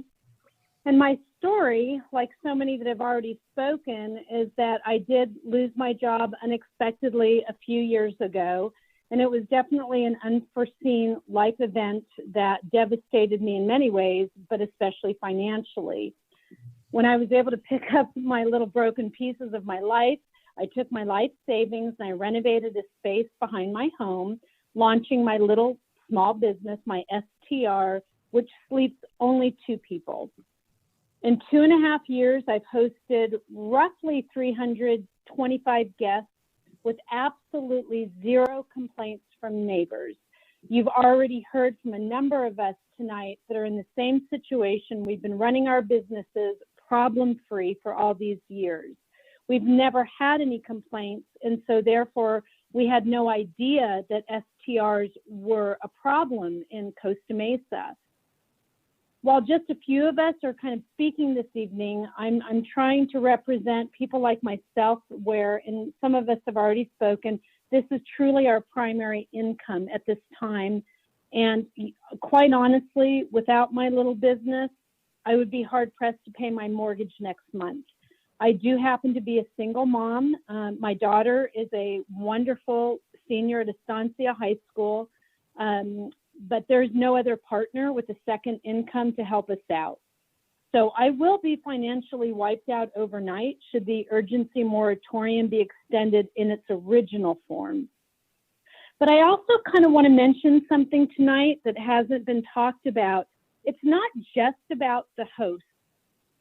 During this pandemic, we have helped fulfill a need by providing an affordable place to stay for other people that have been hard hit financially, or essential workers or others in our community needing to quarantine, et cetera, so as not to spread the virus to their own families or our community at large. You know, most of you are who are listening tonight have probably seen the unique or the fancier places on platforms like Airbnb and VRBO, but what you might not realize is that some STRs, and some hosts have been speaking tonight about them, they're really quite simple. For example, in Costa Mesa, there are so many listings currently for a private bedroom and bathroom and entrance which have been fully sanitized, and the prices are between $40 and $60. People in need they don't care about the bells and whistles. They just need an affordable, clean, safe, warm, welcoming haven to shelter. I really can't think of it. So thank you. Thank you. And the next speaker will be Kyle Circle, please. Yes, can you hear me? Yes. Hi, good evening, Council and Mayor Foley. My name is Kyle in District 2, and while growing up regionally, purchased our first home as a family 10 years ago in Costa Mesa, and have remained a homeowner in the city with my wife and 2 kids. Our family is passionate about living in this city. Our kids play sports here, go to school here, church, and we volunteer in the city. Our property is an entire house rental of our primary residence, which is considered owner-occupied, where we focus on families, those in town for sports, training, medical procedures, essential workers, from time to time during the last 4 years. As a business owner, like so many, have been financially hit hard this year. This has been critical during the year to supplement our income. It's also allowed us to improve our property over the years and assist in its curb appeal and property value in our neighborhood. What's most critically important that I really want to bring home tonight is that I feel like oftentimes the whole house bookings are being thrown out with the bathwater, where there's 6 properties that have been focused that are party properties. Everything else has been mentioned from our vetting process and otherwise are the same things that we do. I care about my neighbors. We don't have complaints, and it's owner-occupied property. And so what I wanted to propose was around this current alternative language for this exemption. There's a couple pieces, even in the exemption as it's currently proposed and written, that is affecting even the home shares. If people have multiple rooms in their house, they technically have multiple listings for that single address. That is currently not carved out. Some of those individuals also occasionally rent their whole house. That would not be carved out as it is currently written, or those who are owner-occupied properties like myself. And so if you could consider those additional alternative language pieces, I also would propose around the party issues, maybe there's a 3 strikes rule, or they're removed completely because they are the exclusive issue to the city. Lastly, I find it interesting, the Unite Here Local 11 Hotel Union lobbying group, it's a bit hypocritical because they also list on all these websites alongside all of us as hosts, and they are also focused on creating a group to start getting into the home sharing industry. And so I find that interesting tonight that they're being represented here when they're trying to get into the same space.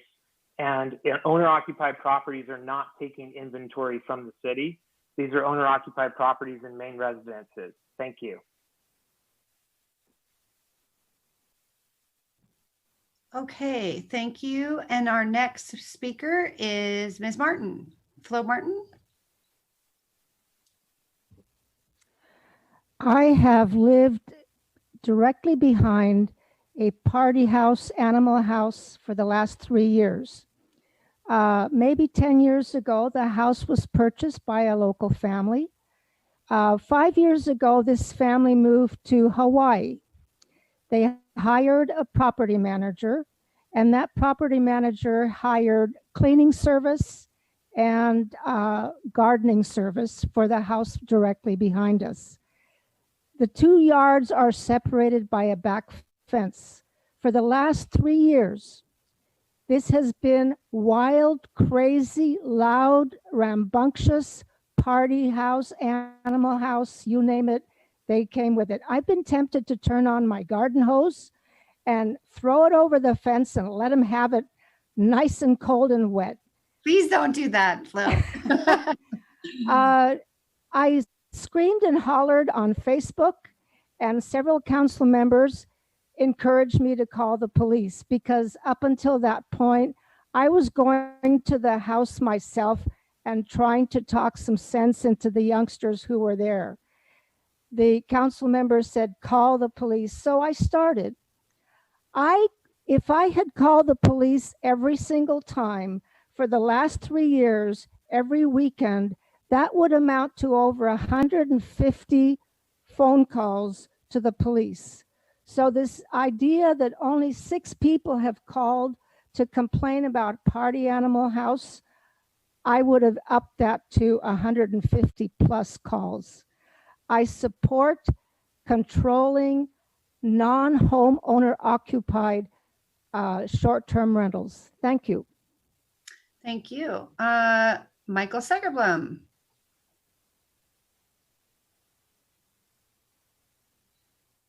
Thank you. Well, I'm going to alter my thing so as to save the time, but just a philosophical thing. So short-term rental is fairly new, 20 years. Airbnb's 12 years old. The internet came out 30 years ago. And there's been a bunch of problems with the internet and how we control it and how we manage it and what we do. But we didn't turn the internet off while we came up with the management tools with which to work with it. And we're still working on that. This urgent ordinance for a relatively small amount of problem. I've spent a bunch of time researching this. I only became aware of this a few weeks ago. And I spent a bunch of time and I listened to the whole meeting back in October. And clearly there's some enforcement issues that aren't being used to their full extent. I live in an R2 zone. We live in an R2 zone where we've had renters over the 15 plus years that we've owned this house that were loud, long-term renters, young people. We have 3 boys in their 20s. We get it. We understand it. And it has to be managed. So that's my first thing. Our story, real quick. We're 30-year residents of Costa Mesa. We've owned our house for over 15 years. We built our own house. I mean, wearing the tool belt, owner builder. We built a granny unit for my mom in the back. She moved into it, lived there for 2 or 3 years. Her dementia and Alzheimer's accelerated, and she had to spend the last few years in a home near Hoag Hospital. She passed away a couple weeks short of 96th birthday. So we have this very nice granny unit, quite large, and we rent it on short-term rental basis.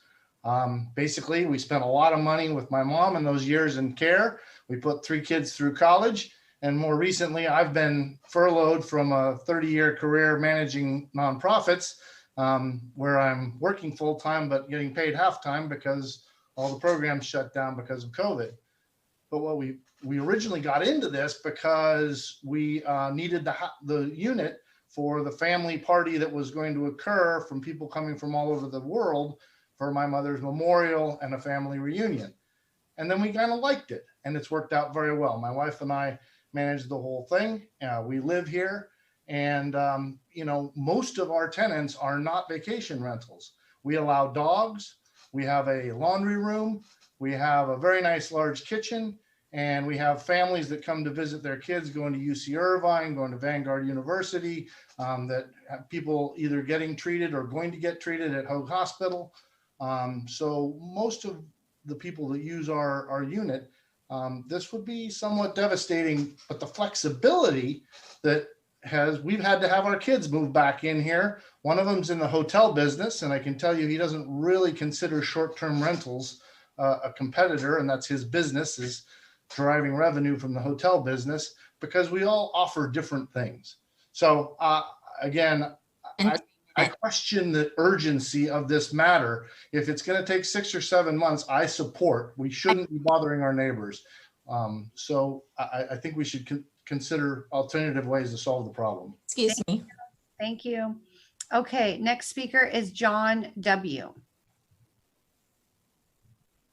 Yeah, hi. A lot of the items that I was going to cover have already been addressed. I think the biggest kicker for me that I'm having a hard time swallowing is that we are penalizing everybody and we're locking everyone out of this lifeline for 4.6%. That is, of the 130 listings, 6 trouble houses is 4.6%. And I can tell you right now that I was let go from work this year, and this has been a lifeline for me. My house is owner occupied. However, I do rent out the whole thing to be able to make ends meet. And if you do remove that option, you know, I'm likely going to be out of a home. I'm not going to be able to get financing on another one. I'm not going to be able to go get something to rent if I don't have substantial income. And you guys know how much a mortgage is around here. So help us out here, please. Let's take a look at this a different way. Let's penalize the people that have actually caused the problems. Let's, you know, the police chief mentioned that, you know, we can monitor a few different items, right? We can do the nuisance, we can, you know, go for noise complaints, we can do citizens arrest, but really what you guys came up with before doesn't give them any other enforcement power per the police chief. So let's take a look at this and let's punish the investors who are absentee and they're ruining it for everyone. Thank you. Okay, just for clarity, it's Captain Bacula. Our police chief is Brian Glass. Okay, let's see. Ms. Lima? Or it might be Mr., I'm not sure. You can unmute yourself.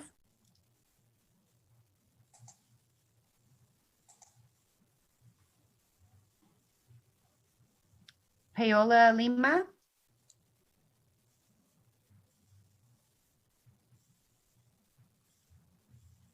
You can unmute yourself. Can you hear me now? Yes, we can hear you now. Welcome. Okay, thank you. So my name is Paola Lima. I live here in Costa Mesa for 25 years, and I work in the Balboa Bay Club in the Newport Beach. Please ban short-term rentals in Costa Mesa. It is so hard to pay rent, especially during COVID-19. Short-term rentals take housing and turn it into tourist rentals. We cannot afford to lose homes to tourist rentals when so many of us are struggling to stay in our homes to begin with. Even is the easiest way to protect housing from this uncertainly use and unnecessary use. Sorry, my English is not too good, but I try to do this time in English. Thank you so much. You're doing an excellent job. Thank you so much. Ms. Gomez?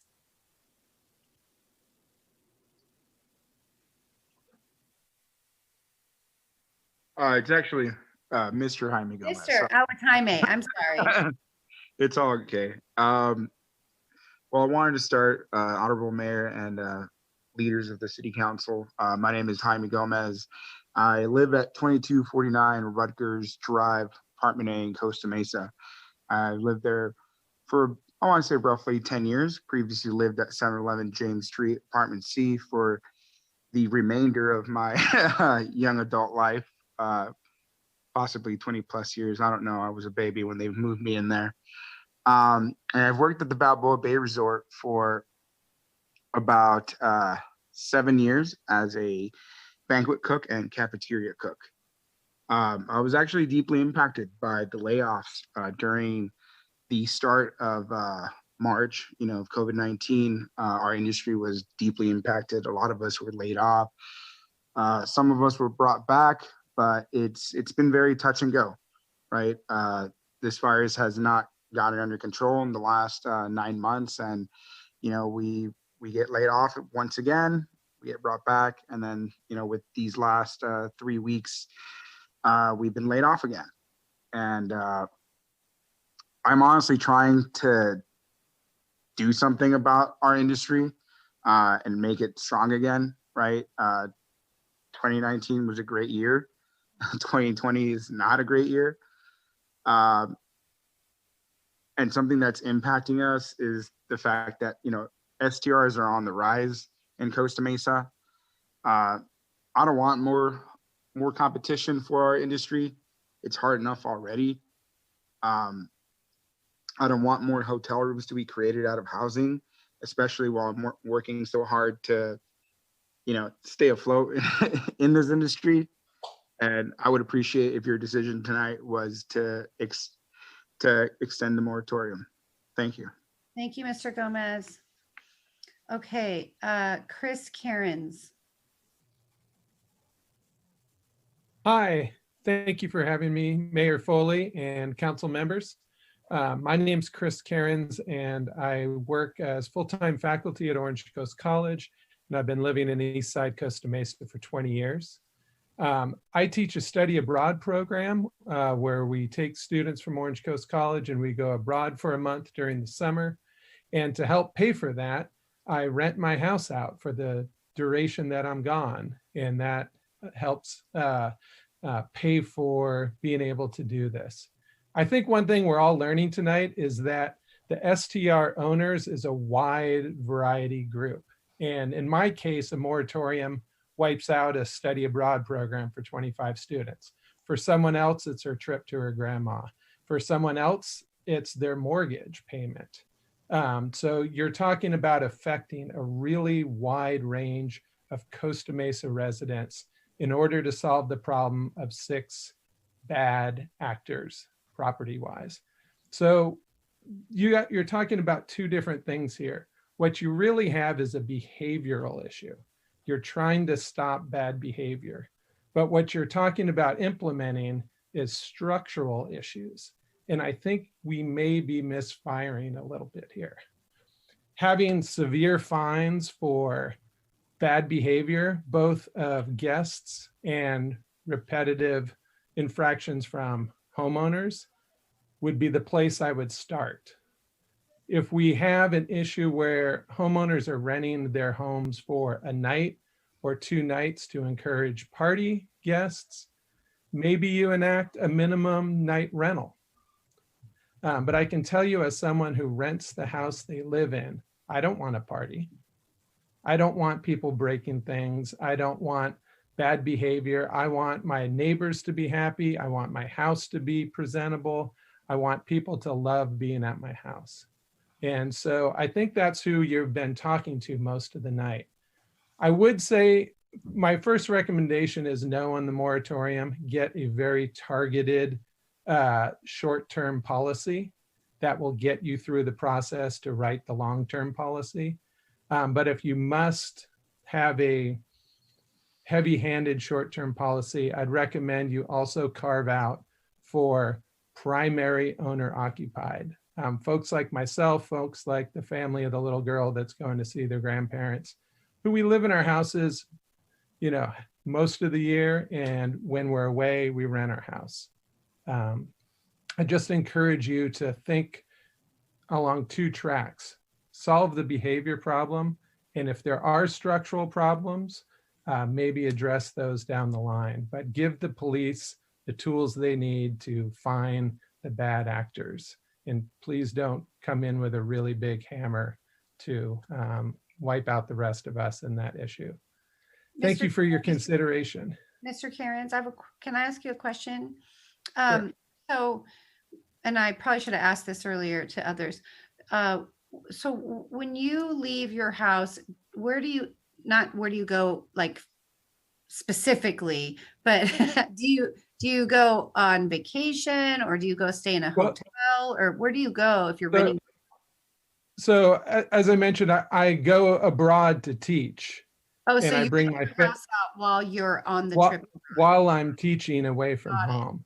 But honestly, during this long thing, I've been looking at Airbnb rentals in the location that I'm planning to teach in, because I think Airbnb is a great thing. Okay. I don't think it's a bad thing.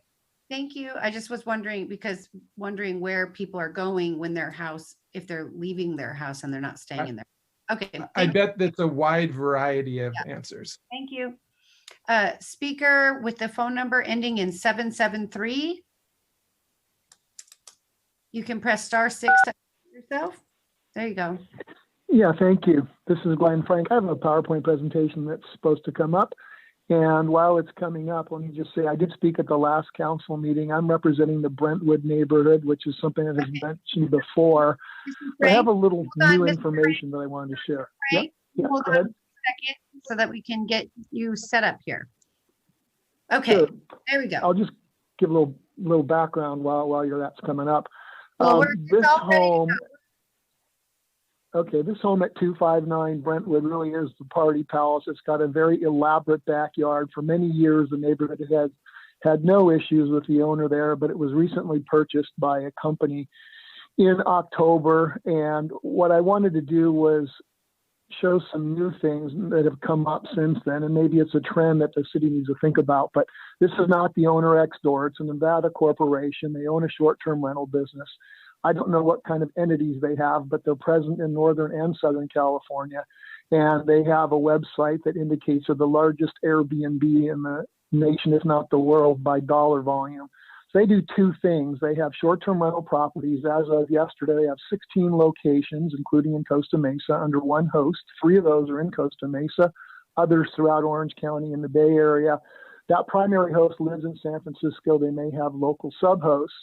The second part of their business is they teach others how to operate and replicate their success via this B&B University. So based on what you've got with other cities around us that have banned short-term rentals, basically they're encouraging people, at least those students here, to come to Costa Mesa because that's where the action is right now. So there's an appendix on this presentation. I know the council has this that I sent, and you can see the detail on supporting documentation of everything that I've showed you here. If you go to the next slide, please. We were told to document, and this is going to be a bit of an eye chart, but I'll make it simple based on some of the graphics there. It'll be hard to read probably for some people, but there were multiple tenants since the beginning of November when the first person came in. We've had 4 police incidents. In one case, there was 2 in the same night, and I've only documented on this spreadsheet 3 of the tenants. There were more than that, but these are the major disturbances. You can see that at 3:15 a.m., 1:12 a.m., 3:27 a.m., one of them was at 6 in the evening. Off to the right, I've circled the Airbnb log complaints. Some coincided with the police incidents, some did not. And down the middle, if you care to look at the detail later, you'll see a number of things that were not reported that are just general nuisance. Smoke from a barbecue that clouded up houses that had to close all their doors and windows, trash on the street after trash pickup, some calls that should have been placed or logged to the police or to Airbnb but were not. But the most disconcerting thing was down at the bottom. You'll see these rectangles. After one of the last police incidents, the person who identified himself as the owner came up in the dark at about 9 p.m., charging up to one of the neighbors' house, loudly confronting them and telling them they'd been harassing them and blaming them for calling the police, etc. So this was very alarming to the neighbor. It was a frightening experience for them. And you don't know when something like that happens, who this person is or what potential escalation might happen. If you go to the next slide there, which you just did, this has an impact on a large neighborhood. There's 6 properties that touch this house. There's multiple properties across the street that have had impacts. And one afternoon, they played music so loud you could hear it through Brentwood Park and at houses lining the park. Yep. Your time is up. In fact, you got a little bit more time. So okay. You want it, the city clerk has this, yep, I'll emailed this to yep. the whole city council. Okay. We're going to. Can I wrap it up with one last comment on the next slide? Well, she already took it down. Sorry. You can make your comment. Okay, well, then I'll just one last comment. The last slide was a growing concern. And what I was trying to say here is that I'm hoping that we're not replicating some of the experiences with group homes where people are coming into Costa Mesa because it's got the Orange County and Newport Beach proximity and buying under the radar. So we're very concerned about that. Airbnb has not responded. And so this is the time to ban these things. Thank you so much. Okay, Josephine Borman. Hi, can you hear me? Yes. Hi. Thank you so much for having me. I have been renting out a room in my house. My boyfriend and I have been, and it's really been a lifeline of income during the pandemic. I'm a small business owner, a sole proprietor here in Costa Mesa, and I've been severely impacted by the pandemic. I even had to permanently shut down my physical business location, and I used to be on 17th Street for 5 years. We only rent out to very well vetted guests with many 5-star reviews. This is our home and we love it, and we would only rent it to very respectful and appreciative guests. This allows us to have a guest room when our families come to visit, something we would not be able to do if we had a long-term roommate. Therefore, I don't believe that this renting out one of the rooms in our home takes any available housing off of the market for someone who would need it. Living through this pandemic has been a struggle for us all. We're so aware of the spread of this virus, and we go through a rigorous cleaning protocol between guests, as mandated and outlined by Airbnb. We wear masks if we ever pass a guest in the common space and keep our windows and doors open and fans on. We love Costa Mesa and we support our neighborhood, and being a short-term rental allows us to live here and continue contributing to the community. I really implore you to focus on non-homeowner occupied properties and party rentals, not on properties that are homeowner occupied. Let us rent out a room, and let us rent out even our whole house if we are out of town for a week. This is my home and I love it dearly. I take great care to carefully vet anyone whom I allow to stay in our home. People who have stayed here have been people who came here for their job, or who are here to support a loved one through a medical emergency, or who needed a place to stay while their own home or apartment was being renovated. We have hosted people who could not afford a hotel, people who hail from this very community and are in need of affordable short-term housing. Please allow us to continue to support our community and to survive ourselves during these difficult times. Thank you so much. Thank you. The next speaker is Carly Kirchen. Hi there. Good evening, Mayor Foley and council members. My name is Carly Kirchen. I'm representing a community nonprofit called CASE. The Costa Mesa City Council has been a strong leader in the region by passing this moratorium on short-term rentals. And I'm speaking tonight to urge the council to continue to be leaders in the region on this issue by extending the existing moratorium full stop. Right now, both VRBO and Airbnb advertise over 300 short-term rental units on their platforms, despite the existing ban.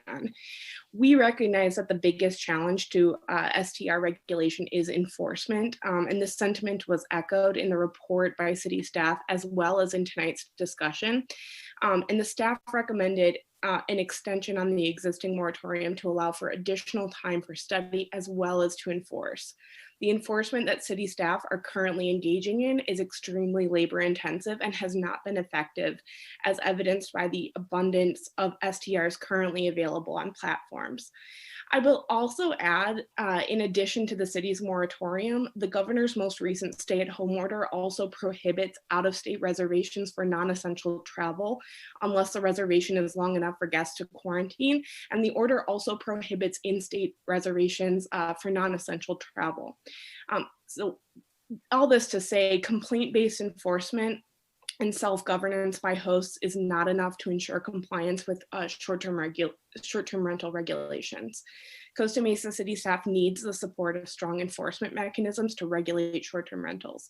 And the recipe for strong STR enforcement is this. The first step is platform accountability.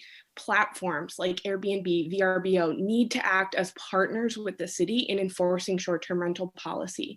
To date, cities have not been able to bring STR units into compliance without requiring platforms themselves to comply with local regulations. Cities that have been successful in removing the majority of illegal units off the market, such as the city of Santa Monica, require platforms to disclose information regarding host activities in addition to fines for the platform for any listing that's found not to be registered with the city. This relieves some of the burden of enforcement from the city and places it on to platforms and hosts. The second is private right of action. The City of Santa Monica's ordinance includes a private right of action provision so that affected persons may contribute to the enforcement process by bringing civil suits to address noncompliance. And this further relieves some of the city's burden of enforcement. And the last piece, well evidenced by the discussion tonight, is that we need dedicated enforcement staff at the city in order to successfully enforce a short-term rentals ordinance. Cities with successful STR regulations have dedicated staff members to comply and enforce. Registration fees are one mechanism for funding the staff necessary to ensure that these kind of regulations are effective. So in closing, I urge the council to continue to be leaders in the region by extending the moratorium on short-term rentals. And thank you for your time. Ms. Kirchen, I have a question for you.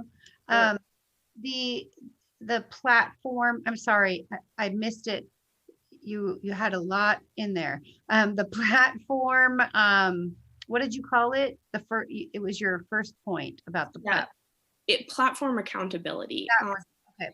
So in our proposed, the staff proposal, is there something that you would change to address platform accountability?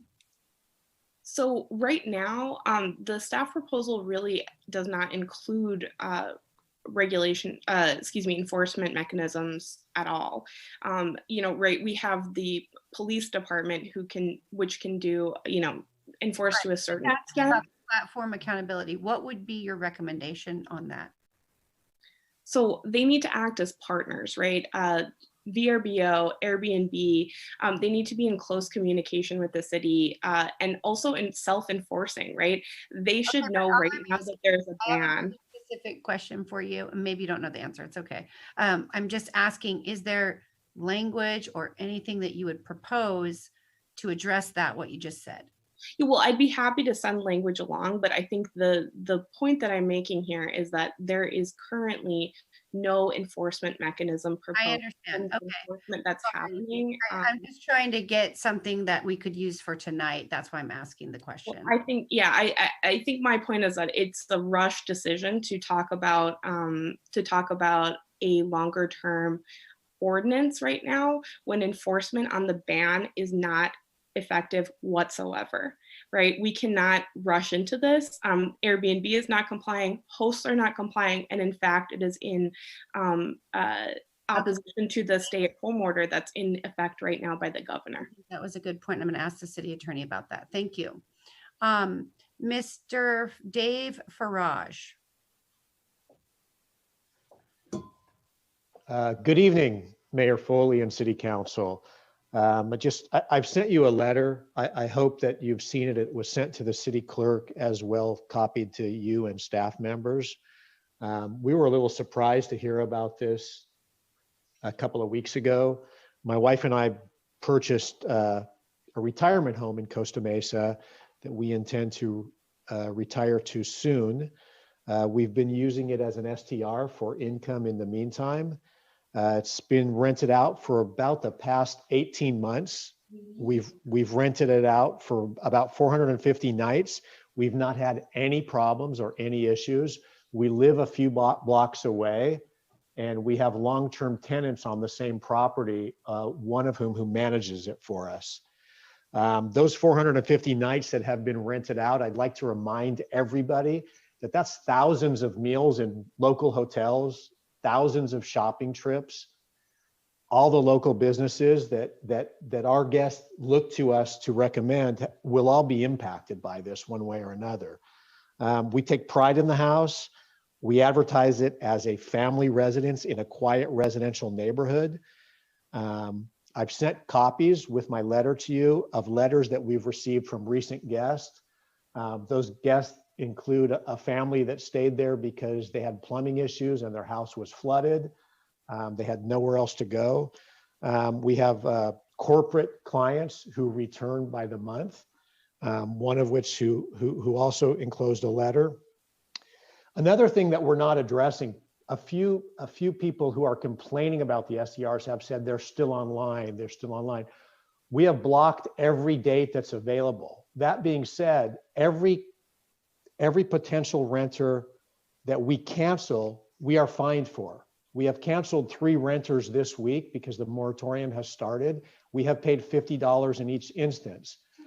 A lot of times people are renting the house. We haven't rented through March in some cases. If we cancel all those, not only do we lose the income, we are fined for it. Another thing I want to address that just came up was this platform accountability. It's actually very simple. We have accountability that's written into every contract. It could very easily spell out things like if the police are called out, you pay $1,000. Okay, Airbnb will take that immediately from the guest credit card without any issues. We do that just if somebody breaks something, or if somebody stains something, or if they leave late and the cleaners have to come back. There's always ways to police this very easily, frankly. I'm a little surprised that it has become so difficult. I'm also surprised to learn that really the problem rests with only six rental units that seem to be owned by corporations who aren't really using these platforms as they're meant to be used. It's been 3 minutes. Thank you. Thank you for your comments. Before we go to the next speaker, I just want to clarify something. There's not 6 rentals that we're worried about in Costa Mesa. I think what we have been told is that there's at least 15. I think what Captain Bacala was talking about is 6 rentals that he's been dealing with, but we have an understanding from our staff that there's at least 15. There could be more that are basically corporations owning homes and running them as business event centers. Madam Mayor. Clarify, yeah. Mayor Pro Tem Mar. Yeah, I mean, I think it's also worth clarifying that we're specifically voting on the moratorium right now. And so I have a long list of things that I think should go into regulation, and we've talked about those things. Right. Unfortunately, that's not what we're voting on right now. Right. So just to remind folks. Yeah. Good point. Okay. Ms. Terron.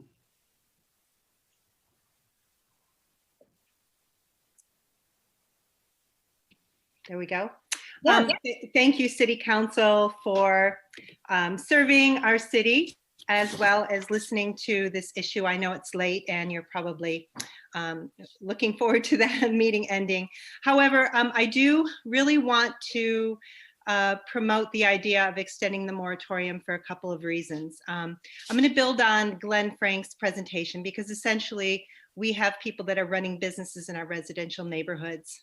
And like room homes that we have in our city, if we don't begin to rectify this, they're going to ruin our city. I mean, we're one of the few cities surrounding us that allow, short-term rentals in residential areas. And if we allow it, they will come. And it really does not it's not really compatible to our community for a number of reasons. I live next to one of these party houses, and it on a regular basis impedes my ability to work from home, which I need to do. COVID, I'm in education, and my son schools from home. He attends Newport Harbor. Because of COVID, he's at home 3 days a week schooling from home. We can't do that when there's a party going on next door. And I want to reiterate that. We can't just live from home. We can't work from home. We can't school from home when there's parties going on 24/7 next door, because our neighbor rents their place as sleeping 10 at $1,000 per night plus fees. You're not going to get a quiet family in there. You're going to get multiple families. We've had 20-year-olds. We're not just talking about being woken up in the middle of the night. We've had plenty of those instances, but it's really the 24/7 disturbances. So I really want to reiterate that this has a negative impact on our neighborhoods. And I wonder, I'm listening to all these people that are renting and saying that they don't have any issues. Have there been studies as to the impact on the neighborhoods of those people? I mean, you're hearing that they haven't had police calls, but if you really surveyed the neighborhood, does it have an impact? I would say that yes, it does. More than just the noise, it's the trash, it's the parking, it's the strangers living in the neighborhood. And when I think about my second point, which is why are they not renting it out long-term? And I just did a little cursory study looking at spareroom.com. Monthly rental prices of a room range from about $550 to $1,350 a night. for one room in a house. If you are renting a studio apartment, you're going to get $1,600 up to a 3-bedroom apartment at $3,100, per month.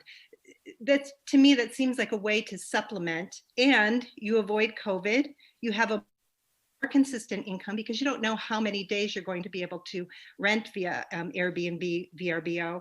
And the amount that you're paying, I think I saw about $58 per night for a shared room. I'm sorry, for renting a room in a shared house. And I don't think that anything that I saw was rented for every day out of the month. So we're talking about long-term rentals where tenants integrate, there's more accountability in the neighborhoods, less spread of COVID. And I also worry about safety. There's no vetting with Airbnb and VRBO. There's no background checks. It's just a numbers game waiting for something bad to happen to the people who own these places. And then also, I think a big thing to look at is the affordable housing in Costa Mesa. So we're really— Excuse me, it's been 3 minutes. Thank you. And thank you for supporting this. And I really hope you vote to extend the moratorium. Thank you. Okay, Marabella, you're up next.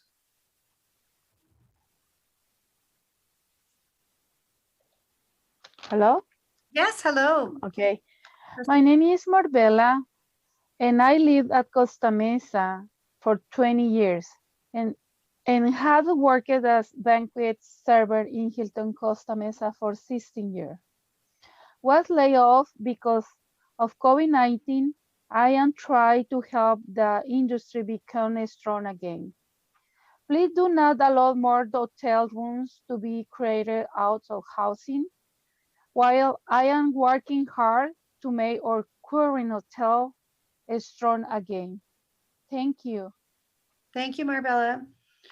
Okay, Joseph Murphy. Hello. I actually have Virginia Perez here on the phone. Okay. She'll speak in Spanish, and after she's done, I'll translate for her. Okay, wonderful. Thank you. Virginia. Buenas noches. Mi nombre es Virginia Pérez. Vivo en el 1355 Baker Street, apartamento A, en Costa Mesa. He trabajado como recamarera en Embassy Suite de Irvine por 13 años. Tenemos que pagar $2,000 de renta para nuestro apartamento de 2 recámaras. Cada año la renta ha subido a $100. Eso es muy difícil para nosotros porque pago tanto dinero por tener estas rentas tan caras en nuestras familias. Tuvimos que rentar un cuarto a otra familia. En total en el apartamento de 2 recámaras vivimos 9 personas, 6 adultos y 3 jóvenes. Es muy estresante y muy difícil porque la renta sigue subiendo, incluso en el hogar compartido, quita habitaciones en las personas como yo y mi familia podrán vivir, y necesitamos proteger a nuestras viviendas más que nunca, no permitir que conviertan el alquiler en corto plazo. Gracias. And I'll translate. So my name is Virginia Perez. I live at 1355 Baker Street, apartment A in Costa Mesa. I have worked as a housekeeper at the Embassy Suites Hotel in Irvine for 13 years. We have to pay $2,000 a month in rent for our 2-bedroom apartment. Every year, the rent has gone up $100. This is very hard since I do not earn that much money. Because the rent is so expensive, our family has to rent one of the 2 bedrooms to another family. In total, in our 2 bedrooms, there are 9 of us total, 6 adults and 3 children. It is stressful and extremely hard for rents to keep going up and up.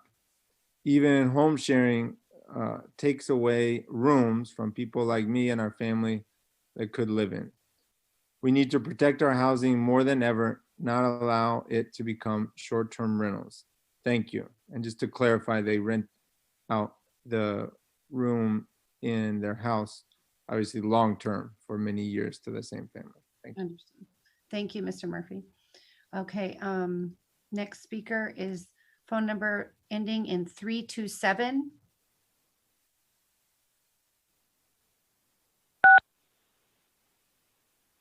Good evening, Madam Mayor and honorable council members. Almost all my comments have already been made tonight, so I'll skip my prepared remarks. But my name is Mark Koshin. I've been a home sharing host through Airbnb for almost 4 years and have over 300 guests with no issues or complaints. Just wanted to point out that the proof is in the numbers, that a majority of hosts are just like myself in that we focus on keeping our communities quiet and safe and respectful to our neighbors. Many of us rely on the income, so I ask you to please reconsider extending the moratorium through November because it will be financially devastating to many of us. Thank you for your time. Thank you.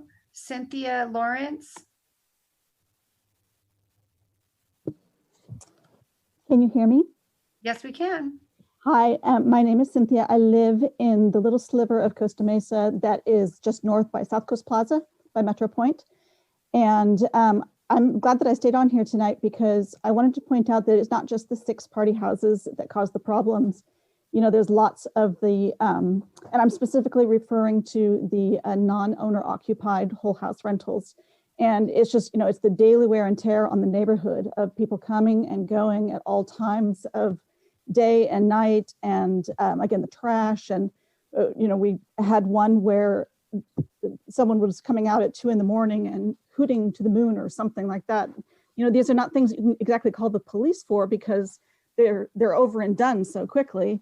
And so we did some research on this person who manages these Airbnb, and it's a guy who runs a company that manages Airbnbs in the area. He has 7 in Costa Mesa. He runs seminars on how to find houses. So basically what he does is he finds owners who live elsewhere. This owner lives up in the Santa Barbara area. He negotiates with them how much he's going to pay them monthly, and then he turns the house into a rental, a short-term rental. So he's got 7 in Costa Mesa. He runs a seminar on how to do this. He also runs a website that shows which cities, if you're considering going into the short-term rental management business, which cities to focus on, and Costa Mesa is on that list because we have so few restrictions, particularly compared with the places around us. So if it's not put in place soon, I do think it's going to become the group home program problem. And the other thing is when we bought our houses in these in Costa Mesa, we went in residential zones. We expected to be in a residential zone. We didn't expect to be living across the street from a business that has people coming and going, drug deals, all sorts of stuff day and night. And these people are not contributing to Costa Mesa. The owner is up in Santa Barbara. They're not spending any of the money they get from this in Costa Mesa. This person that manages this company, he lives in Los Angeles. He's not spending his money in Costa Mesa. The people that are staying here, they're staying here and partying. They're not going out to the restaurants. This is not adding anything to the city of Costa Mesa. It's just taking away from our housing stock, and it's taking away from the tranquility of our neighborhoods, which is ironic because they do advertise in their Airbnb listing that it's, come to a quiet neighborhood. Well, they're contributing to that neighborhood not being so quiet. So I really, really urge you to continue the ban and to make sure that we get rid of this before we get more coming into the city. Thank you. Thank you so much. Next speaker is Lynn Handy, and we have 6 more speakers, just so everyone knows. Hi, thank you, Council, for the opportunity to speak tonight. I'll be as brief as I can. I'm a Costa Mesa homeowner for the past 30 years in the Mesa Del Mar housing tract, and Mayor Foley, we have spoken to you in the past about the party house directly behind us on El Camino. This is a long-term problem. This has been going on for years. And I want to speak directly to Captain Baglia's comment about getting so many calls from these party houses. We've called the police in the past, years ago. with no response, with no results whatsoever. And so we stopped calling. It doesn't mean the problem still doesn't exist. It doesn't mean that we don't call the managers, the property managers. It doesn't mean that we don't pop our heads over the fence and say, stop the noise. That is relentless from morning to night. I work at home. I have to be on conference calls. I happen to train physicians, and I can't do that with the noise all day, every day. So I think that I want to speak to the enforcement of these properties. I've been listening very intently all evening to all of the house sharing people who are responsible and are not really, what I'm hearing tonight, contributing to the problem. It's these property manager, non-occupied houses that are the problem. And I really think, and I hope that the council focuses their attention on the enforcement of those facilities. Thank you for your time. Thank you, Ms. Handy. I remember that actually, that Mayor Pro Tem Mar and I actually were at your door talking about this very issue. So. That's right. That's right. Thank you. Okay, phone number ending 445. You can press *6 to unmute yourself. Hello, can you hear me? Yes, we can hear you. Hi, thanks so much for taking my call. I appreciate it. You're welcome. I'm not going to have much to say since everyone has been on both sides of this issue and has said pretty much everything. Really, I would say that the city council should extend the moratorium really until there's a further study either by the staff or whomever in terms of the issue of enforcement. Like everyone has been saying, it's an issue of inconsistent enforcement where either the police may or may not respond, may or may not help you, and then you really have no remedy against these truly atrocious Airbnb owners. And if there's an issue of enforcement, I'll use as an example of Newport Beach or Irvine, where there's escalating fines for every time the police come out, then that allows for these Airbnb owners who supposedly are great renters and great for the community, none of them are punished. But the people who are causing significant harm are the ones who are actually punished. I'll give a great example. I've been here for a year in the East Side Costa Mesa, and I have a call log with me because I have to consider going the litigation route to get the Airbnb house next to me shut down. I've made over 200 calls to the police. By now, when the police show up, they just knock on the door and the renters who are there just don't answer because they've been instructed not to by the owner. And really allowing the Airbnb process to continue really is allowing people to make money off the harm of the community. And so until there's an adequate method of enforcement between that can distinguish between these good Airbnb owners and the bad ones, the moratorium should stay in place. That way we don't continue to harm the surrounding community just so people can make some extra money. I understand it's tough times. I've been laid off from my own job, so it's difficult enough going through that and then being trapped in your own home because you can't leave it and you don't have the ability to make any money, and yet you don't want to stay in it because you have people who are around you constantly harassing and creating constant problems. My wife and I have been verbally harassed. We've been followed up and down the street. We've seen people drive drunk up and down the wrong side of the road, fight, you name it. So none of us want that here. So I would say until there's an effective method that is decided to extend the moratorium and keep it in place. Thank you. Thank you. Next speaker is Mal Marzouk. Good evening. Can you hear me? Yes, I can hear you. Okay. Well, the short-term rentals have provided one form of income for my family, which I am a single mother, and it helps me, makes ends meet, and you know, and this money really helps me, especially now that we've been impacted by the global pandemic. I am we are a very hosts that are very responsible. You know, we are about almost more than 2 years into this business.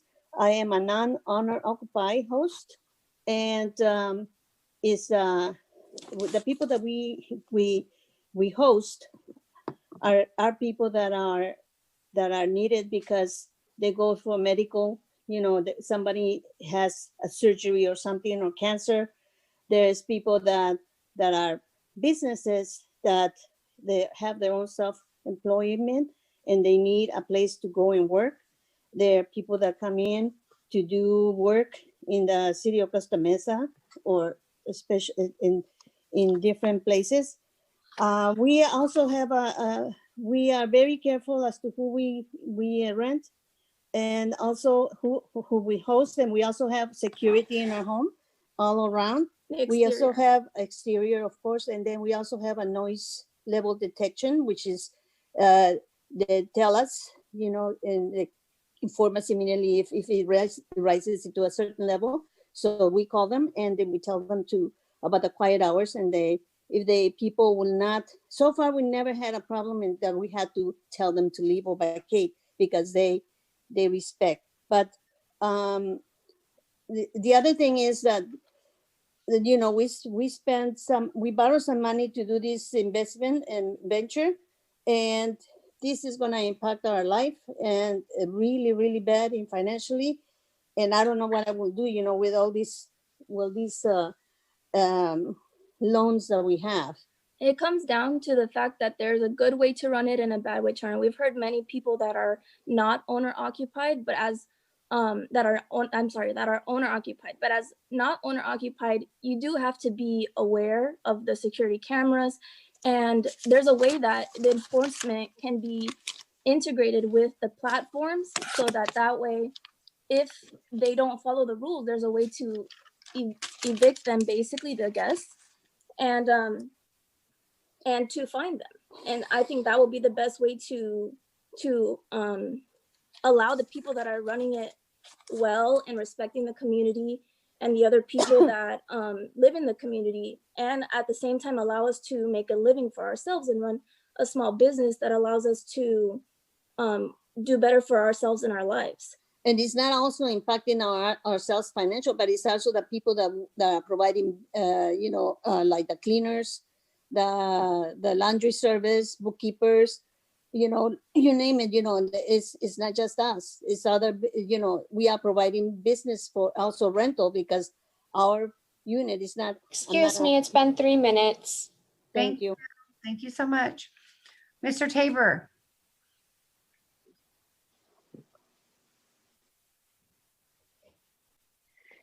Hello, Mayor Foley and Council.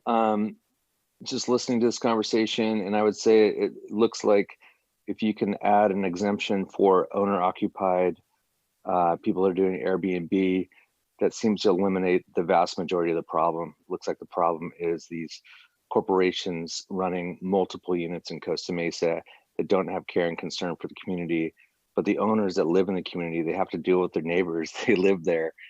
Those are the people that are going to want to put good renters in that aren't going to cause trouble and aren't going to break things. Secondly, I think on the enforcement side, if you assess stiff penalties for the property owners, it will go away. Because if someone faces something like a $50,000 fine for the third offense, all of a sudden their business of not caring about the community, not caring about Costa Mesa, not caring about the neighbors is going to go away because they will not be profitable. So stiff penalties on a third thing, that person's going to sell that house because all of a sudden that business doesn't work anymore. Thank you. Thank you so much. Final speaker is Paul Harker. Hello, council members. Thank you, Mayor Foley, for listening to us today, and the other council members. Congratulations on being awarded the Green Award. I don't remember the exact name, but it seems like a lot of effort, and that's kind of a nice thing for the city of Costa Mesa to have earned. I live in Orange County because of a short-term rental. Back in 1972, my family rented a beach house in Newport Beach. And as I was 7 or 8 years old, and just coming to the city is what made me fall in love with this area. And that's why I live here now. In 2008, I am an owner-occupied operator. In 2008, my wife and I lost a home in the financial crisis. We suffered a $75,000 loss. Rather than filing bankruptcy, we chose to just keep working and pay back the debt slowly over time. And we used this Airbnb income to help pay that back.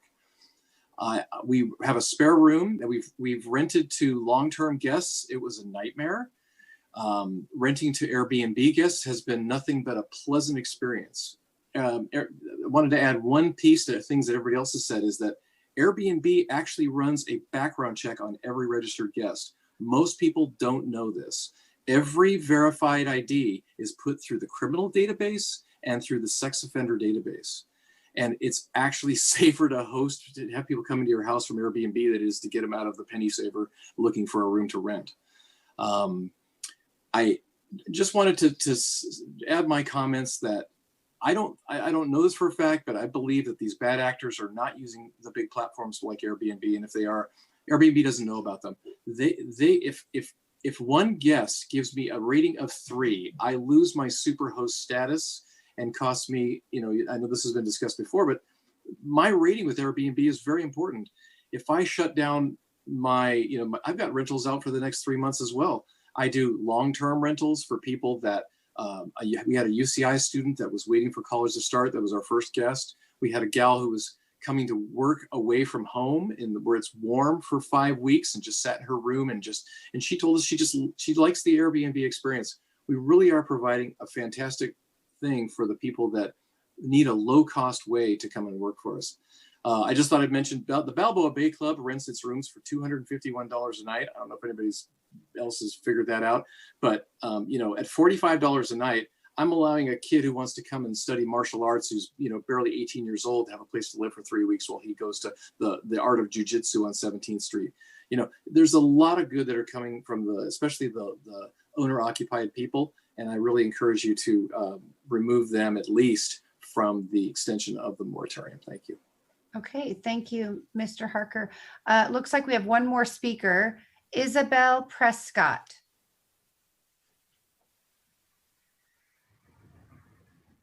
Ms. Prescott?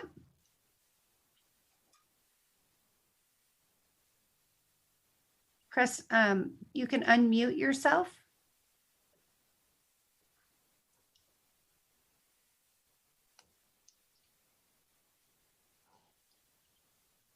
Okay, we'll move to Tamara. It looks like somebody else. So if you'd like to speak to this item, this is the time to raise your hand in the hand raise feature or press *9 on your telephone.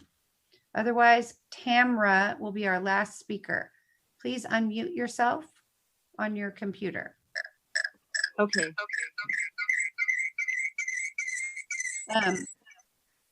Okay, there you go. Okay, can you hear me? Yes. Okay, sorry. I actually had my hand raised and then I lost Wi-Fi. Let me get off of Zoom on my phone. Okay. Yeah. You can hear me now? I can hear you. Yes. I don't hear you now. Okay, can you hear me? Yeah, we can hear you. Go ahead and you can speak. Okay. I wanted to say, first of all, good evening, Madam Mayor, and to all the council members, and thank you for letting me speak. I'm a resident of Eastside Costa Mesa, District 6. I'm essentially echoing the sentiments of all those speaking in favor of short-term rentals and specifically owner-occupied. There was a group that spoke earlier in sequence, and I'm essentially a part of that group. I've been an Airbnb host for 9 years, ever since I've lived in this home. I've been a Costa Mesa resident since 2004. My original home that I lived in here is a long-term rental. I've had tenants in there for over 4 years, and I say that because I in no way contributed to a housing shortage. I would not have a roommate if it was not for my current job as an Airbnb host. I would not be living here. I lost my job about 2.5 years ago, and this, along with my full-time rental in Costa Mesa, is my livelihood. This is my sole source of income. I host at about 90% occupancy, but for the pandemic and recent moratorium, I have had zero complaints. My neighbors are all aware that I am an Airbnb host. I'm extremely respectful of my neighbors, my neighborhood, my city. Zero complaints. I live on site. I'm home, not just live on site, but I'm home probably 80 to 90% of the time. I have a designated parking space in front of my house. And if by chance that spot is taken, they will park, my guests will park in my driveway. I do not let them park anywhere else because I don't want parking to be an issue. I follow all COVID precautions. I thoroughly sanitize every inch of space. I have hand sanitizer that has to be used by every guest as soon as they walk into my house. I'm looking at things that I wrote down. I'm not good at this public speaking thing. Oh yeah, one of the things I wanted to say is that my full-time rental, I would not do it as a short-term rental because of the party house issue. That scares me. Party house things, damage, and I agree with regulations on that type of model. But the owner-occupied model, home share model that we and so many of those that spoke tonight are doing is a completely different type of bird, and that's not where the complaints are arising from. This is my livelihood. It's the livelihood for many of us for many different reasons.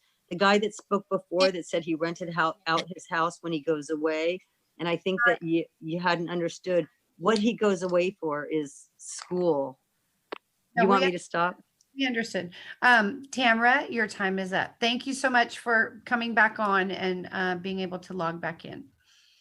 And it looks like Isabel Prescott, were you able to unmute yourself?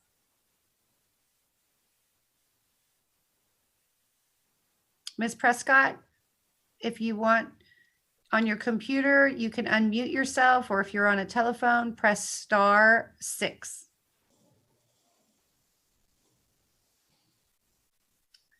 Okay. I don't think they're there. I've been asking them to unmute. Okay, very good. Okay, well, we will close the public comment. And at this time, if the council will entertain it, I would like to take a 5-minute recess because I need to use the restroom. Okay. And so we'll take a 5-minute recess and then we'll come back and deliberate about what we're going to do. All right. Thank you.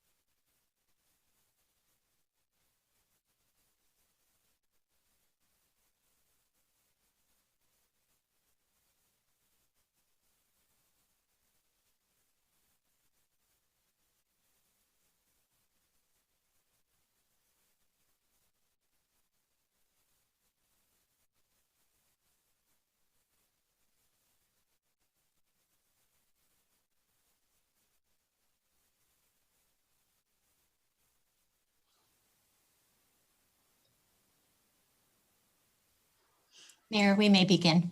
Okay, thank you. Okay, welcome back, everyone. Thank you. We've been sitting here since 4 o'clock, so let's see. Council, please raise your hand in the hand raise if you'd like to make a motion. Okay, Council Member Harlan.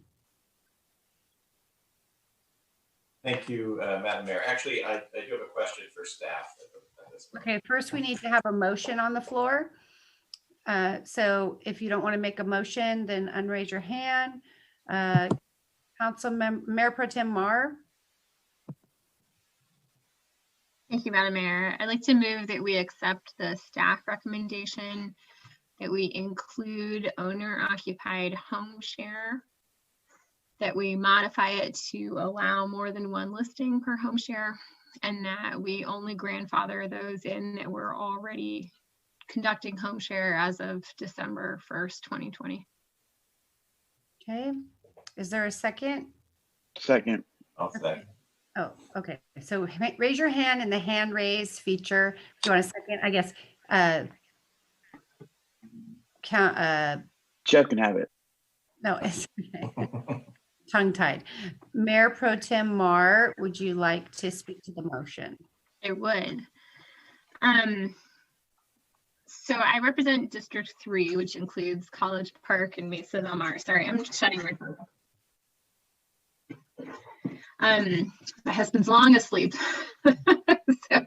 I represent College Park, Mesa Del Mar, a chunk of the east side. And as the mayor mentioned earlier, this is something that came up when I was first running for office, back when we could actually knock on doors and talk to people in their homes.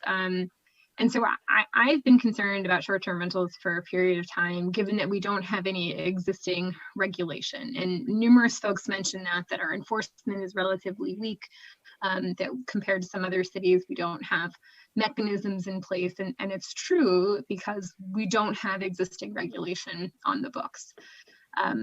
So I mentioned this to staff when I first got elected, and it's true, we didn't have that many formalized complaints. It wasn't something that had sort of risen to the level of priority as far as the planning department was concerned.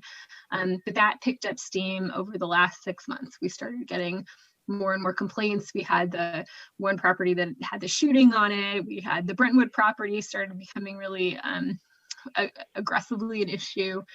And so, I was eager to see something come forward. During that meeting, part of what we came to the conclusion of is that we should put a moratorium in place to give us an opportunity to design those regulations. And so I think it's important to talk about that timeline, because there's a reason that enforcement mechanisms and some of these other things are not included in this ordinance. And it's because they weren't supposed to be. This is supposed to be a moment for us to stop and say, what are all the things that should be in an effective regulation?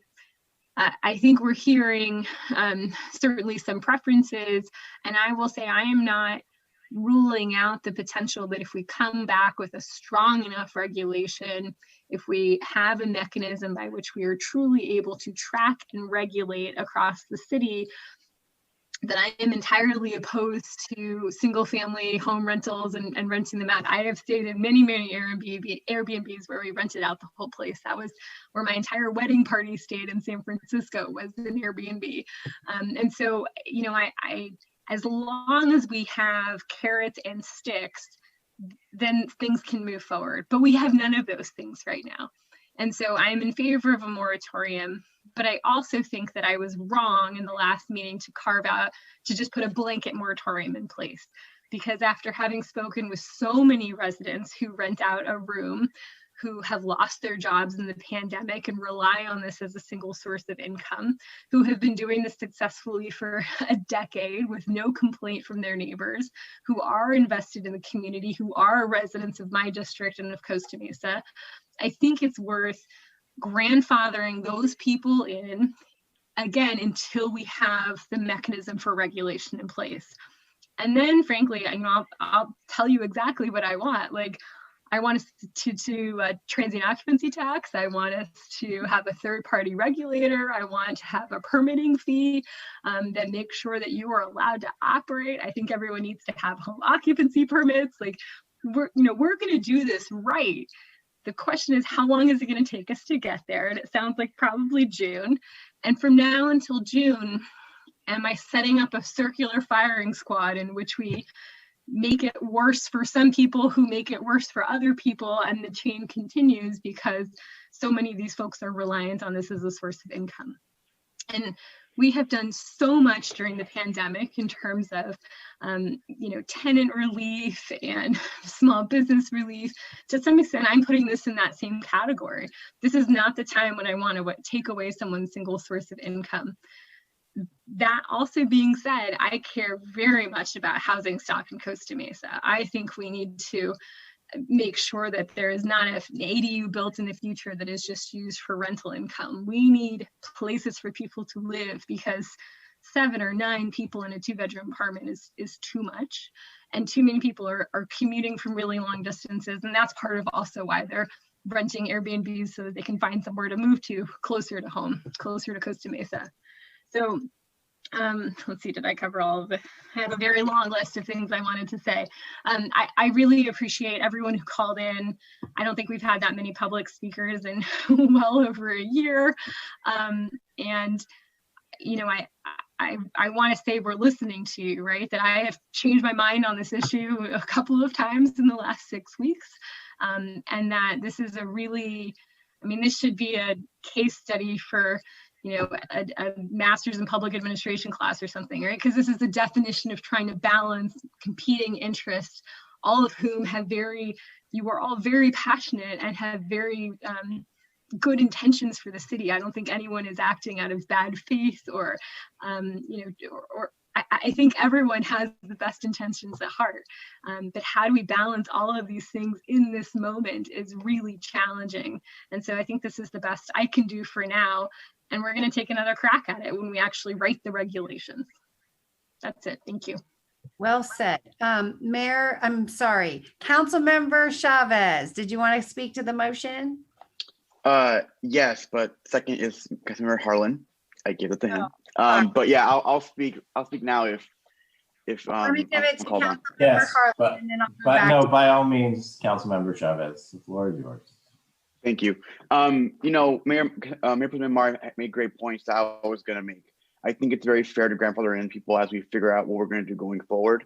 I myself as well, I'm also very cognizant of the fact that we need more housing, particularly in my district. So going forward, I would want to see ADUs being built in Costa Mesa being for housing and not for extra income going forward. I understand that we're in a pandemic, and one of the things that weighed heavily on my heart as well was hearing the people who own Airbnbs tell me that this was their only form of income.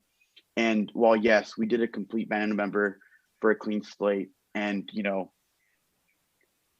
that showed us why it's important to have a good delicate balance in this. So I think this is a good motion. This is a good place for us to begin looking long term.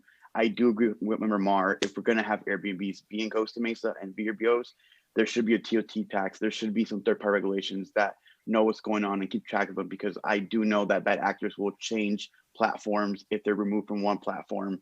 I think it's very adequate to have a system to where if someone is being a bad actor, they can be removed so not everyone's affected. So I think it's a great motion. So yes, I'll support it. Thank you. Councilmember Harlan. Can we just, could Mayor Pro Tem just repeat the motion again? I got 2 of the points and I just want to make sure I have it written down correctly. Okay, Mayor Pro Tem Mar.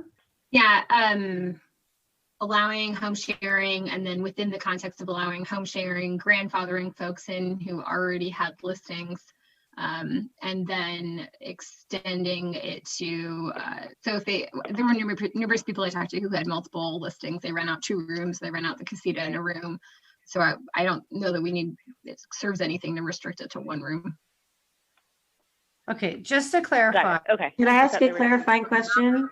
Well, that's what I'm trying to do, is clarify. Okay.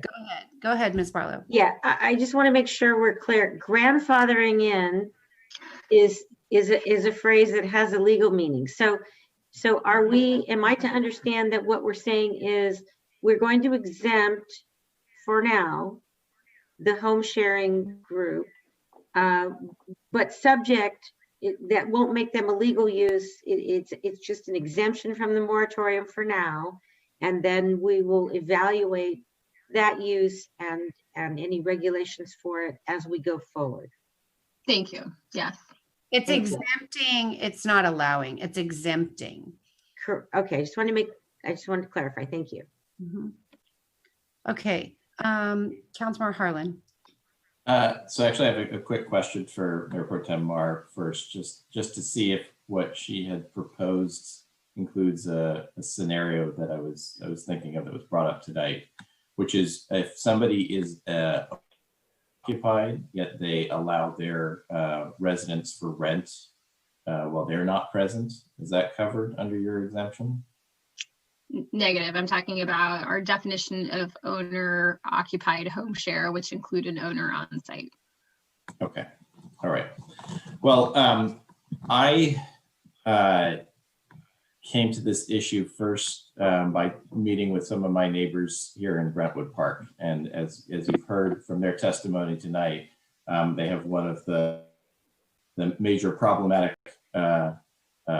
homes in their area. Again, this is an absentee landowner, and they're correct in pointing out that this property is listed on VRBO for $1,000 a night, and seemingly is an entertainer's paradise, and so it's in draw tourists.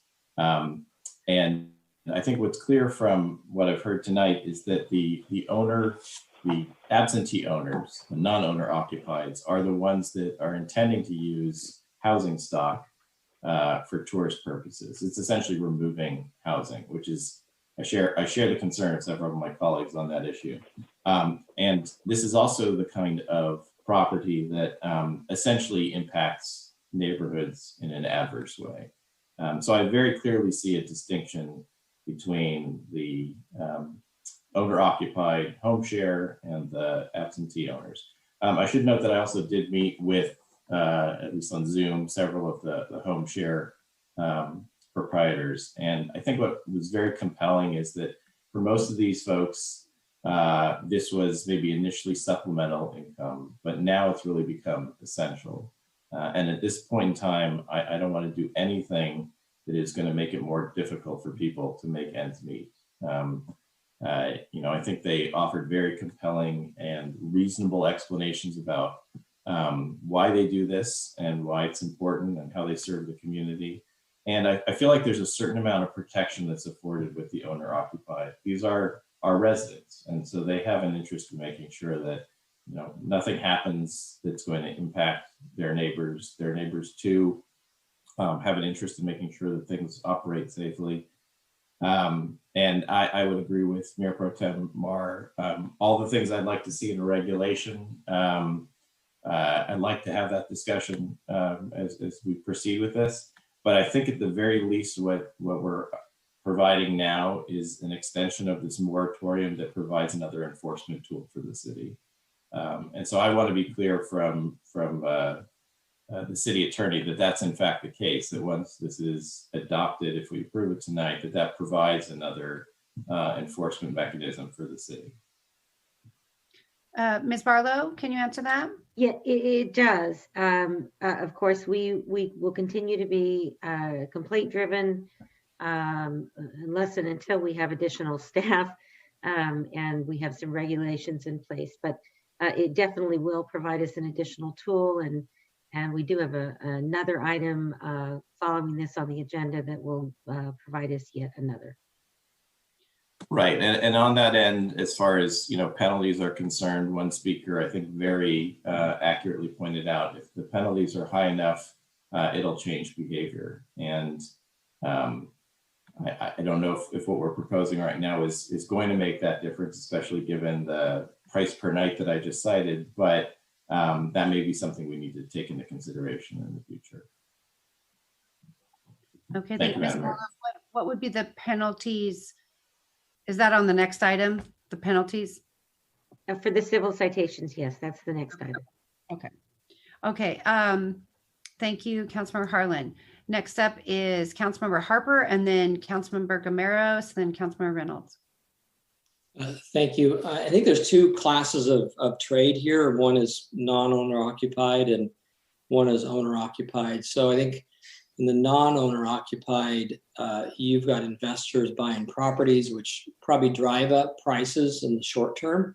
But if that degrades the state of the neighborhood, lowers property values in the long term. And that seems to be the lion's share of what created this issue. And if we drill down to that and follow that data, I think we get to the right answer.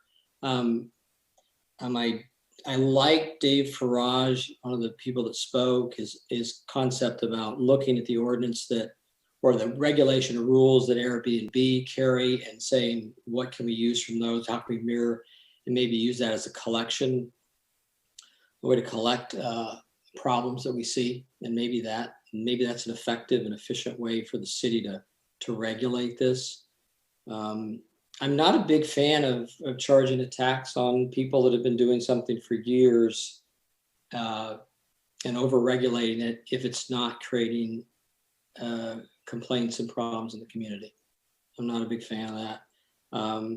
The last thing I want to ask and get clarification on is I honestly read the proposed regulation with the or moratorium, I guess you call it, with the carve out, and I thought it covered everything pretty clearly with regard to allowing for home sharing and allowing for, I love the little girl that spoke, the one that goes to your grandma, because if she's not there and the teacher who rents to an exchange student, if they're not there, the way it's written seems to so cover it. But Councilmember Mar, you said they have to be present, and those people wouldn't be covered, and they wouldn't be allowed to rent their residence. So maybe you can clarify that, or maybe rethink that. And I think, Councilmember Hoover, are you asking for her to change her motion? It's unclear to me. yeah, thank you for. I don't know what I'm doing here. So Okay. thank you. I think I am. Add something to her motion or change her motion. You can ask her to do that at this time. I'd like to request that we make a motion to approve.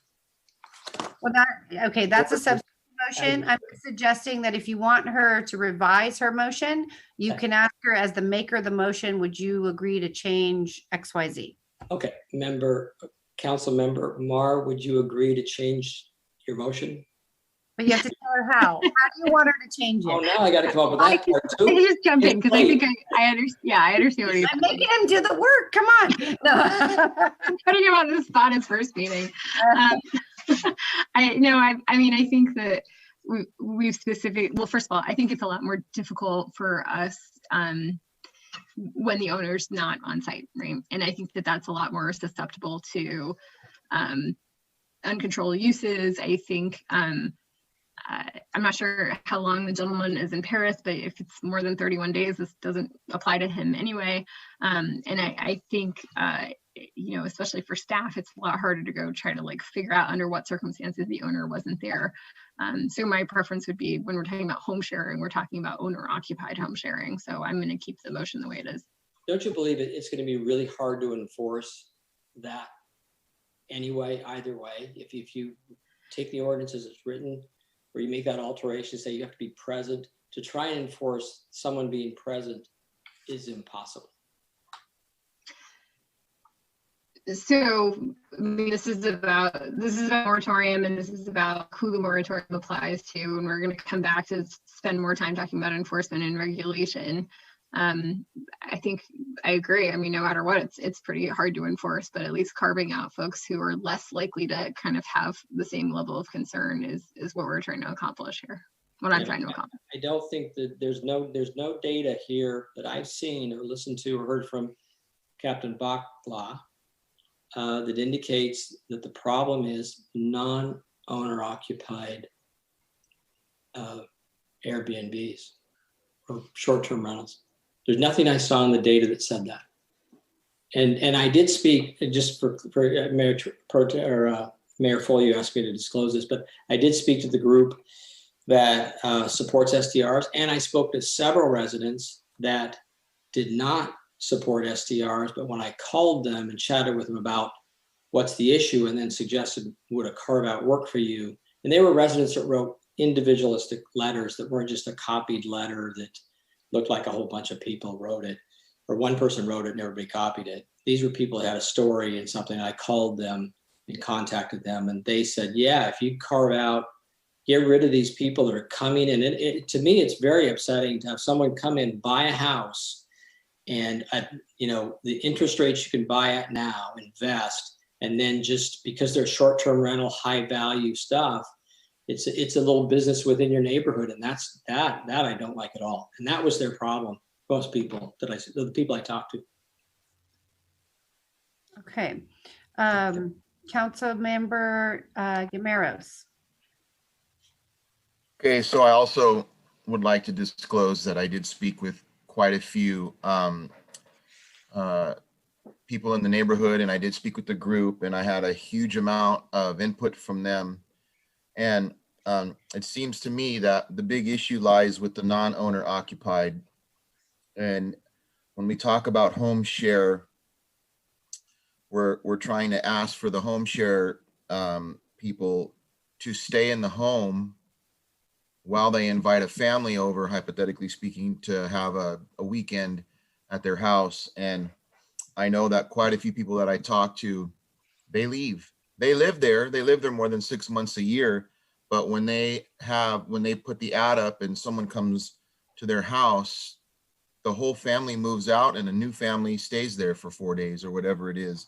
So I think we're going to adversely affect a group of good operators if we keep this the way it is. And I don't know how to structure the ask, but I would like to ask that we include the home share owner in this, that if they move out of their house temporarily, that would be allowed. And we only aim this towards the non-owner occupied. And I hope I'm wording that right, but we've spent so much time on this, I'm getting tongue twisted.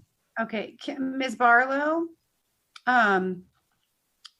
do you understand the request by Councilmember Guimeros? Yeah, I do understand it. I think from a practical perspective, the difficulty is that creates a substantial hole, if you will. And my difficulty in trying to craft language around that was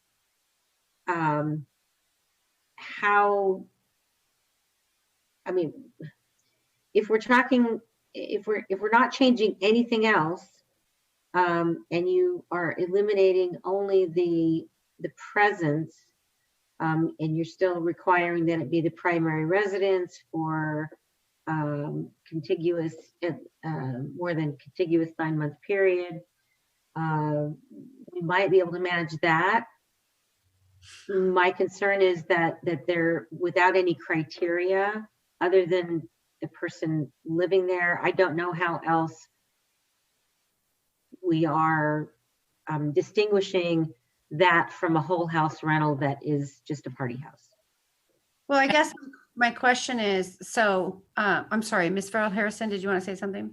Yeah, I have a suggestion. Kim, would it work if we have a couple of let's say control mechanisms here with this so that it doesn't become a party house? And so it makes it clear that you have to be in the home for 9 months or more, right? So that avoids summertime party houses because it's 9 months within a calendar year. They have to be continuous.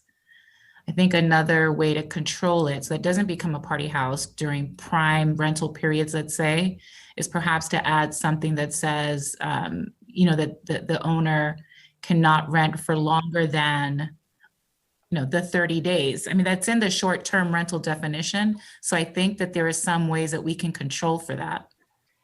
I believe. I'm sorry. I didn't mean to interrupt you. If they rent for more than 30 days, they're not subject to this. So Right. we don't worry about that, right? Well, I did have a couple of thoughts, and one would be that you could limit the number of renters or people in the home, or you can limit the number of adults that are renting, if you're going to say the homeowner doesn't have to be present, then one possible way of controlling it would be to limit either the number of renters or the number of adults at any given time. Okay, Councilmember Gameros, did you get your answer to your question? I think so. I just want to state in closing that there's quite a few of the good operators that leave their residence while other people come in vacation there, and it doesn't seem to be a problem. And the problem really only lies with the non-owner occupied. So I'm going to close with that statement. Okay, but you're going to close. Were you asking Mayor Pro Tem Mar to do something? Yes, I would like her. Yes, I would like her to include the home share, but allow for the good operators, the people that live there, to be able to leave the premises while the other group or family comes and enjoys their home. Mayor Pro Tem Mar. I feel like this is exactly what Councilmember Harper wanted. So you're welcome to make a substitute motion if you get the votes, but I prefer to leave it the way it is in terms of owner occupied home share.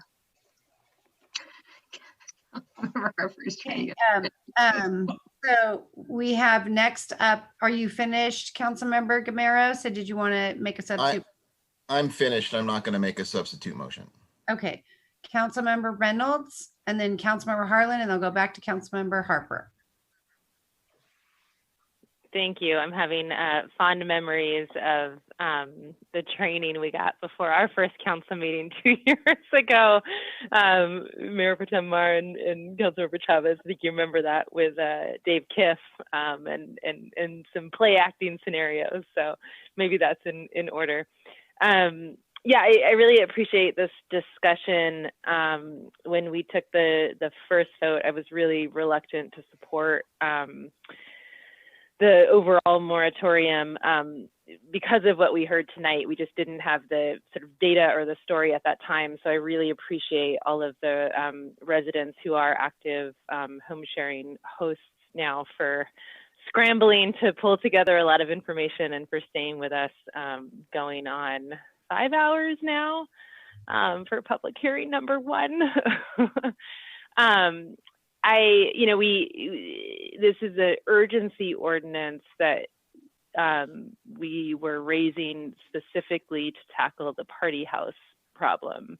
And so I'm very concerned about all of the other sort of side effects of that we heard tonight, people losing opportunities for critical income that they've come to depend on, especially.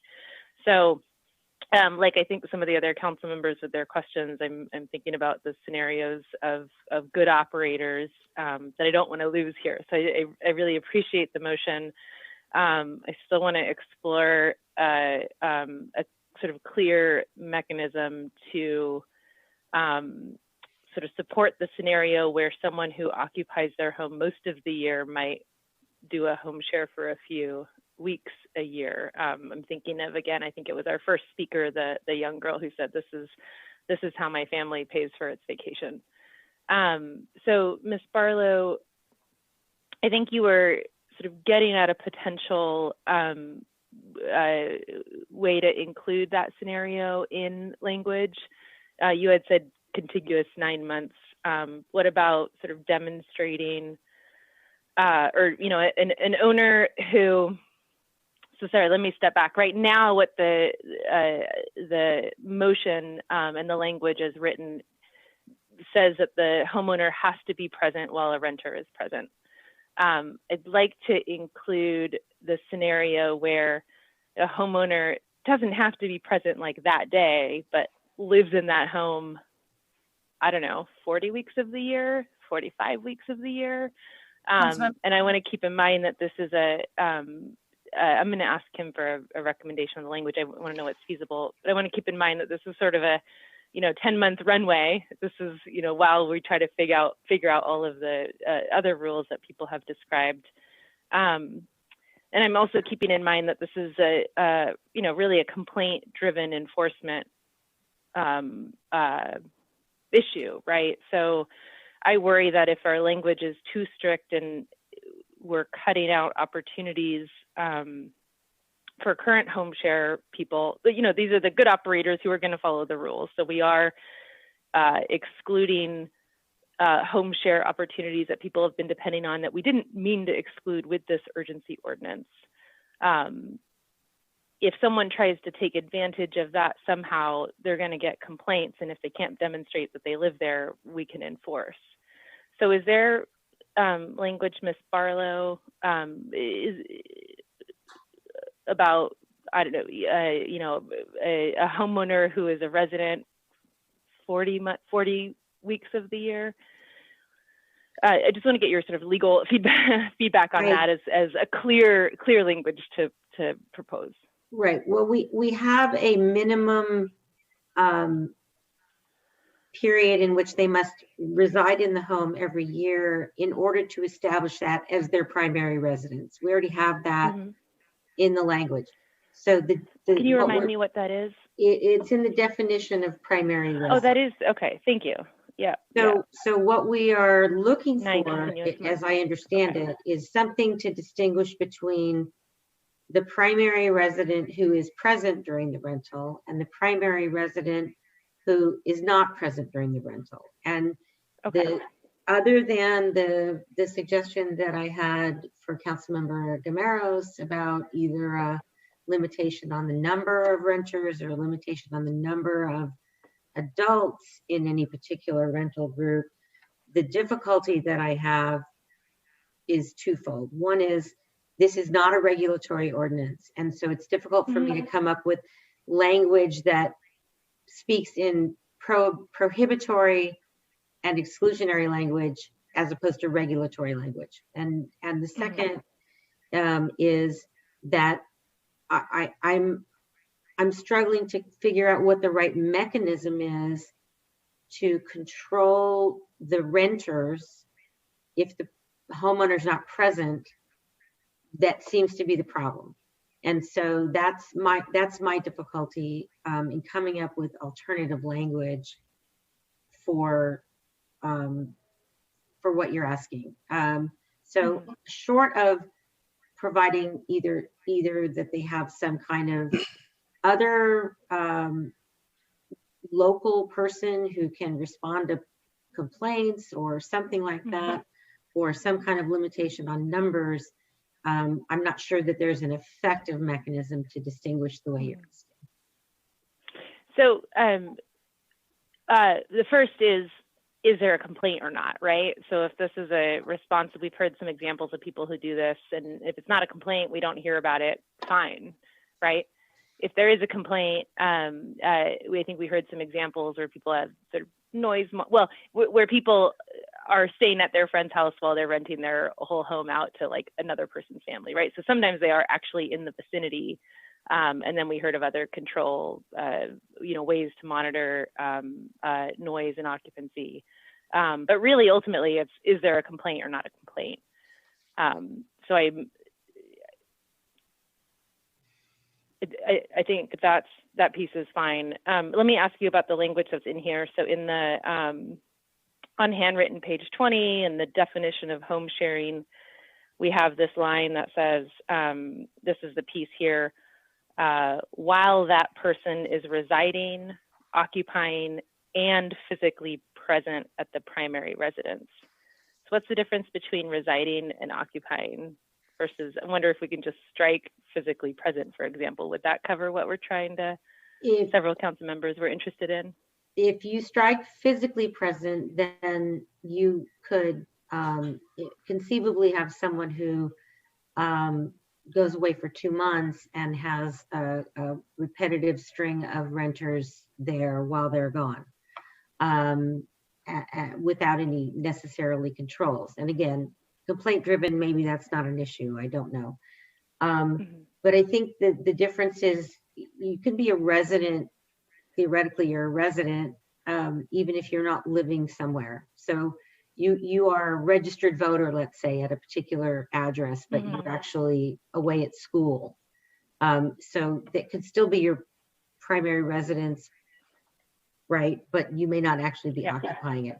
So I think the point of the language we included was to try and capture the notion that it's your primary residence, it's where you get your mail, you're actually occupying it, at least the majority of the year, and you're physically present when the rental is occurring. And so it doesn't necessarily mean you couldn't have a whole home rental. It might So if we had residing and occupying, but not physically present, it's a little bit looser, but still requires resident, occupying. You're the person there who's at least 9 months of the year.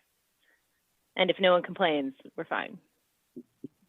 Well, again, that would be, if that's what you want, that's not what the motion is. I'm asking you, I want to understand if that would work for what I would like to accomplish.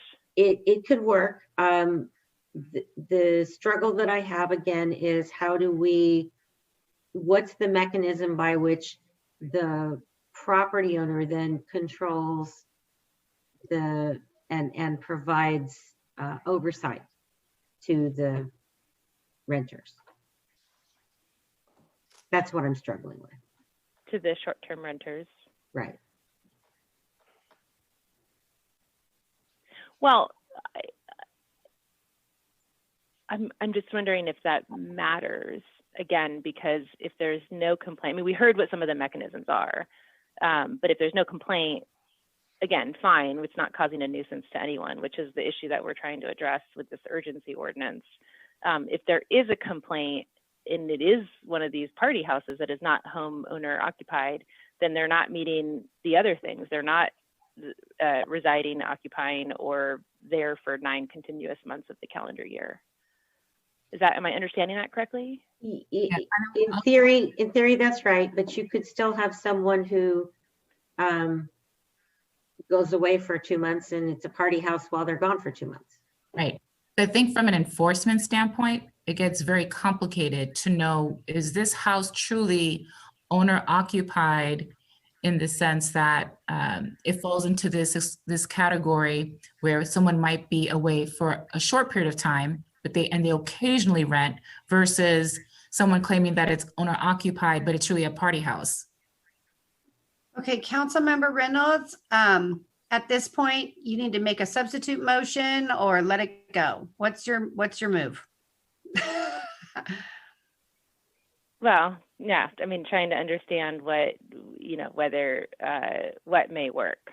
So, I'll ask Mayor Mar, would you be willing? It's about what you want to direct. So make your substitute motion, or let's just move on, because there's no perfect answer. Sure. I want to understand what different changes in the language would result in.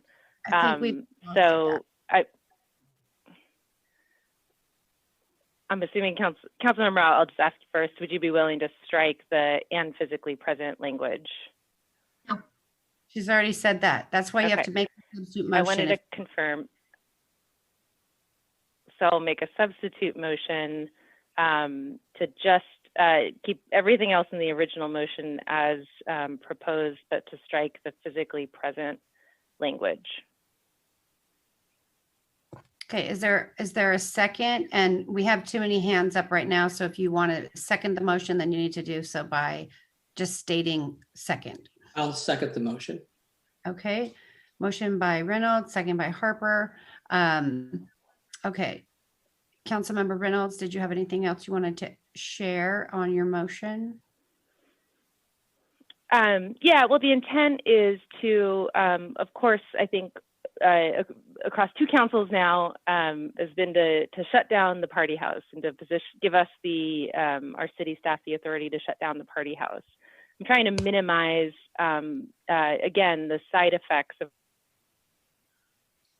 homeowners who are operating in a way that has not caused a disturbance. So the original motion did not allow scenarios like what the first speaker gave us. might do like a home swap for a week. It does not, there were several scenarios we heard from residents that are not allowed with that motion. So with the substitute motion, I'm trying to allow for the flexibility of those scenarios. Okay, Councilmember Harper, did you want to speak to the motion?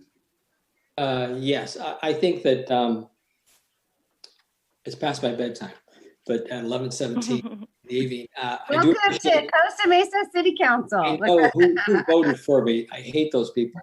I hate them. You want to?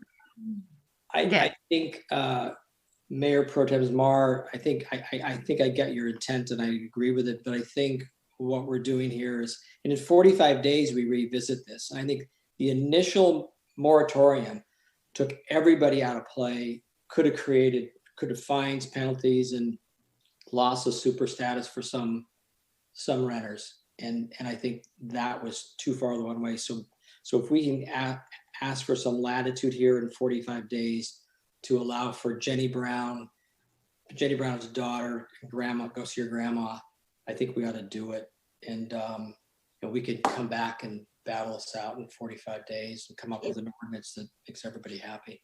If I could clarify, Madam Mayor, this extension would extend the existing moratorium by 10 months and 15 days. We've already nearly exhausted. We have 10 more days on the original 45-day moratorium. That's why you had to approve the report tonight, or have to approve the report tonight.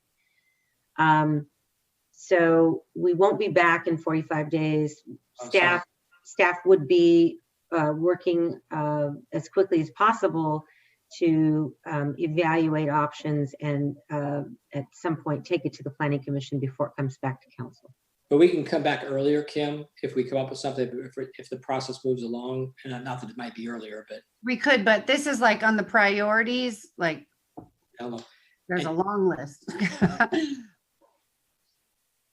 Sure, if we could do it sooner, we could come back sooner. It's just, I think Mayor Foley's right. We have a long list of things to do. Yeah, I appreciate that. Okay, so Councilmember Harlan, did you want to speak to this motion, or did you have a question? Well, I just had a question. Ms. Barlow just mentioned about the 10-month extension.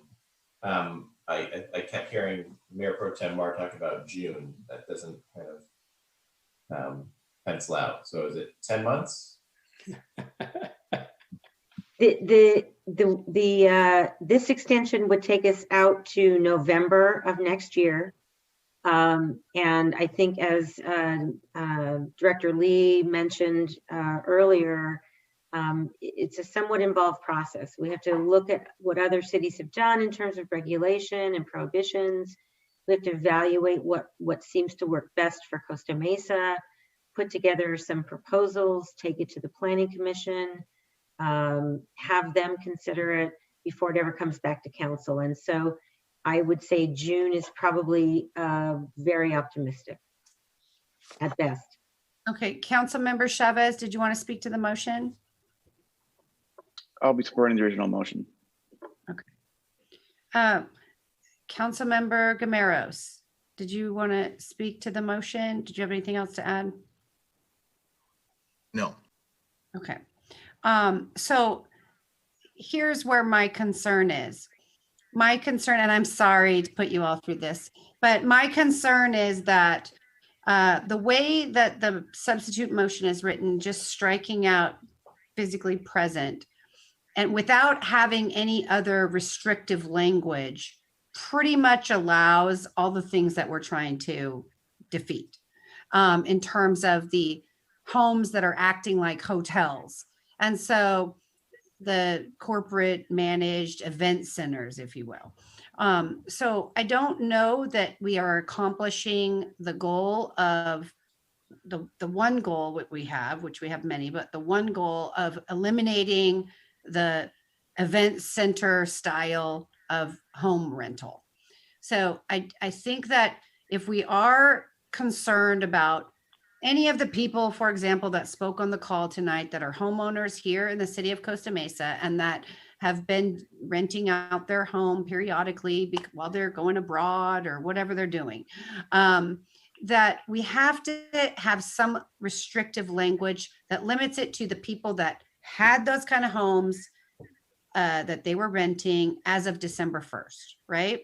So, Ms. Barlow, if we were wanting to narrow this so that we only allow anybody who on December 1st of 2020 was either an on-site owner-occupied home share renter or an owner-occupied home share renter where it's the owner lives in the house most of the time and then they might go away for a month and they rent their house out. Can we restrict it to that date, December 1st? Any of the individuals who on that date were homeowners that lived in the city, that lived in their homes, but they rented out their homes? And is there a way to do that? We can certainly restrict it to that date. As with any other restriction where we have exceptions, it's going to be still difficult. I know it's going to be difficult. So here's I'm sorry to cut you off, but I know all the difficulties. So what is the option? What if we were to say on December 1st, as of December 1st, you could opt in over the next 10 days, you could opt in to this exemption if you could prove that on December 1st, you were an owner occupied. You had to prove it by, if you were asked, you had to prove it by, you have a utility bill in your name, you're the property owner, you are, I don't know what the requirements would be, but like for school districts to prove that that you live in the neighborhood, you have to provide your utility bill, driver's license, something that proves that you own the home, or that you rent from the home. So is there a way to have an opt-in that's as of December 1st so that we don't impact those individuals that we're concerned about? I'm really concerned. I want to find a balance here. I'm very concerned about homes that are being rented like event centers and hotels in our city. We need to ban that, period. Okay. I am concerned though about people right now in the pandemic who don't have a job and their asset is their home. And so if they can rent out their home, even if it's for 2 weeks, because someone has to come here and stay for 2 weeks under the quarantine rules, that's going to be an income for those people who already were in 20 years, 10 years, 7 years, whatever it is. And I don't know if there's a solution. I'm just trying to make sure we've covered it all. My guess is that there must be some language in an ordinance somewhere that we can probably take from, given that we're hearing what the intent is. This is assuming that Mayor Pro Tem Mar concurs with the intent of sticking to as much as possible the intent of eliminating party houses,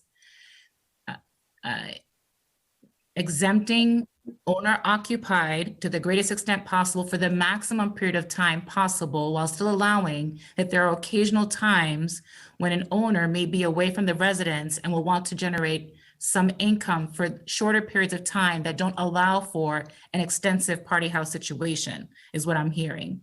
And so I think, Kim, do you feel like we could probably, if you could authorize us to develop that language, I think that without us trying to jerry-rig it on the floor, we could probably come up with some language with some bumpers around it that could achieve both goals. Because I think we're very close.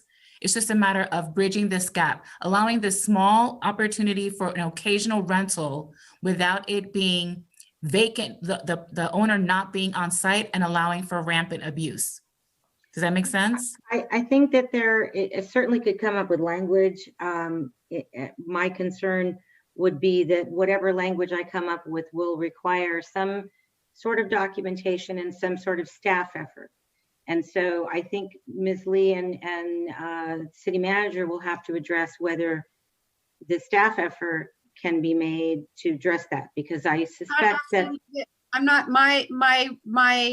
what I would envision has no staff effort unless there's a complaint, really. So if there's a complaint about a house, then they have to prove that they're owner occupied, otherwise they're banned. If we had some sort of opt-in or notification so that we would know who claimed to be already existing.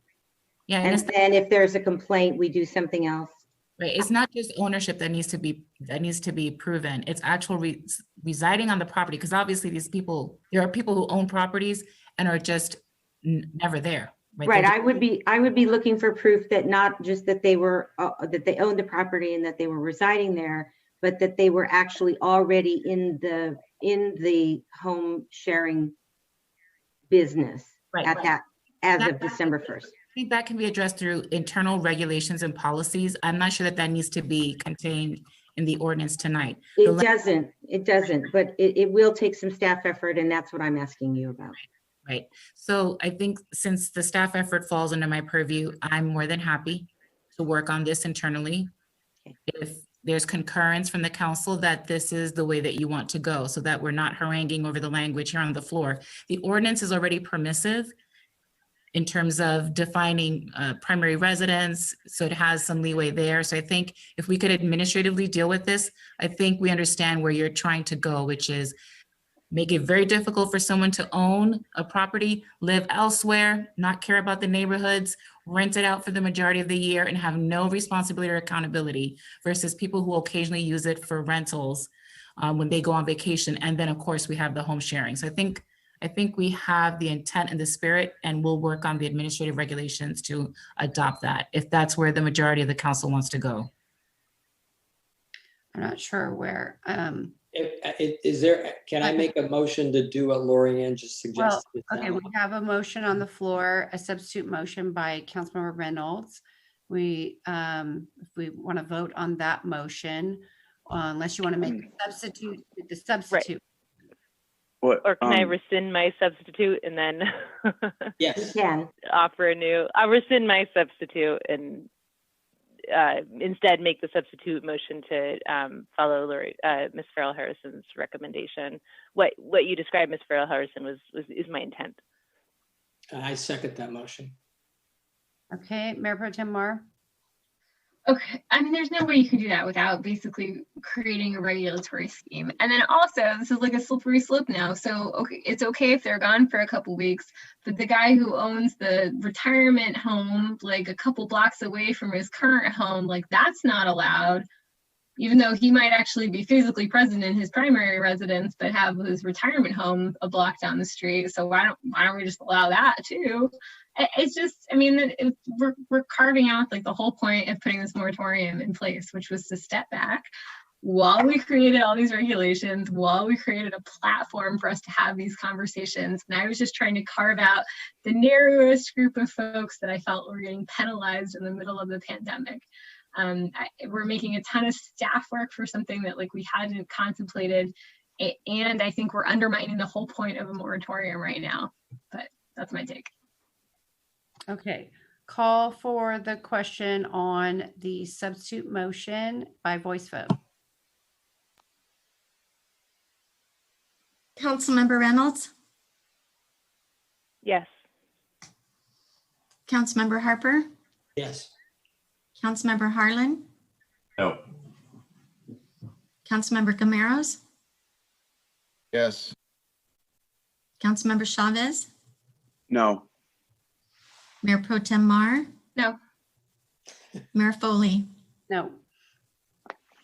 Okay, call for the question on the original motion.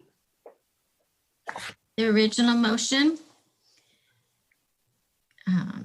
Councilmember Reynolds? Yes. Councilmember Harper? Oh, this is a yes or no vote on the original motion. Is that correct? Correct. Oh gosh, I'm going to say no. Welcome to Costa Mesa City Council, everybody. I I want to say yes, but I have the tiny little thing. I think we all have the same intent, honestly. So sorry about that. But It's all good. Thank you. It's all good, man. I'm sorry. I'm sorry, we couldn't hear you. Say it again. Ms. Green. Councilmember Harlan, please. Oh, I couldn't hear you, Brent. Yeah, yes. Thank you. Councilmember Gameros, No. Councilmember Chavez, Yes. Councilmember Mar, Yes. Mayor Foley. Yes. Motion carries 5-2 with Councilmember Harper and Gameros voting no. Okay. Difficult issue, just no good answer. And it just seemed like it was becoming too convoluted, too difficult to manage. And when we get through the regulations, I think you see the split. We need to find a solution for that split. Okay, next item. What I would like to do is I would like to make a motion. Madam Mayor, I apologize. I'm just trying to, did this urgency ordinance require a 4/5 vote? Thank you for clarifying that. Sorry, I'm sorry. I have a terrible headache. So yes, it does require a Yeah, 4/5 it's almost vote. midnight. That does require a 4/5. Who's saying that? Is that Councilmember Reynolds? Okay. I can't see who's saying that. Oh, I disappeared. Sorry, my camera must have turned off. My apologies. Okay. That's odd. So Yeah. 4/5 vote. So we had 5-2. So we're good, right? No, it's No. got to be 6-1. Yeah. Correct. Okay, so it failed. So what that means is we defaulted. So does anyone want to change their vote? If not, I'll make a motion. Raise your hand. I will change my vote. Okay. Can we recall the votes, Ms. Green? Yes. So Councilmember Reynolds, Yes. Councilmember Harper, I'm still not sure what the word grandfather means in this motion. So I guess, are we going to see language that comes back, or does this language change without us understanding what the language is? The language is that that the motion is to exempt from the ban on short-term rentals, to exempt in-home occupied home share rentals. That's the motion. Exempting them from the ban. Everyone else is banned. Right, everybody else is banned, as long as that's their residence and they live there. Because I heard some language like grandfathered. Don't worry about that. Don't get caught up on that. The word is. I apologize for using the word grandfather. Here's what sorry. I don't want to add any additional listings. So that was my Is there anything? What's the language that's going to change in this? There's no grandfathering. Okay, what the motion is, there's nothing about grandfathering. Let me be clear on my question. What is the language specific in this that's drafted that has the exemption that changes? The only changes, first of all, I think, as we explained, the moratorium will apply to the exclusion will only apply to those short-term rentals in home sharing that are currently existing. That's number one. The second thing is that the only change to the existing bracketed language that we would be including would be to change the language that currently prohibits more than one rental agreement or lease of a property or any portion thereof at one time, so that somebody could lease out or rent out more than one room in their home. I'll vote yes. Okay. To be agreeable. Councilmember Harlan, Yes. Councilmember Gameros, Yes. Councilmember Chavez, Yes. Mayor Pro Tem Mar, Yes. Mayor Foley. Yes. Motion carries 7-0. Okay, at this time, I'm going to request that we advance the agenda, the item COVID-19 Small Business Bridge Grant Program. I'm going to request that we advance that to the next item. Is there a second? Second. Second. Okay, call for the question by voice vote. Ms. Green? Councilmember Chavez, Yes. Councilmember Gameros, Yes. Councilmember Harlan, Yes. Councilmember Harper, Yes. Reynolds, Yes. Mayor Pro Tem Mar, Yes. Mayor Foley. Yes. Motion carries 7-0. Okay, thank you. I know that there's a lot of people in attendance waiting for that item, and the rest of these are more council related. So new business number 2 is COVID-19 Small Business Bridge Grant Program. Staff presentation by Mr. Inlows, Economic Development Administrator. Mr. Inlows? Good evening. This is my lucky day. I get to start a little bit sooner. I was at the bottom. This is exciting.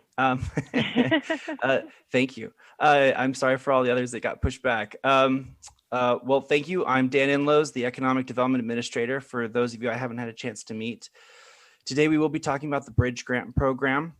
One point of clarification I wanted to make, since we're going to be talking about both of the grant, this grant and the previous grant, I'm going to be using two kind of descriptors here. So the Relief Grant Program, that is the previous grant program that was completed in November. This is the Bridge Grant Program. So just hone in onto relief or bridge, and we won't get confused as we go through this.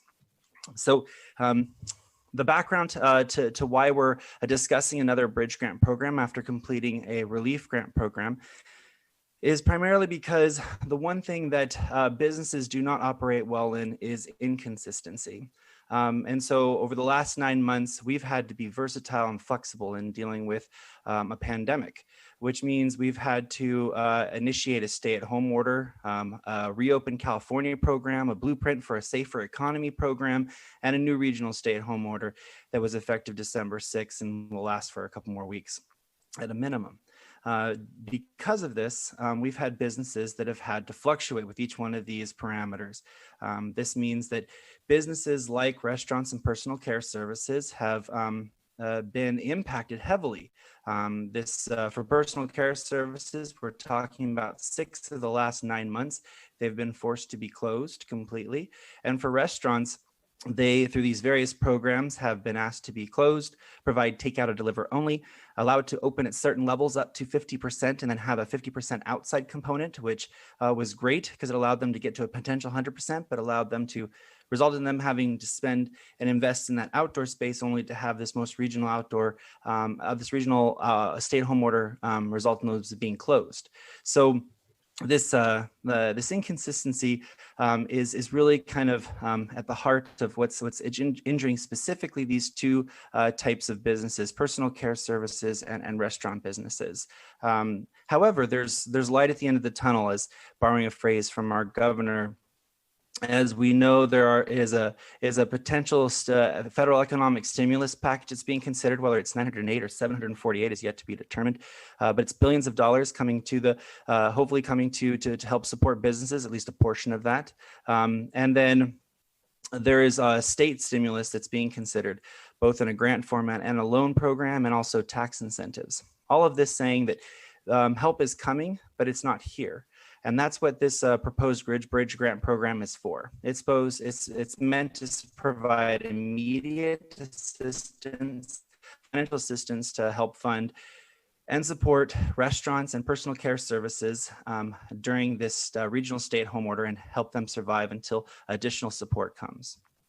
The proposed bridge grant program, as I mentioned, is exclusively for restaurants and personal care services. The personal care services is defined as those businesses. Think of it as something you'd make an appointment for. So massage, nail salon, hair, barber shop, tattoo parlor, these various services that kind of make up the community, allow us to have a better wellness and so forth. These businesses would be assisted in 2 phases. Phase 1 is meant really to expedite the distribution of the funds, get them out as quickly as possible. And that would be to restaurants and personal care services that were already vetted through the Small Business Relief Grant Program. That means these businesses already received an initial grant in that previous program. We already have their documentation, their information, and so distributing additional funds to them is quick and efficient and easy. That grant award would be around $10,000. The estimate would be no more than 110 businesses would benefit from this. Our current count is around 106. And therefore the cost would be no more than 1.1 million. And this again allows for immediate grant assistance to over 100 businesses in our community. The next phase would open a new grant application. This means a new outreach, a new period where businesses can apply, and potentially a lottery system if there's more businesses that apply than funding that's available. The proposed grant award is $5,000 to start. Obviously, this could fluctuate depending on federal stimulus that could come our way before the program is fully launched. And an estimated of 160 businesses that would be assisted through this program. This number is largely based on the fact that we only have around 740 businesses with an active business license that fall into this category. With 740 businesses that fall into this category, assuming that 110, well, knowing that we're proposing 110 aren't eligible because they already would receive funding in phase 1, and knowing that around 40% of businesses actually apply to a program like this, and about 60% actually are deemed eligible, we're looking at around helping a little bit under 200 businesses through this program. And therefore an estimated cost of around $800,000 pending federal assistance again, or an adjustment on the grant award. And this would be implemented in the early part of 2021 with a slightly new eligibility criteria that I'll be going over shortly. This means the total anticipated grants to be distributed, so funds to businesses, would go to approximately 270 businesses and a total of $1.9 million allocated. The eligibility requirements for the 2 phases would differ. The first phase would be identical to the Small Business Relief Grant Program. That's because we want to get these funds out quickly and fast. And so we're going to be using, again, that pre-vetted group to be able, that our restaurants and our personal care services, to be able to distribute them, distribute funds to them directly. And this could happen immediately after action is taken by City Council. The next phase, phase 2, is largely similar eligibility requirements with some important modifications that I'll go over. First off, we have to keep the federal, the requirements that trigger the Federal CARES Act dollars in place, so we have a chance of potentially getting refunded through any additional COVID-19 funds or stimulus funds from the federal, state, or county governments. There's additional ones that were originally placed upon us through the county process that we also want to keep as well, again, to maximize our potential for a refund. This is making sure that the businesses were affected by COVID. There's 1 of 4 ways this can happen, and they're listed in the staff report, and I can go over them in more detail if you like. One of the businesses, officers must be domiciled in Orange County. Another one is the business, together with affiliates, has 100 or fewer employees and average annual gross receipts of 15 million or less over the previous 3 years. These are all staying exactly the same as in the Small Business Relief Program. So those previous 3, as well as these 3 here. The business must be in good standing with the city, must follow the state guidelines for reopening, and must submit required applications and documentations. The requirements or eligibility requirements that are proposed to be changed by staff are listed here. The business must be a restaurant or personal care service, as we mentioned before. The business must have an active Costa Mesa business license for a minimum of 6 months as of June 1st, 2020. The previous requirement for the relief grant program had this at March. Pushing this to June now potentially allows more businesses that were open before COVID but have been just as impacted but didn't meet the exact 6-month deadline to be eligible for this application. So it's widening the band a little bit. The businesses within Costa Mesa must not generate more than an average annual gross receipts of $1.5 million. This is based on SizeUp's estimate of the Costa Mesa average gross receipts for restaurants, which have a higher average annual gross receipts than personal care services. So it's trying to be conservative in its estimate. The next one is businesses must be legal and located in a commercial or industrial space. This is ensuring that the money or the grant fundings go towards brick and mortar locations, places that are paying rent and paying utilities and are at greatest risk because they have the highest overhead of losing their business during this bridge period. The businesses must be legal and located, independently owned and operated businesses, not a franchise business. So these are excluding businesses that have a franchise agreement with a larger restaurant association that potentially could assist them through this period, and focusing more on small mom and pop locations or restaurants. And then lastly, remove the 2 eligibility requirements that existed in the previous eligibility requirements for the relief grant program about PPP and idle info, and then the employee requirements info, which isn't required because we're providing a flat rate as to the grant amount to streamline the review process and make these grants go out a little bit quicker. So this is the allotment breakdown for funding that we're talking about. That bridge grant phase 1, $1.1 million, anticipated to be distributed as soon as possible. The bridge grant phase 2, distributed in early of 2021 with approximate amount of no less than $800,000. And then a bridge grant phase 3 yet to be determined pending the federal stimulus funds. It should be clear that these funds that are being proposed as part of this staff report, and the reason why we have some of the recommended actions tonight is because staff is recommending that we use reserve funds for these allocations and to address this need coming from our business community. There is one additional cost that's estimated in the total allotment that's being proposed, which is the $1.995 million, and that's a $95,000 set aside for a third-party vendor to administer the program. Our previous program, the relief grant program, was administered by SBDC with support from our city staff. We absolutely will need to secure a third-party vendor to do the same process for phase 2, as it will be an entirely new application process and have a substantial amount of effort and work effort involved in collecting applications, processing them and deeming them eligible, and then issuing out checks. As it stands currently, we are not aware if SBDC can assist us with this. So that is why we have not locked that partnership in as of this presentation. But we're still investigating that alternative, as well as other alternatives for third-party vendors.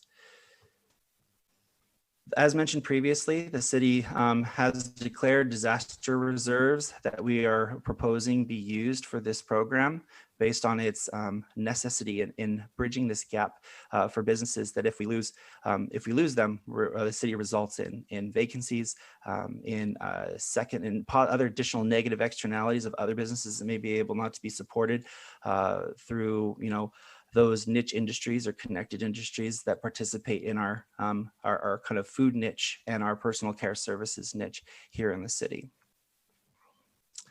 Therefore, the recommendations for you, a city council, is authorize the city manager to take any and all actions necessary to develop and administer a small business bridge grant program, including the execution of any agreements in connection with administration of the program, with the $1.995 million appropriation from the Disaster Recovery Reserve Fund for the provision of grants to local restaurants and personal care services, as well as 2 additional actions. 1, to adopt the proposed resolution that authorizes the use of the reserve funds, and finding that there is a public purpose of providing financial support to Costa Mesa businesses, specifically restaurants and personal care center services, in establishing the Bridge Grant program during this pandemic.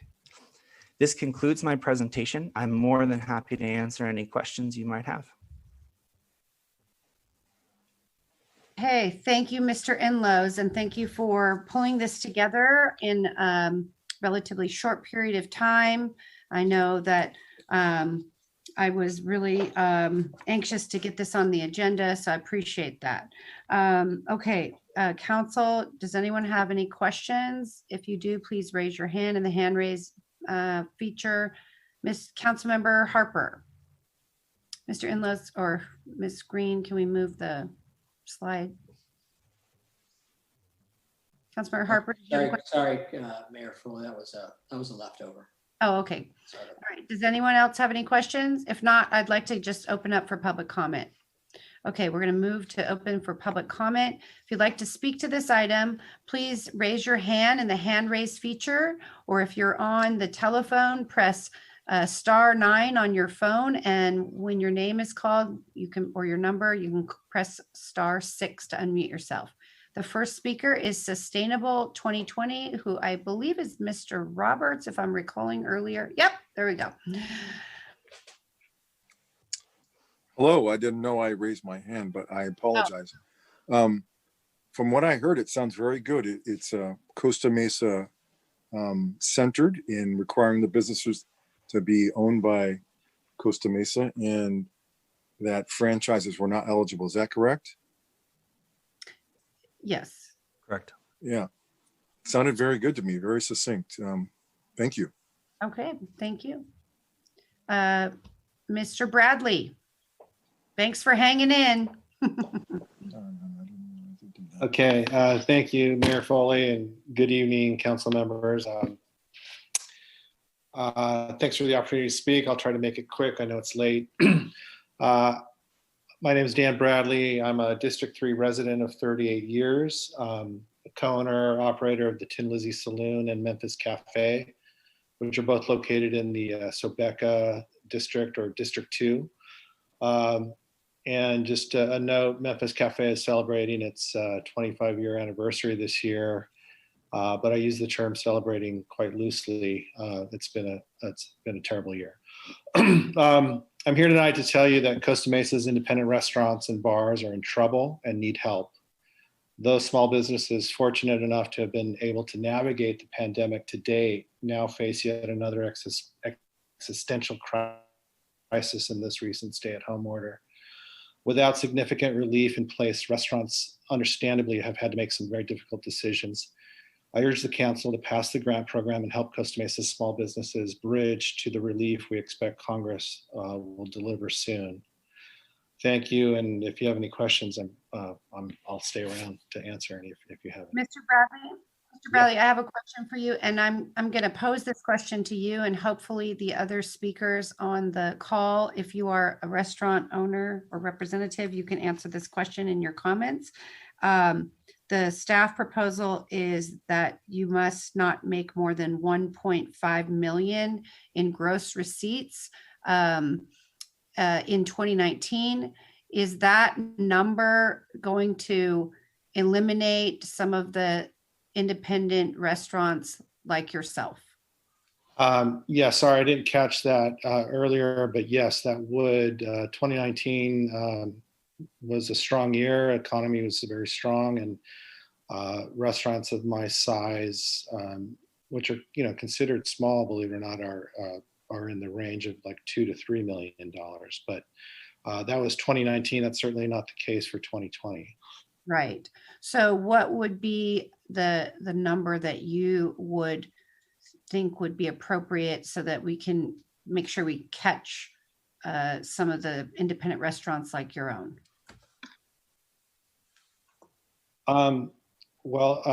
Gosh, I would hate to put out a number that excludes anybody, but certainly 1.5 would be really fairly small for like a restaurant, like a full service restaurant like ours.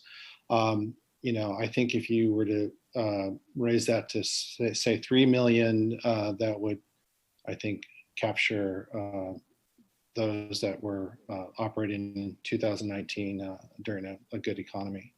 Okay, and how many employees are in your restaurant? In the restaurant, we have 30. We're down to 8. And we would certainly like to rehire those employees back as soon as we can. Okay. All right, thank you Appreciate you Thank staying you. up. Okay, next speaker is Mr. Vivar. Hi, everybody. Can everyone hear me? Yes, we can hear you. Hi. So from what I understand, this is a two-part grant help. My name is Jimmy. So my family and I owns a beauty salon, so I understand that that first amount of money that's being doled out will be going to those who have already gotten some amount of help, but not only for myself, but other businesses that may be struggling. I don't know if there's a timeline that you guys need to get that out or not, but I think it would be, I think, better to do it on a as need basis as opposed to going out to those who have already received some amount of help, as there are many others who haven't. And as for the second one, the bridge grant program, I was just wondering what the timeline that would be on, when that help would be given out. Okay, so the whole thing is a bridge. So the timeline is that the first tranche of funding will go to those that have already applied for our small business grants and have already filled out all the paperwork and been approved and received a check. They would be able to get an additional amount of funding if needed. The second tranche would be in January for those who have not yet received any funds, and then they could apply, and it will be, depending on how many people apply, a lottery will be done, and then like we did the first time, and then those businesses would receive the funding sometime in January. Does that answer your question? Yeah, it does. So, but so that second part that goes out in January, I don't know if I understood Mr. Inles correctly, but it would go out in two installments or one installment. Mr. So, Inles? yeah, so there's two phases. The one would go out immediately, and that's as the mayor mentioned, and then the second phase would go out. I know there's a table that showed a phase 2 and a phase 3. Right now, what we're asking for allocations for is phase 1, which happens immediately, and phase 2, which would happen at the beginning of January, is when we'd start the application process. There's going to be an outreach period followed by an application receival period, and then a review period followed by disbursement. So when those funds will go out as soon as possible, I don't know if we can guarantee January, but we're definitely trying to expedite that as quick as possible. That's why we're trying to secure a third-party person to assist in that. But that $800,000 minimum that was discussed in the presentation, that's the phase 2 amount that would be going in $5,000, what's being proposed now, $5,000 per application to businesses that would apply in the beginning of January. Madam Mayor, move to extend the meeting past midnight. I'm sorry, Councilmember Reynolds. Move to extend the meeting past midnight. Thank you. Is there a second? Second. Call for the question by voice vote. Thank you, Councilmember Reynolds. Councilmember Reynolds, Yes. Councilmember Harper, Yes. Councilmember Harlan, Yes. Councilmember Gameros, Yes. Councilmember Chavez, Yes. Mayor Pro Tem Mar, Yes. Mayor Foley. Yes. Motion carries 7-0. Okay, thank you. Okay, thank you, Mr. Vivar. If you want to stay on and listen, we'll probably have other answers when we deliberate. Next speaker is Old Vine Kitchen and Bar. Oh, well, we'll go. Hello there. Everybody hear me? Yes. Hey, my name is Mark McDonald. I'm the founder and owner of Old Vine Kitchen and Bar for about 13 and a half years in the city of Costa Mesa, longtime resident of Costa Mesa. We have been, again, in business for going on 14 years.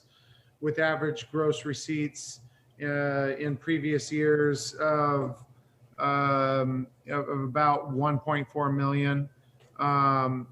We have 19 employees currently, but now we're down to 3 key staff. Average monthly wages for employees average 37,000 plus 22,000 in tips monthly. Average monthly rent is 20,000 a month. We've been doing the right thing since day one at the beginning of the pandemic. We continue to do the right thing, but we're left kind of in a position to where we're feeling strained and somewhat helpless in how we're going to survive into the new year. We are in desperate need of a grant like this, and we greatly appreciate the consideration of all of you in moving forward with such a grant. We are happy. We are happy and feel good about doing the right thing and continuing to abide by all state and county and city guidance. And I'm happy to answer any questions that any of you may have about the nature of our business and our struggles at this time. Thank you, Mr. McDonald. Appreciate you and your efforts to keep our community safe. Next speaker is Mr. Tabor. Hey, Tim Tabor, 17-year resident of Mesa Del Mar and owner of Dick Church's Restaurant. And thank you, Mayor Foley and Council, and Dan, thank you for the clear and articulate presentation. And the original grant was helpful, and this bridge grant will be additionally helpful. Sales when we went to purple tier were immediately down 30%, and upon the last shutdown order, sales are now down another 80%. So we're running on fumes. We're trying desperately to keep some people employed. It was horrible to let about 10 people go when this order came down because there was no way to generate revenue. And frankly, I think you guys should be prepared in addition to the second $5,000 bridge grant. As Dan alluded to, hopefully federal money will be coming somewhat in the near future. And gosh, Dan, like you're trying to get this grant money out so quickly, and thank you so much. And I think using the previously vetted organizations or companies is very smart.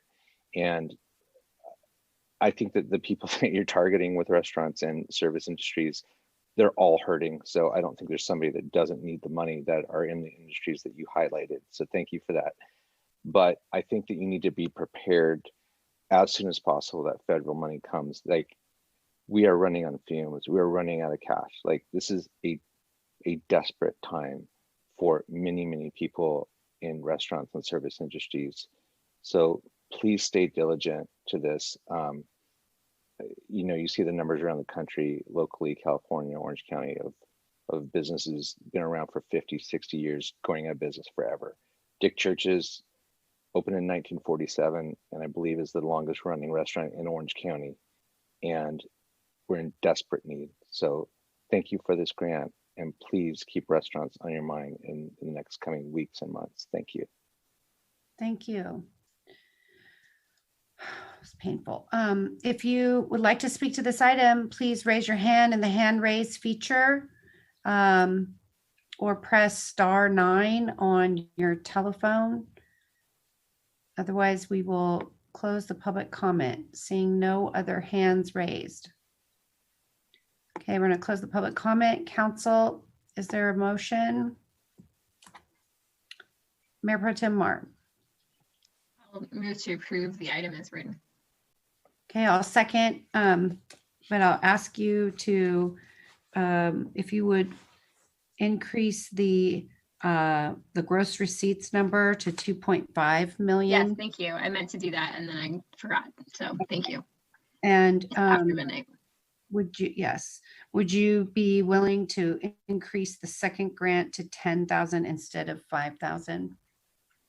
And I only ask this because we have 2.2 million. Well, we're not getting 2 million. The county approved some money today. We don't know how much it is, but we're going to get some money for business grants that's going to come to the city. I'm just worried that $5,000 really is, I mean, it's any money is helpful, but it's just not that helpful.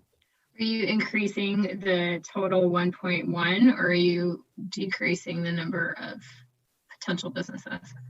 Well, one of the requirements for this to be eligible for this grant is that you have to comply with the current orders. And I suspect that of the grants that we issued the first go round, there will be many businesses that will not be eligible based on what is going on in the community. So maintaining the 1.1 million cap for phase 2. Yes. Yes, So it will increase to point- 10,000. Point of clarification real quick. The 1.1 cap is for phase 1. The 800,000 is for phase 2. I just want to make sure the motion was consistent. Oh, So, thank you. Yeah. no worries. I'm not suggesting that we increase the amount. I know that Ms. Molina has worked really hard to find this money in the budget. And so while I wanted us to have a higher number, I'm respectful of the finance department's inability to get to my number. And so I want to respect the number that they're proposing only because I know if they could come up with more money, they would have. So I don't want to change the number in terms of the total amount, which is about $2 million in total. But I think 95,000 is probably too much on the administrative side. So we probably can shave some money off of there. And in all likelihood, we're not going to have as many eligible grantees on the 263 grants that we originally awarded if we have a requirement that you have to comply with COVID. I can think of 6 restaurants that are not eligible and will not be eligible because they will not comply with the governor. Understood. I agree to modify the motion such that we are maintaining phase 2 at 800,000, but providing grants up to $10,000, which may reduce the total 160 restaurants. Thank you. Okay. Mayor Pro Tem Moore, did you want to speak to the motion? No, I'm grateful for staff for getting this together quickly. We held a emergency closed session, and this was the thing we needed to rally around. And gosh, you guys made it happen in like 9 days. So thank you. Well, actually sooner than that because the staff report had to get published, so like 6 days. So that's pretty amazing. We need to do everything we can at this point. I think we all know that. We all know businesses that are going out of business. We all know people who are losing their jobs. And so whatever we can do as a city to try to stop that, stem the tide, we should be doing. So that's it. Thank you. Thank you. And I, of course, agree with that. Thank you so much, Ms. Farrell Harrison, Ms. Molina, Mr. Inlows, for rallying to the cause and helping us to carve out a little bit of funding to help support our local businesses. I think you heard the desperation on the call. There were more people on the call, but they couldn't make it to the midnight. And so I know that there are many in our community that are just really struggling. And if we could give more money, I would. We just don't have any more money.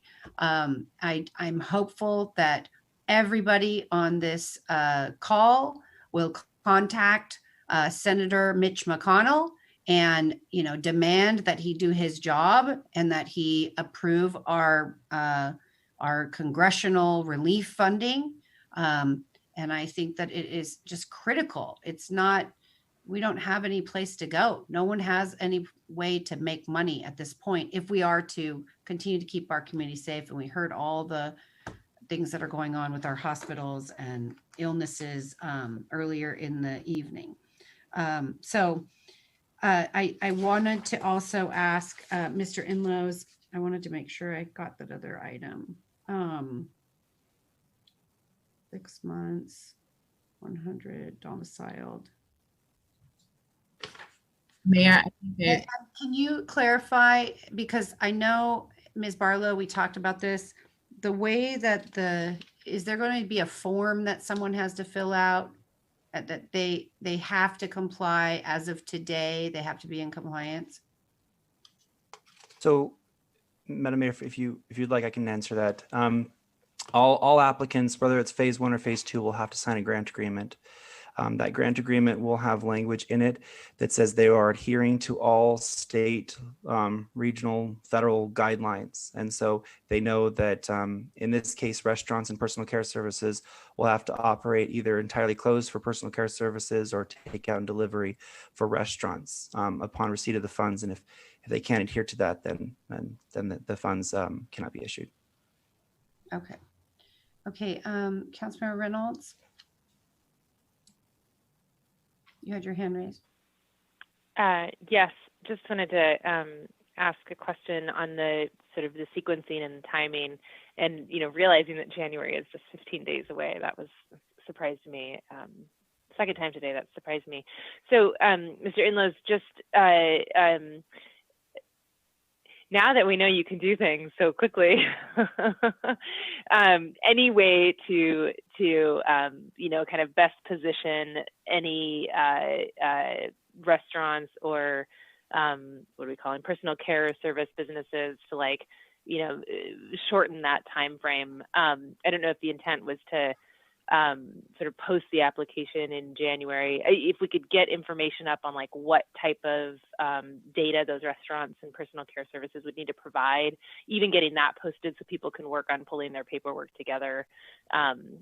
Please just, consider that, because the phase 2 businesses, I understand it will be businesses that haven't already gotten anything from us, and they've got to wait until at least, probably at least late January for the chance to get something. And then, you and I had talked briefly about sort of, what can we, all the work you're doing now, how can we make that more long lasting? So I think encouraging all businesses to provide that information, not just for the chance to win a grant, but to be in a database for future dispersals would be great to keep that data handy to allow us to speed up this process every next time. Hopefully we have more money available in the future. Thanks. Mr. Inlows, is it correct? It'll be the same paperwork that's right now on the website. If you go to the Business Assistance Collective website, it has all the application for the prior grant, so people could go there. Is that right? So actually, we transitioned that website because now it's collecting receipts for the relief grant. So we're taking in receipts while issuing a new grant. So the relief grant information will be for phase 1. We're working on posting that up. We just want to get our green light today. So the next couple of days before the holidays, we're looking at making sure that phase 1 can happen and that we develop the guidelines so that people are aware of what the rules are and they can review that over the holidays. So most importantly, get the phase 1 grants out, develop the guidelines for phase 2. So we're ready once the new year starts to open up and do outreach. That outreach component and providing a good length of time for businesses to apply, that takes time, but also that means more businesses can apply and we're not missing out on people that just didn't know soon enough. Okay, thank you. Does that answer your question, Councilmember Reynolds? Yeah, I think so. I think just absolutely want to give time for folks to apply. But just as soon as we can get information up, even if the application period is not open, as soon as we can get the information up on what you'll need to provide us, I think that'll be helpful. Even if it's just a checklist. Yes. Okay. I see no other hands raised. We'll call for the question by voice vote. Councilmember Chavez, Yes. Councilmember Gameros, Yes. Councilmember Harlan, Yes. Councilmember Harper, Yes. Councilmember Reynolds, Yes.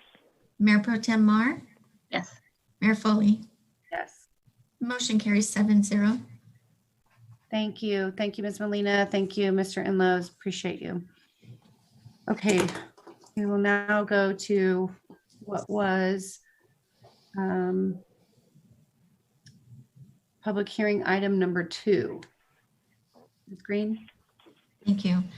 This is introduction of an ordinance entitled An Ordinance of the City Council of Costa Mesa, California, amending chapters 1 general and 2 civil citations of Title I general provisions relating to enforcement penalties and the issuance of civil citations and adoption of a resolution establishing the civil fines and penalties for violation of uncodified ordinances and moratoria, amending the civil fines and penalties schedule pursuant to section 1 through 40 of the Costa Mesa Municipal Code. Thank you. Okay, thank you. And Ms. Barlow, you're going to give the staff report? Okay, Yes. we have a consolidated, very concise staff report. I do, yes. Yes. As we mentioned earlier, this item is really designed to give more tools. We currently have in our code provisions for administrative citations for enforcement of codified ordinances. Codified ordinances are those which are actually published in the municipal code that is disseminated. It does not currently provide for administrative citations for uncodified ordinances, such as the moratorium, which you extended earlier this evening. So basically, this does 2 things. It allows for administrative citations for uncodified ordinances, including moratoria, and it distinguishes between sort of building code violations that are minor in nature and for which the government code requires that time be given for correction prior to citation, and those violations which are very serious and harmful and which can be immediately cited for fine. And with that, I'd be happy to answer any questions. Council members, any questions? I think Councilmember Reynolds' hand was raised from the prior. Okay. I see no hands raised. We'll open this item up for public comment. Anyone wishing to speak to this item, please raise your hand in the hand raise feature or press *9 on your telephone. No one, close public comment. Council, is there a motion? Councilmember Chavez? I'll move staff recommendation. Okay, Councilmember Reynolds? Second. All right, Councilmember Chavez, anything you'd like to speak to on the motion? Not too much, just that's gonna give us more teeth to do enforcement on a lot of things, not just on short-term rentals, but also on campus enforcement. So thank you, staff, for doing this, and let's get it passed. Okay, Councilmember Reynolds, anything? Yeah, I just want to touch on the enforcement piece, and this has been an ongoing conversation. Obviously, we need more tools to enforce against quite a range of nuisances we've discussed on this council. But for example, one of the businesses we heard during public comment, I believe the citation they got was under the correctable violation, and their experience, as I understand it, has been a bit of a trend from what I've heard from some other businesses, and just having some confusion about what to do when they have a correctable violation, and not feeling like they have sort of a guidance on the next step. So I want to make sure that yes, we're absolutely enforcing hard on real nuisances and real health and safety issues. But for folks who have a correctable violation, that's just, they didn't know the pathway. Let's make sure we're addressing those with a mentality of help and support to correct those violations. Yeah, I think Director Lean would agree that that is our goal, and we certainly will be working with staff to implement that going forward. Mm-hmm. Thank you. Okay, seeing no further hands raised, call for the question by voice vote. Councilmember Reynolds, Yes. Councilmember Harper, Yes. Councilmember Harlan, Yes. Councilmember Gameros, Yes. Councilmember Chavez, Yes. Mayor Pro Tem Mar, Yes. Mayor Foley. Yes. Motion carries 7-0.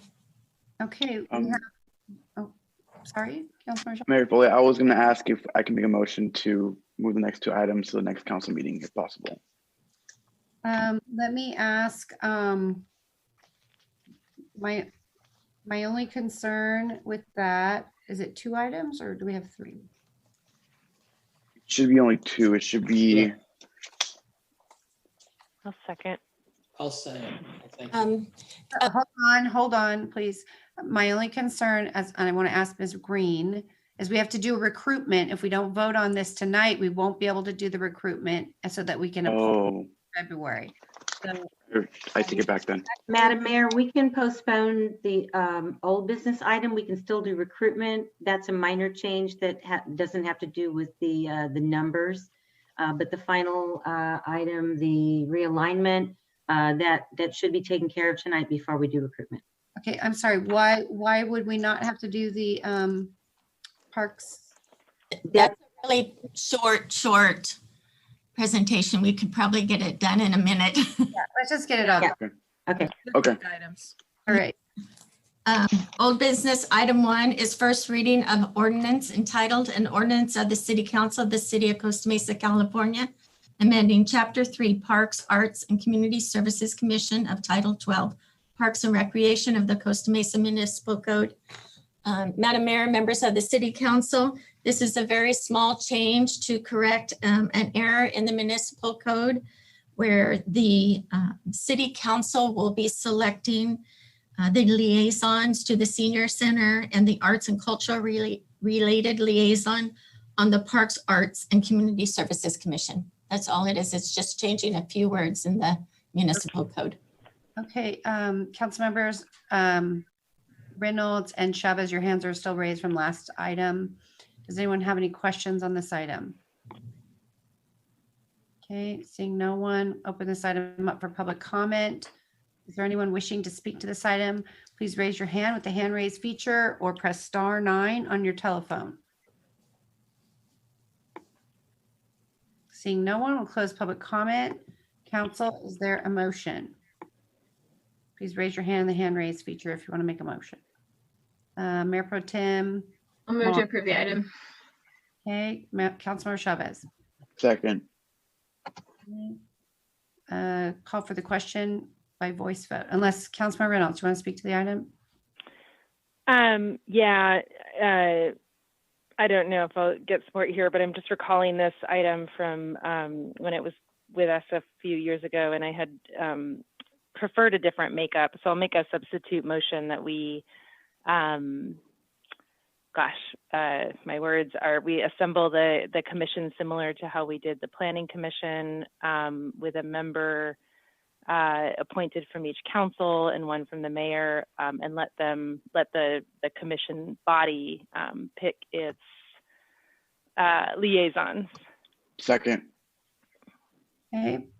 Anyone else wish to speak to the substitute motion? I do, if I may. Councilmember Chavez. I'm promoting. I agree entirely. I agree entirely with Councilmember Reynolds. I actually was going to do this, but given that it was late, I was going to put it aside. But thank you for making this motion, Member Reynolds. I think it's really important for us to exercise the fact that we're districts, right? One of the joys of having a planning commission that's district based is I know that I can elect someone in my district that represents District 4, as will everyone else on the council, on the dais. And more importantly, I feel that should also extend to the Parks and Rec Committee. I think it's totally suitable for them to choose amongst themselves who will be the liaison for the Arts Committee and for the Senior Commission, because ultimately there's 5 park districts either. So instead of us deciding for them, I think it's best for them to decide for themselves and have districts have their own voice in the process. Okay, anyone else wish to speak?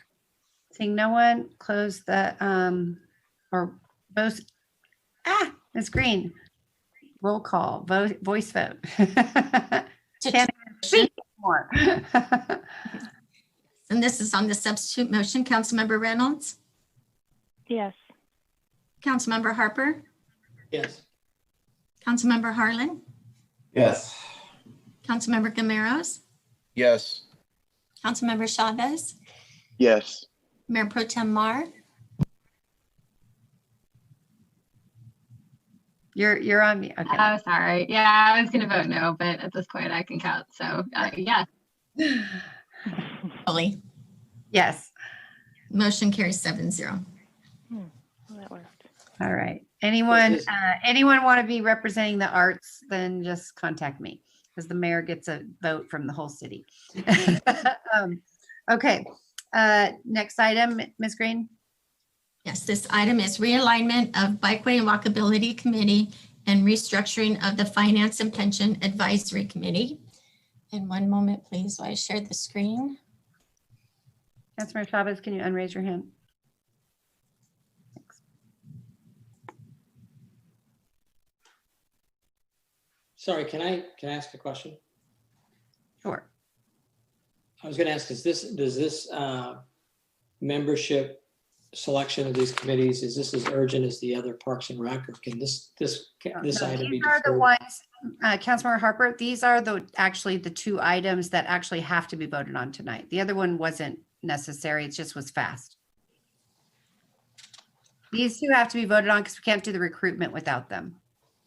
I understand you can't do recruitment, but I didn't see the finance committee seems like something that could Faster be for us to deferred. move forward with the presentation because we have to vote on this tonight. Otherwise, we can't recruit all of those positions. I understand you can't recruit them, but is there any rule that says you can't defer it? There's not, but we want to move forward. So I understand you want to move forward. I'd like to give the certain people the chance to talk, and it's 12:30 at night, and I think. Hey, if we Councilor could- Harper, what you're supposed to do, if you want to make a motion to defer, which we already discussed, but if you want to renew that motion, then you can make the motion to defer. I'd like to make a motion to defer. Is there a second? Seeing none, we'll move forward with the presentation. Dear Mayor and members of the City Council, tonight before you is reducing the membership of 2 city committees down to 9 members. And staff is requesting the Bikeway and Mobility and the Finance and Pension Advisory Committee memberships both be reduced to 9 members. Sorry, to the next slide. And they will each serve, terms will be staggered 2-year terms. And again, it's consistent with most of the other committees that have 9 members. And then now I will turn it over to the mayor to discuss the restructuring of the committee. Okay, so in addition to restructuring to reduce to 9 members, which will assist with quorum, which has been a problem pre-pandemic, let's be honest. We haven't really had meetings during the pandemic except for through the finance committee. But we propose that we create an economic development committee that will supplement the finance committee. And the reason why I'm not proposing that we create 2 separate committees is because we don't have staff capacity for this right now. But our most pressing need in this next year is economic development. And so the proposal is that we would include 1 member from the cannabis industry that conducts business in Costa Mesa, because that's going to be an industry that we're developing in the next year.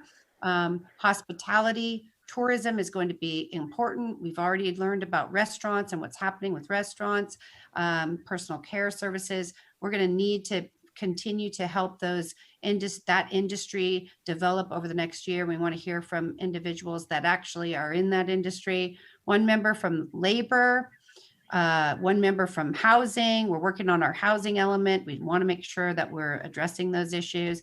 2 business or economic development expert representatives, and then 3 Costa Mesa residents that have a background that includes experience in economic development, financial planning, and/or forecasting, banking, accounting, or a closely related and relevant field, or prior membership on our city finance committees.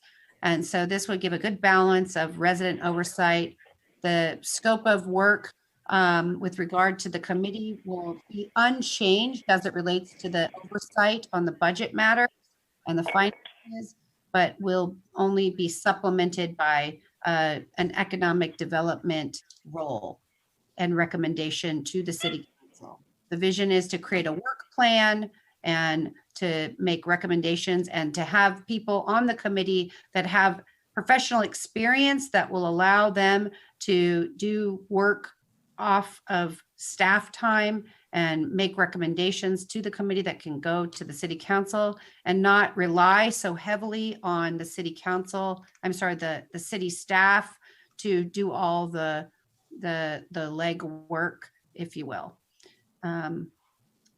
That's the proposal. And I know it's late, so I apologize if I'm being so quick. Council members, any questions? Councilmember Harper, is your hand up new or from before? I can start. I just wondered how we determined in this how the industries were selected. And there's no car dealerships, there's no healthcare, some industries that are missing. I wonder what the logic was for selecting these different. It was my suggestion, and the logic was that these are industries that we're currently starting to develop and we are prioritizing in the next year. The two business representatives could, easily be a car dealership representative or healthcare representative, but I was just focused on the priorities that we have right now at hand. Housing and cannabis and hospitality are key priorities for us as we move into the next year. But if council wants to make another recommendation, that's fine too. Any other questions? Councilmember Harper, any other questions? No. Okay. Mayor Pro Tem Mar, then Councilmember Reynolds and Councilmember Chavez. You might have said it just now. Did you say hospitality includes restaurants? Yes. Oh, does it say that in here somewhere and I missed it? Well, it doesn't, but that's hospitality generally includes restaurants. I only know this because I sit on the Travel Costa Mesa board. Got it. So can we, maybe that's clear to everybody, but maybe just say restaurant, and because I think it's hotels. So anyway, and then the other thing is on the two business or economic development experts, can we make one of those a member from the retail industry? We can define retail fairly broadly. I'd rather just keep it generic so that we're going to do a recruitment and maybe nobody will apply from retail. That's my concern. I'd rather keep it generic. Okay.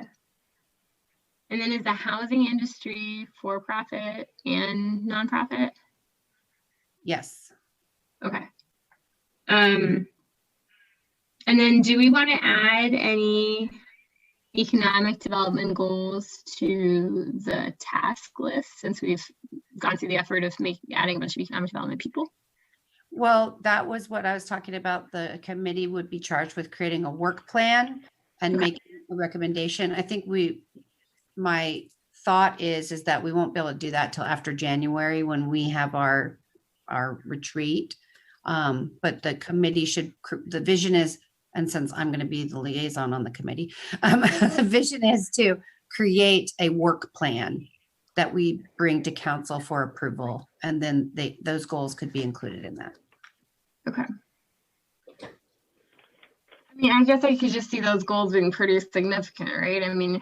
Creating short-term, long-term, and medium-term economic development plans. And then I also think that there's a need from a staff level of somebody who can spend more time sort of focused on that.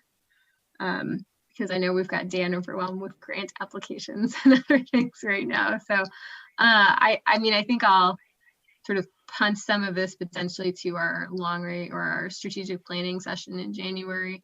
And so this is me vocalizing in public to the other council members to put their thinking hats on about economic development specifically and how we can potentially prioritize some of our council efforts moving forward.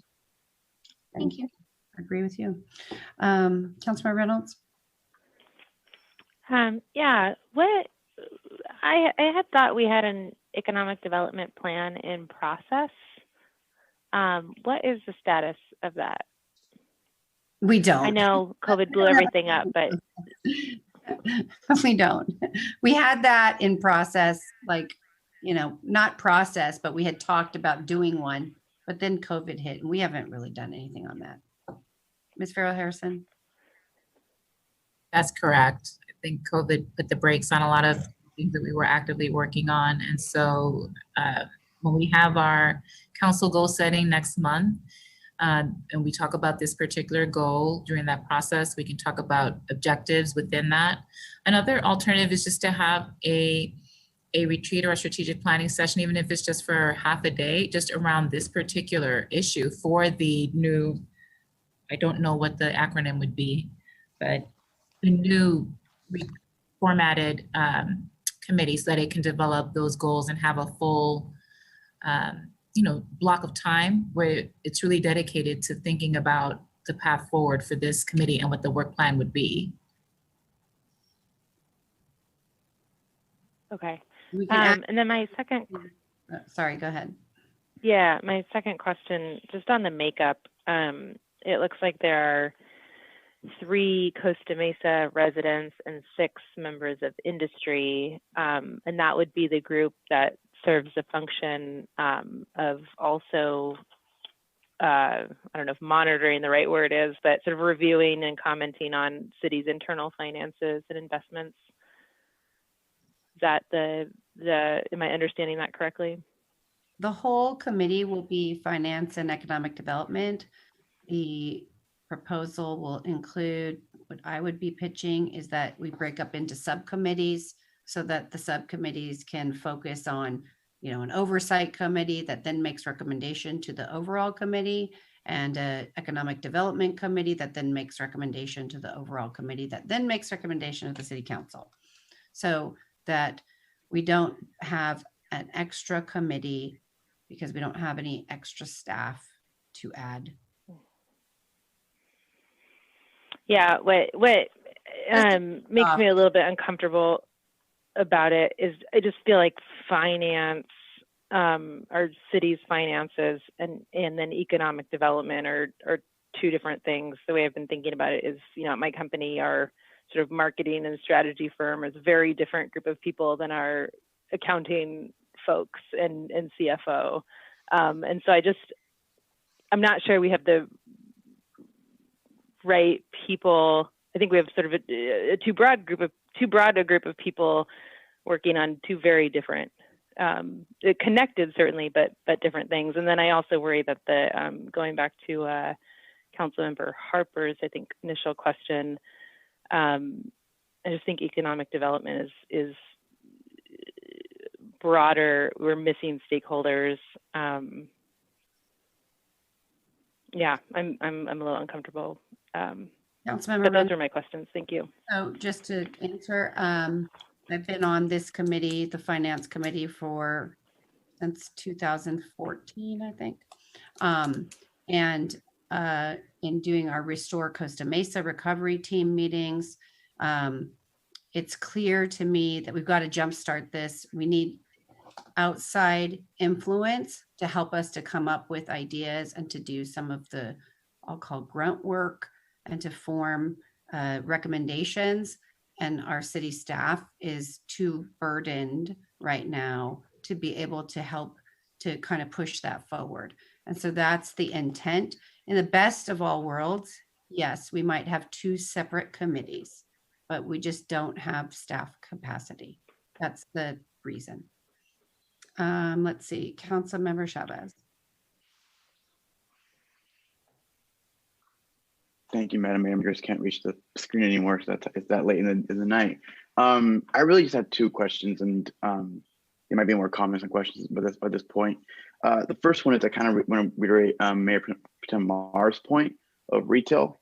I think while I genuinely agree with the topic, I genuinely agree with the idea behind this kickstart our economy. We're going to be going through a rough patch next year, so I get the need to shift a bit towards like development, and I like that. I would just suggest that we probably do include someone from the plaza, if possible, because they're a big part of our budget in Costa Mesa. Just putting that out there. And the second question I had, and this is a real question, is you mentioned subcommittees already. So just for clarity's sake, will this committee have a subcommittee for finance and pensions, or will that be gone entirely? No, that's included in the scope of Okay. oversight. Yeah. Okay. So just for everyone's peace of mind, this committee will have still that component within it, correct? Correct. Thank you. And as it relates to South Coast Plaza, I know that I don't see that as likely happening for them to have a representative on any city committee. And I say that from experience and knowing that they're not going to do that. So if we want to have retail, that's fine, but we shouldn't expect it to be South Coast Plaza. They're like their own city. Okay. Let's see. I can't see anymore. Council Member Harlan. Thank you, Madam Mayor.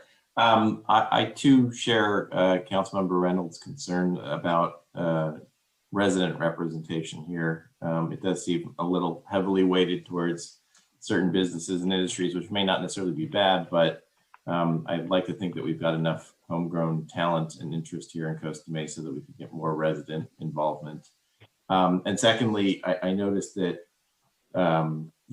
land use is an essential component of economic development here. And obviously, I don't think we should be adding another position, but maybe perhaps a liaison from the Planning Commission participate in this committee or have some involvement and interaction. And I think that's actually a value to have some of our committee members and commission members interact a little bit more. Agree. I'll add that to my motion as a second concur. Oh, I didn't make a motion yet. We haven't got there. I'll add that to the proposal. Okay. Anything else, Councilmember Harlan? No? No, thank you.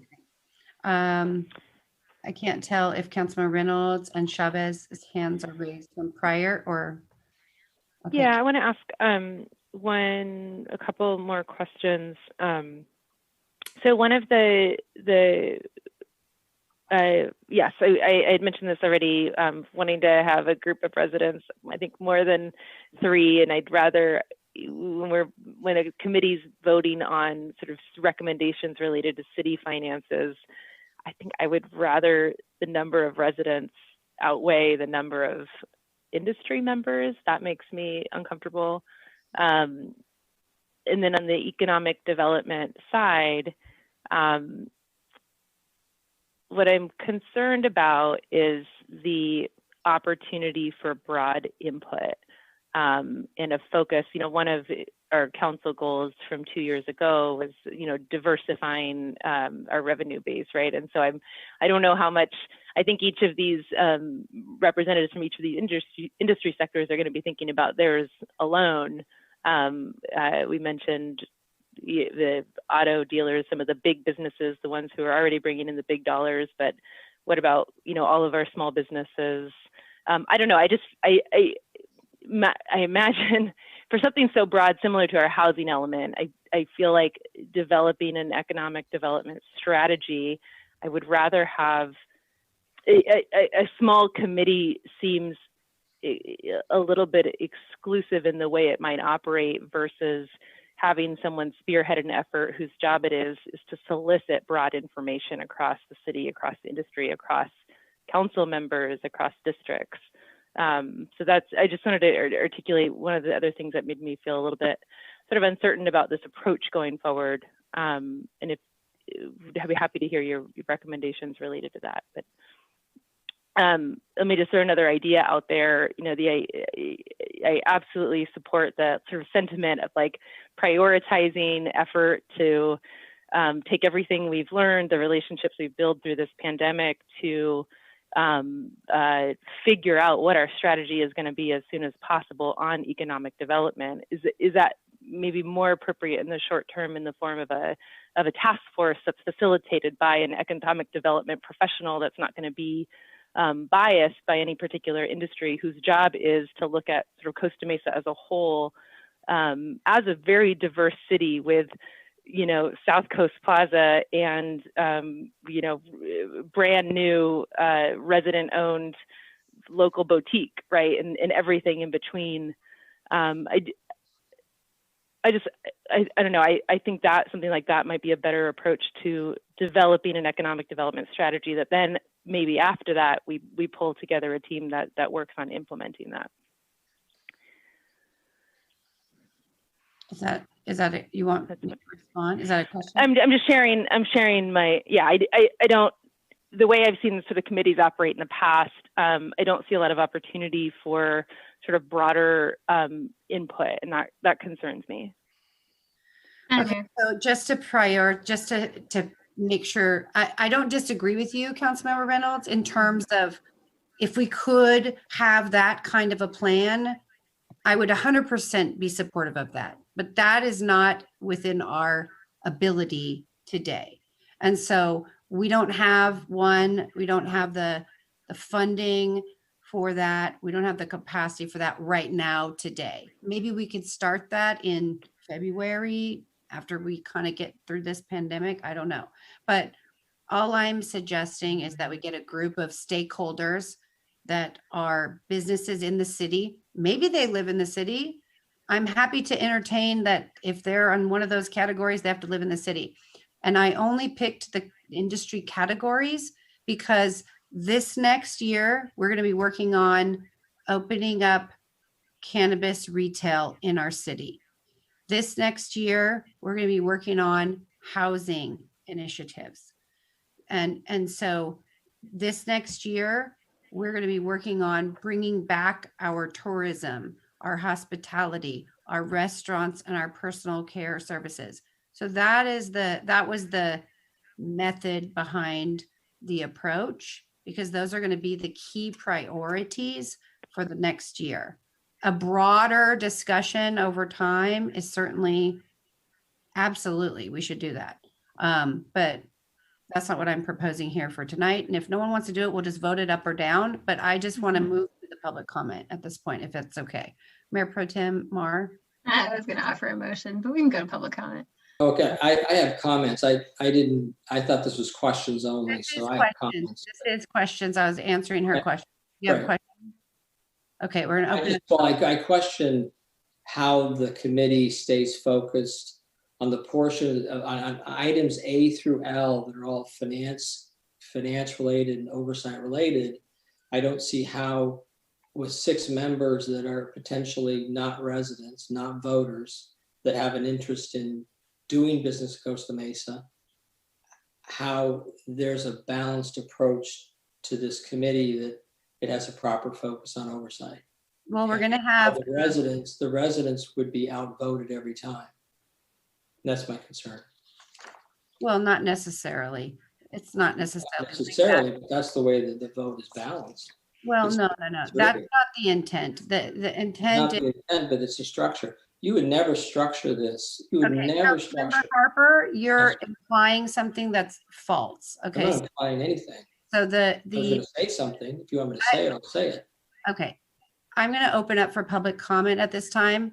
And if no one wants to do this, that's fine. I'm trying to be creative and help us recover from this complete downturn in our economy.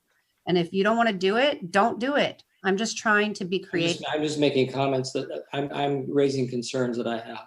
Right. I know. I've been sitting on the finance committee for this whole time. I've attended all the meetings. I listen and I know who's contributing and how many people are needed for that.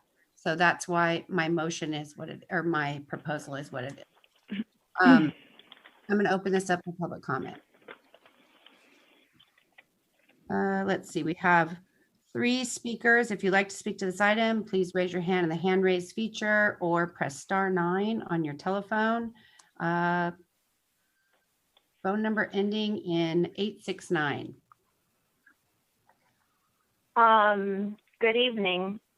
Well, I have some critique about this being heard 10 minutes to 1. I knew more people who wanted to speak on this, but unfortunately, this is a little too late. I'm pretty sleepy myself, almost falling asleep, but okay, I'll do my best here. I agree with Councilmember Reynolds' comments. She shared a lot of my own thought processes. I have some serious doubts regarding Mayor Foley's comments, namely that we have to do this now. This committee is going to be a panacea. After tonight, you still have to recruit people, and then that will take a few weeks, and then you have to select the people, and then there has to be a first meeting scheduled, and then you have to get them up to speed. So the way I see this happening and unfolding, nothing's going to be happening until March or April anyways. Honestly, I think it's better to hire a consultant who does this for a living, who has a broad overview and has the vested interest of the city as opposed to any single interest. And go from there, you can do that immediately. You know, don't rehire a chief of staff, use that money to hire this type of consultant. We seem to have consultants for a lot of other stuff. And I do feel all players of the industry are very good at coming to city council and to each of you to share their ideas and what they need. I'm not exactly sure they need to be on a committee, and especially if not everyone's equally represented, I feel like it gives too much power to 6 voices. And the way I see this is that basically an oversight committee is getting changed into a lobby committee. And I feel this change is driven by silencing questions and criticisms of city finances and budget. And I feel that Mayor Foley does not want strong finance oversight component from residents and a lot of questions being asked, questions that need to be asked.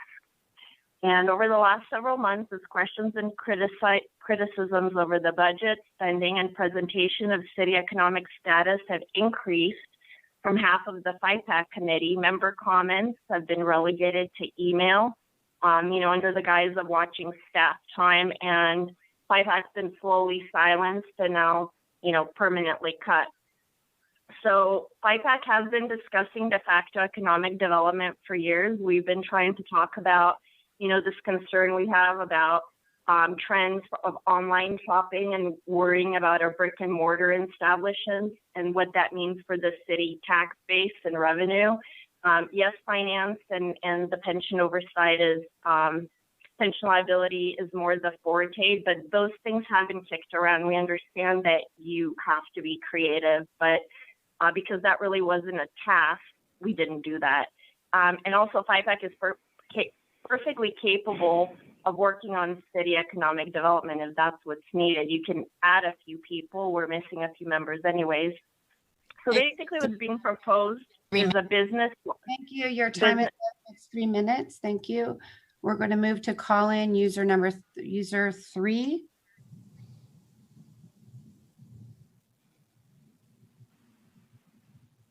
This letter was written by Eleanor Egan to the council and the mayor. I'm reading it in her stead.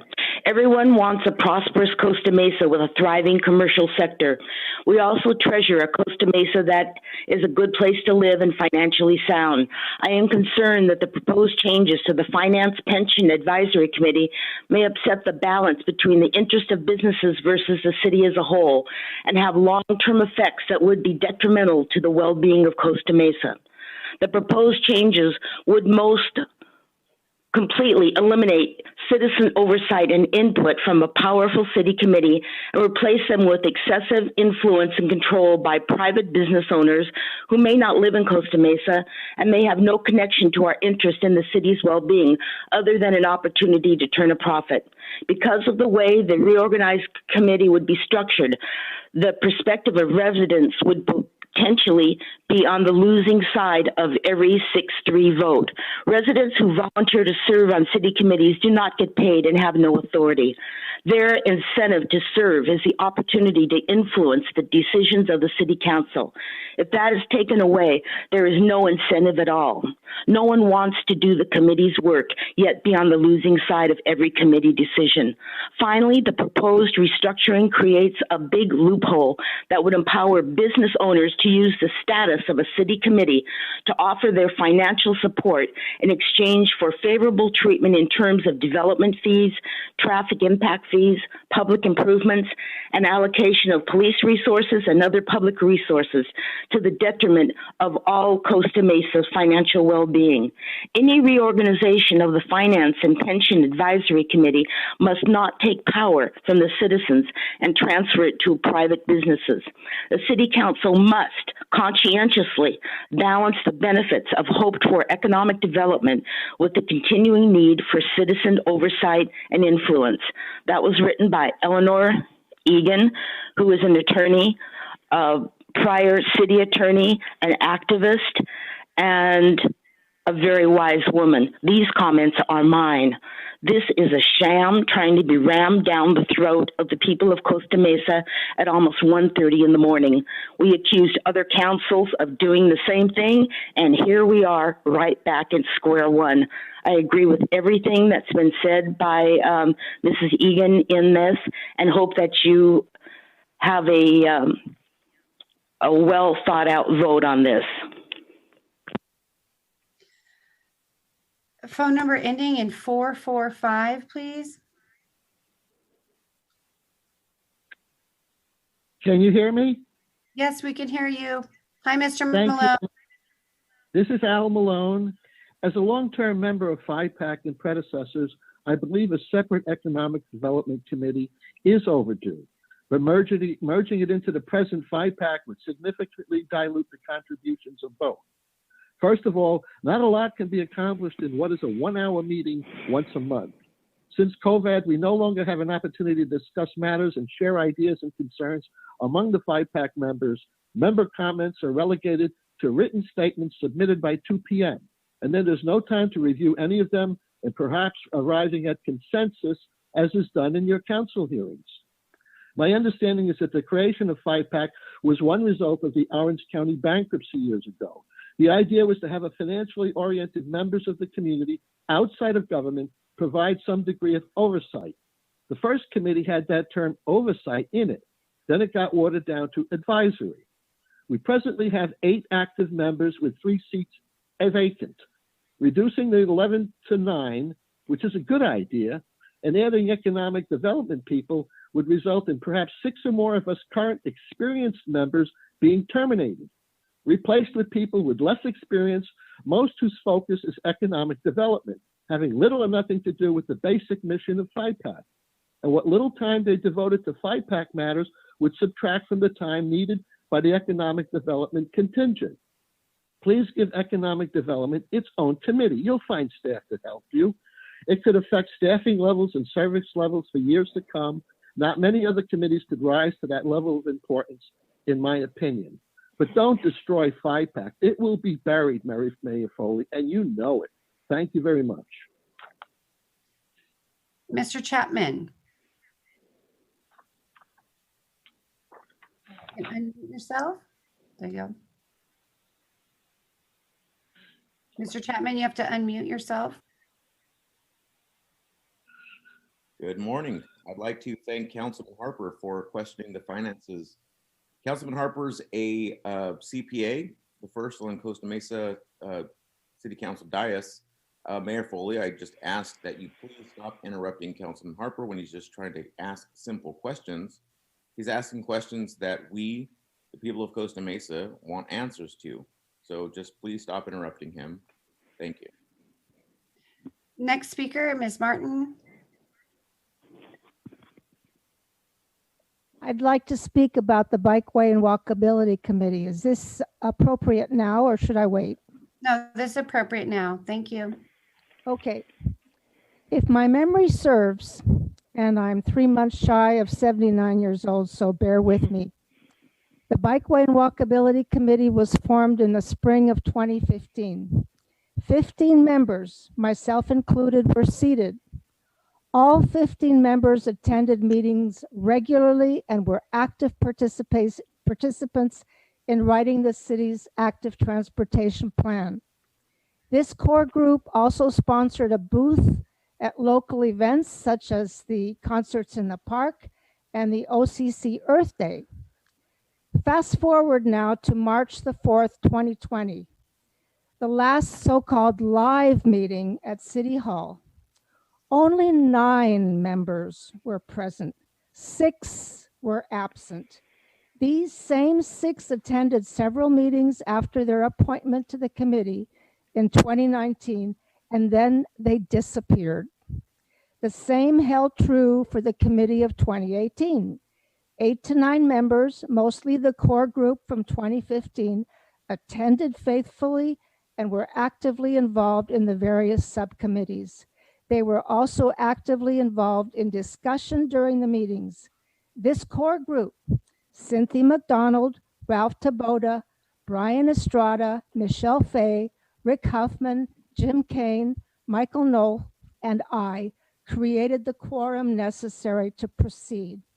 If you vote to lower the number of members to 9, the quorum will shrink even further. This translates to fewer voices and less community input. The city is embarking on a huge project, the pedestrian master plan. Again, fewer voices and less community input. Is that what you want? Thank you. Thank you. Okay, we'll close public comment. I'm going to move that we vote to reduce the 2 committees to 9 members, and that we receive and file the proposal regarding the economic development changes, and we talk about that at our retreat. There's a second, we can discuss. Okay. Try to raise my hand. Oh, Reynolds, are you raising your hand? Yeah, so I can't find the raise hand button. I'm sorry. A second, would you be willing to update the bike and walk committee number to 11? That was a recommendation we got by email from the current chair, specifically related to the pedestrian master plan. Yeah, I didn't see that, but yes. Yeah. I'm sorry, could you clarify the motion? What was the motion? Please. Okay, Councilmember Harper, I think part of what's happening here is that if you could request the floor through the hand raise and wait. Well, I did, and I also understood that there would be questions, comments, and then we have a chance to make comments. I'm not. No, I'm following the rules, and you're changing the rules. I'm not changing the rules. I'm communicating with Councilmember Reynolds right now, and you interrupted us. So if you could wait, and I'll call on you after we're finished answering Councilmember Reynolds' question. She asked that I change the motion to add change from 9 to 11, and I have agreed. And now I need to ask her, does the second concur as it relates to all the others? Is that a second, Councilmember Reynolds? Okay, is that a yes? Sorry. Yes, sorry. Everything's falling apart after one. Yes. My apologies. Okay, so now I will speak to the motion, and then I will give the floor to Councilmember Reynolds, and then I'll call on Councilmember Harper. So my intent was not to limit voices. My intent was to, as it relates to the bike committee, was to really reduce it to the numbers that consistently show up, and so that we don't have to struggle with people who aren't showing up and having a very large committee that most of the people aren't showing up to. The 11, I didn't see that email, but that seems rational. You're the bike committee liaison, so I'm going to defer to you on that. As it relates to FIPAC, I think it's a valid point that in talking with the city clerk or the city manager, had not been raised as to the voting issue. That was not the intent. I think that's a valid and fair issue to raise, and I think we have to have more time to discuss it, not at 1 o'clock in the morning. The intent was really to be able to have some kind of a push from an outside committee to help us to move forward on economic recovery. That was the motivation, and it was modeled after, hundreds of mayors that I'm hearing input from on these weekly calls, and ideas that are generated on those weekly calls. Never was it intended to stifle any resident oversight or input. because as we all know, we always include that. I actually spoke to several members of the committee this weekend and talked to them about the changes. And so there was no intent to stifle any committee involvement.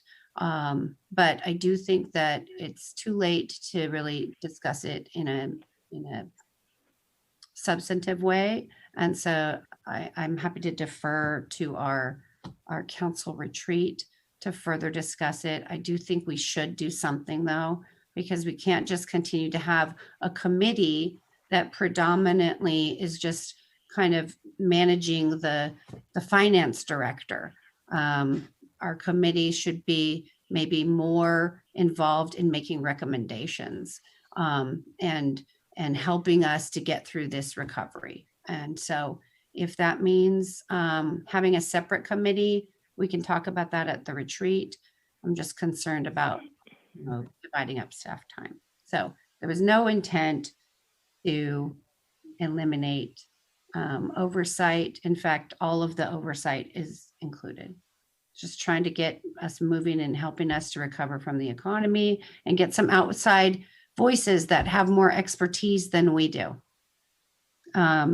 So Councilmember Harper, I think, was up next, then and then Councilmember Chavez, and then, I'm sorry, Councilmember Reynolds, you're up. Then yeah, sorry, I just want to state, thank you. I want to state first that I appreciate the motion, and my comments were not based in any suspicion of ill-conceived intent, right? Like the intent is to move forward, and I appreciate you throwing out ideas.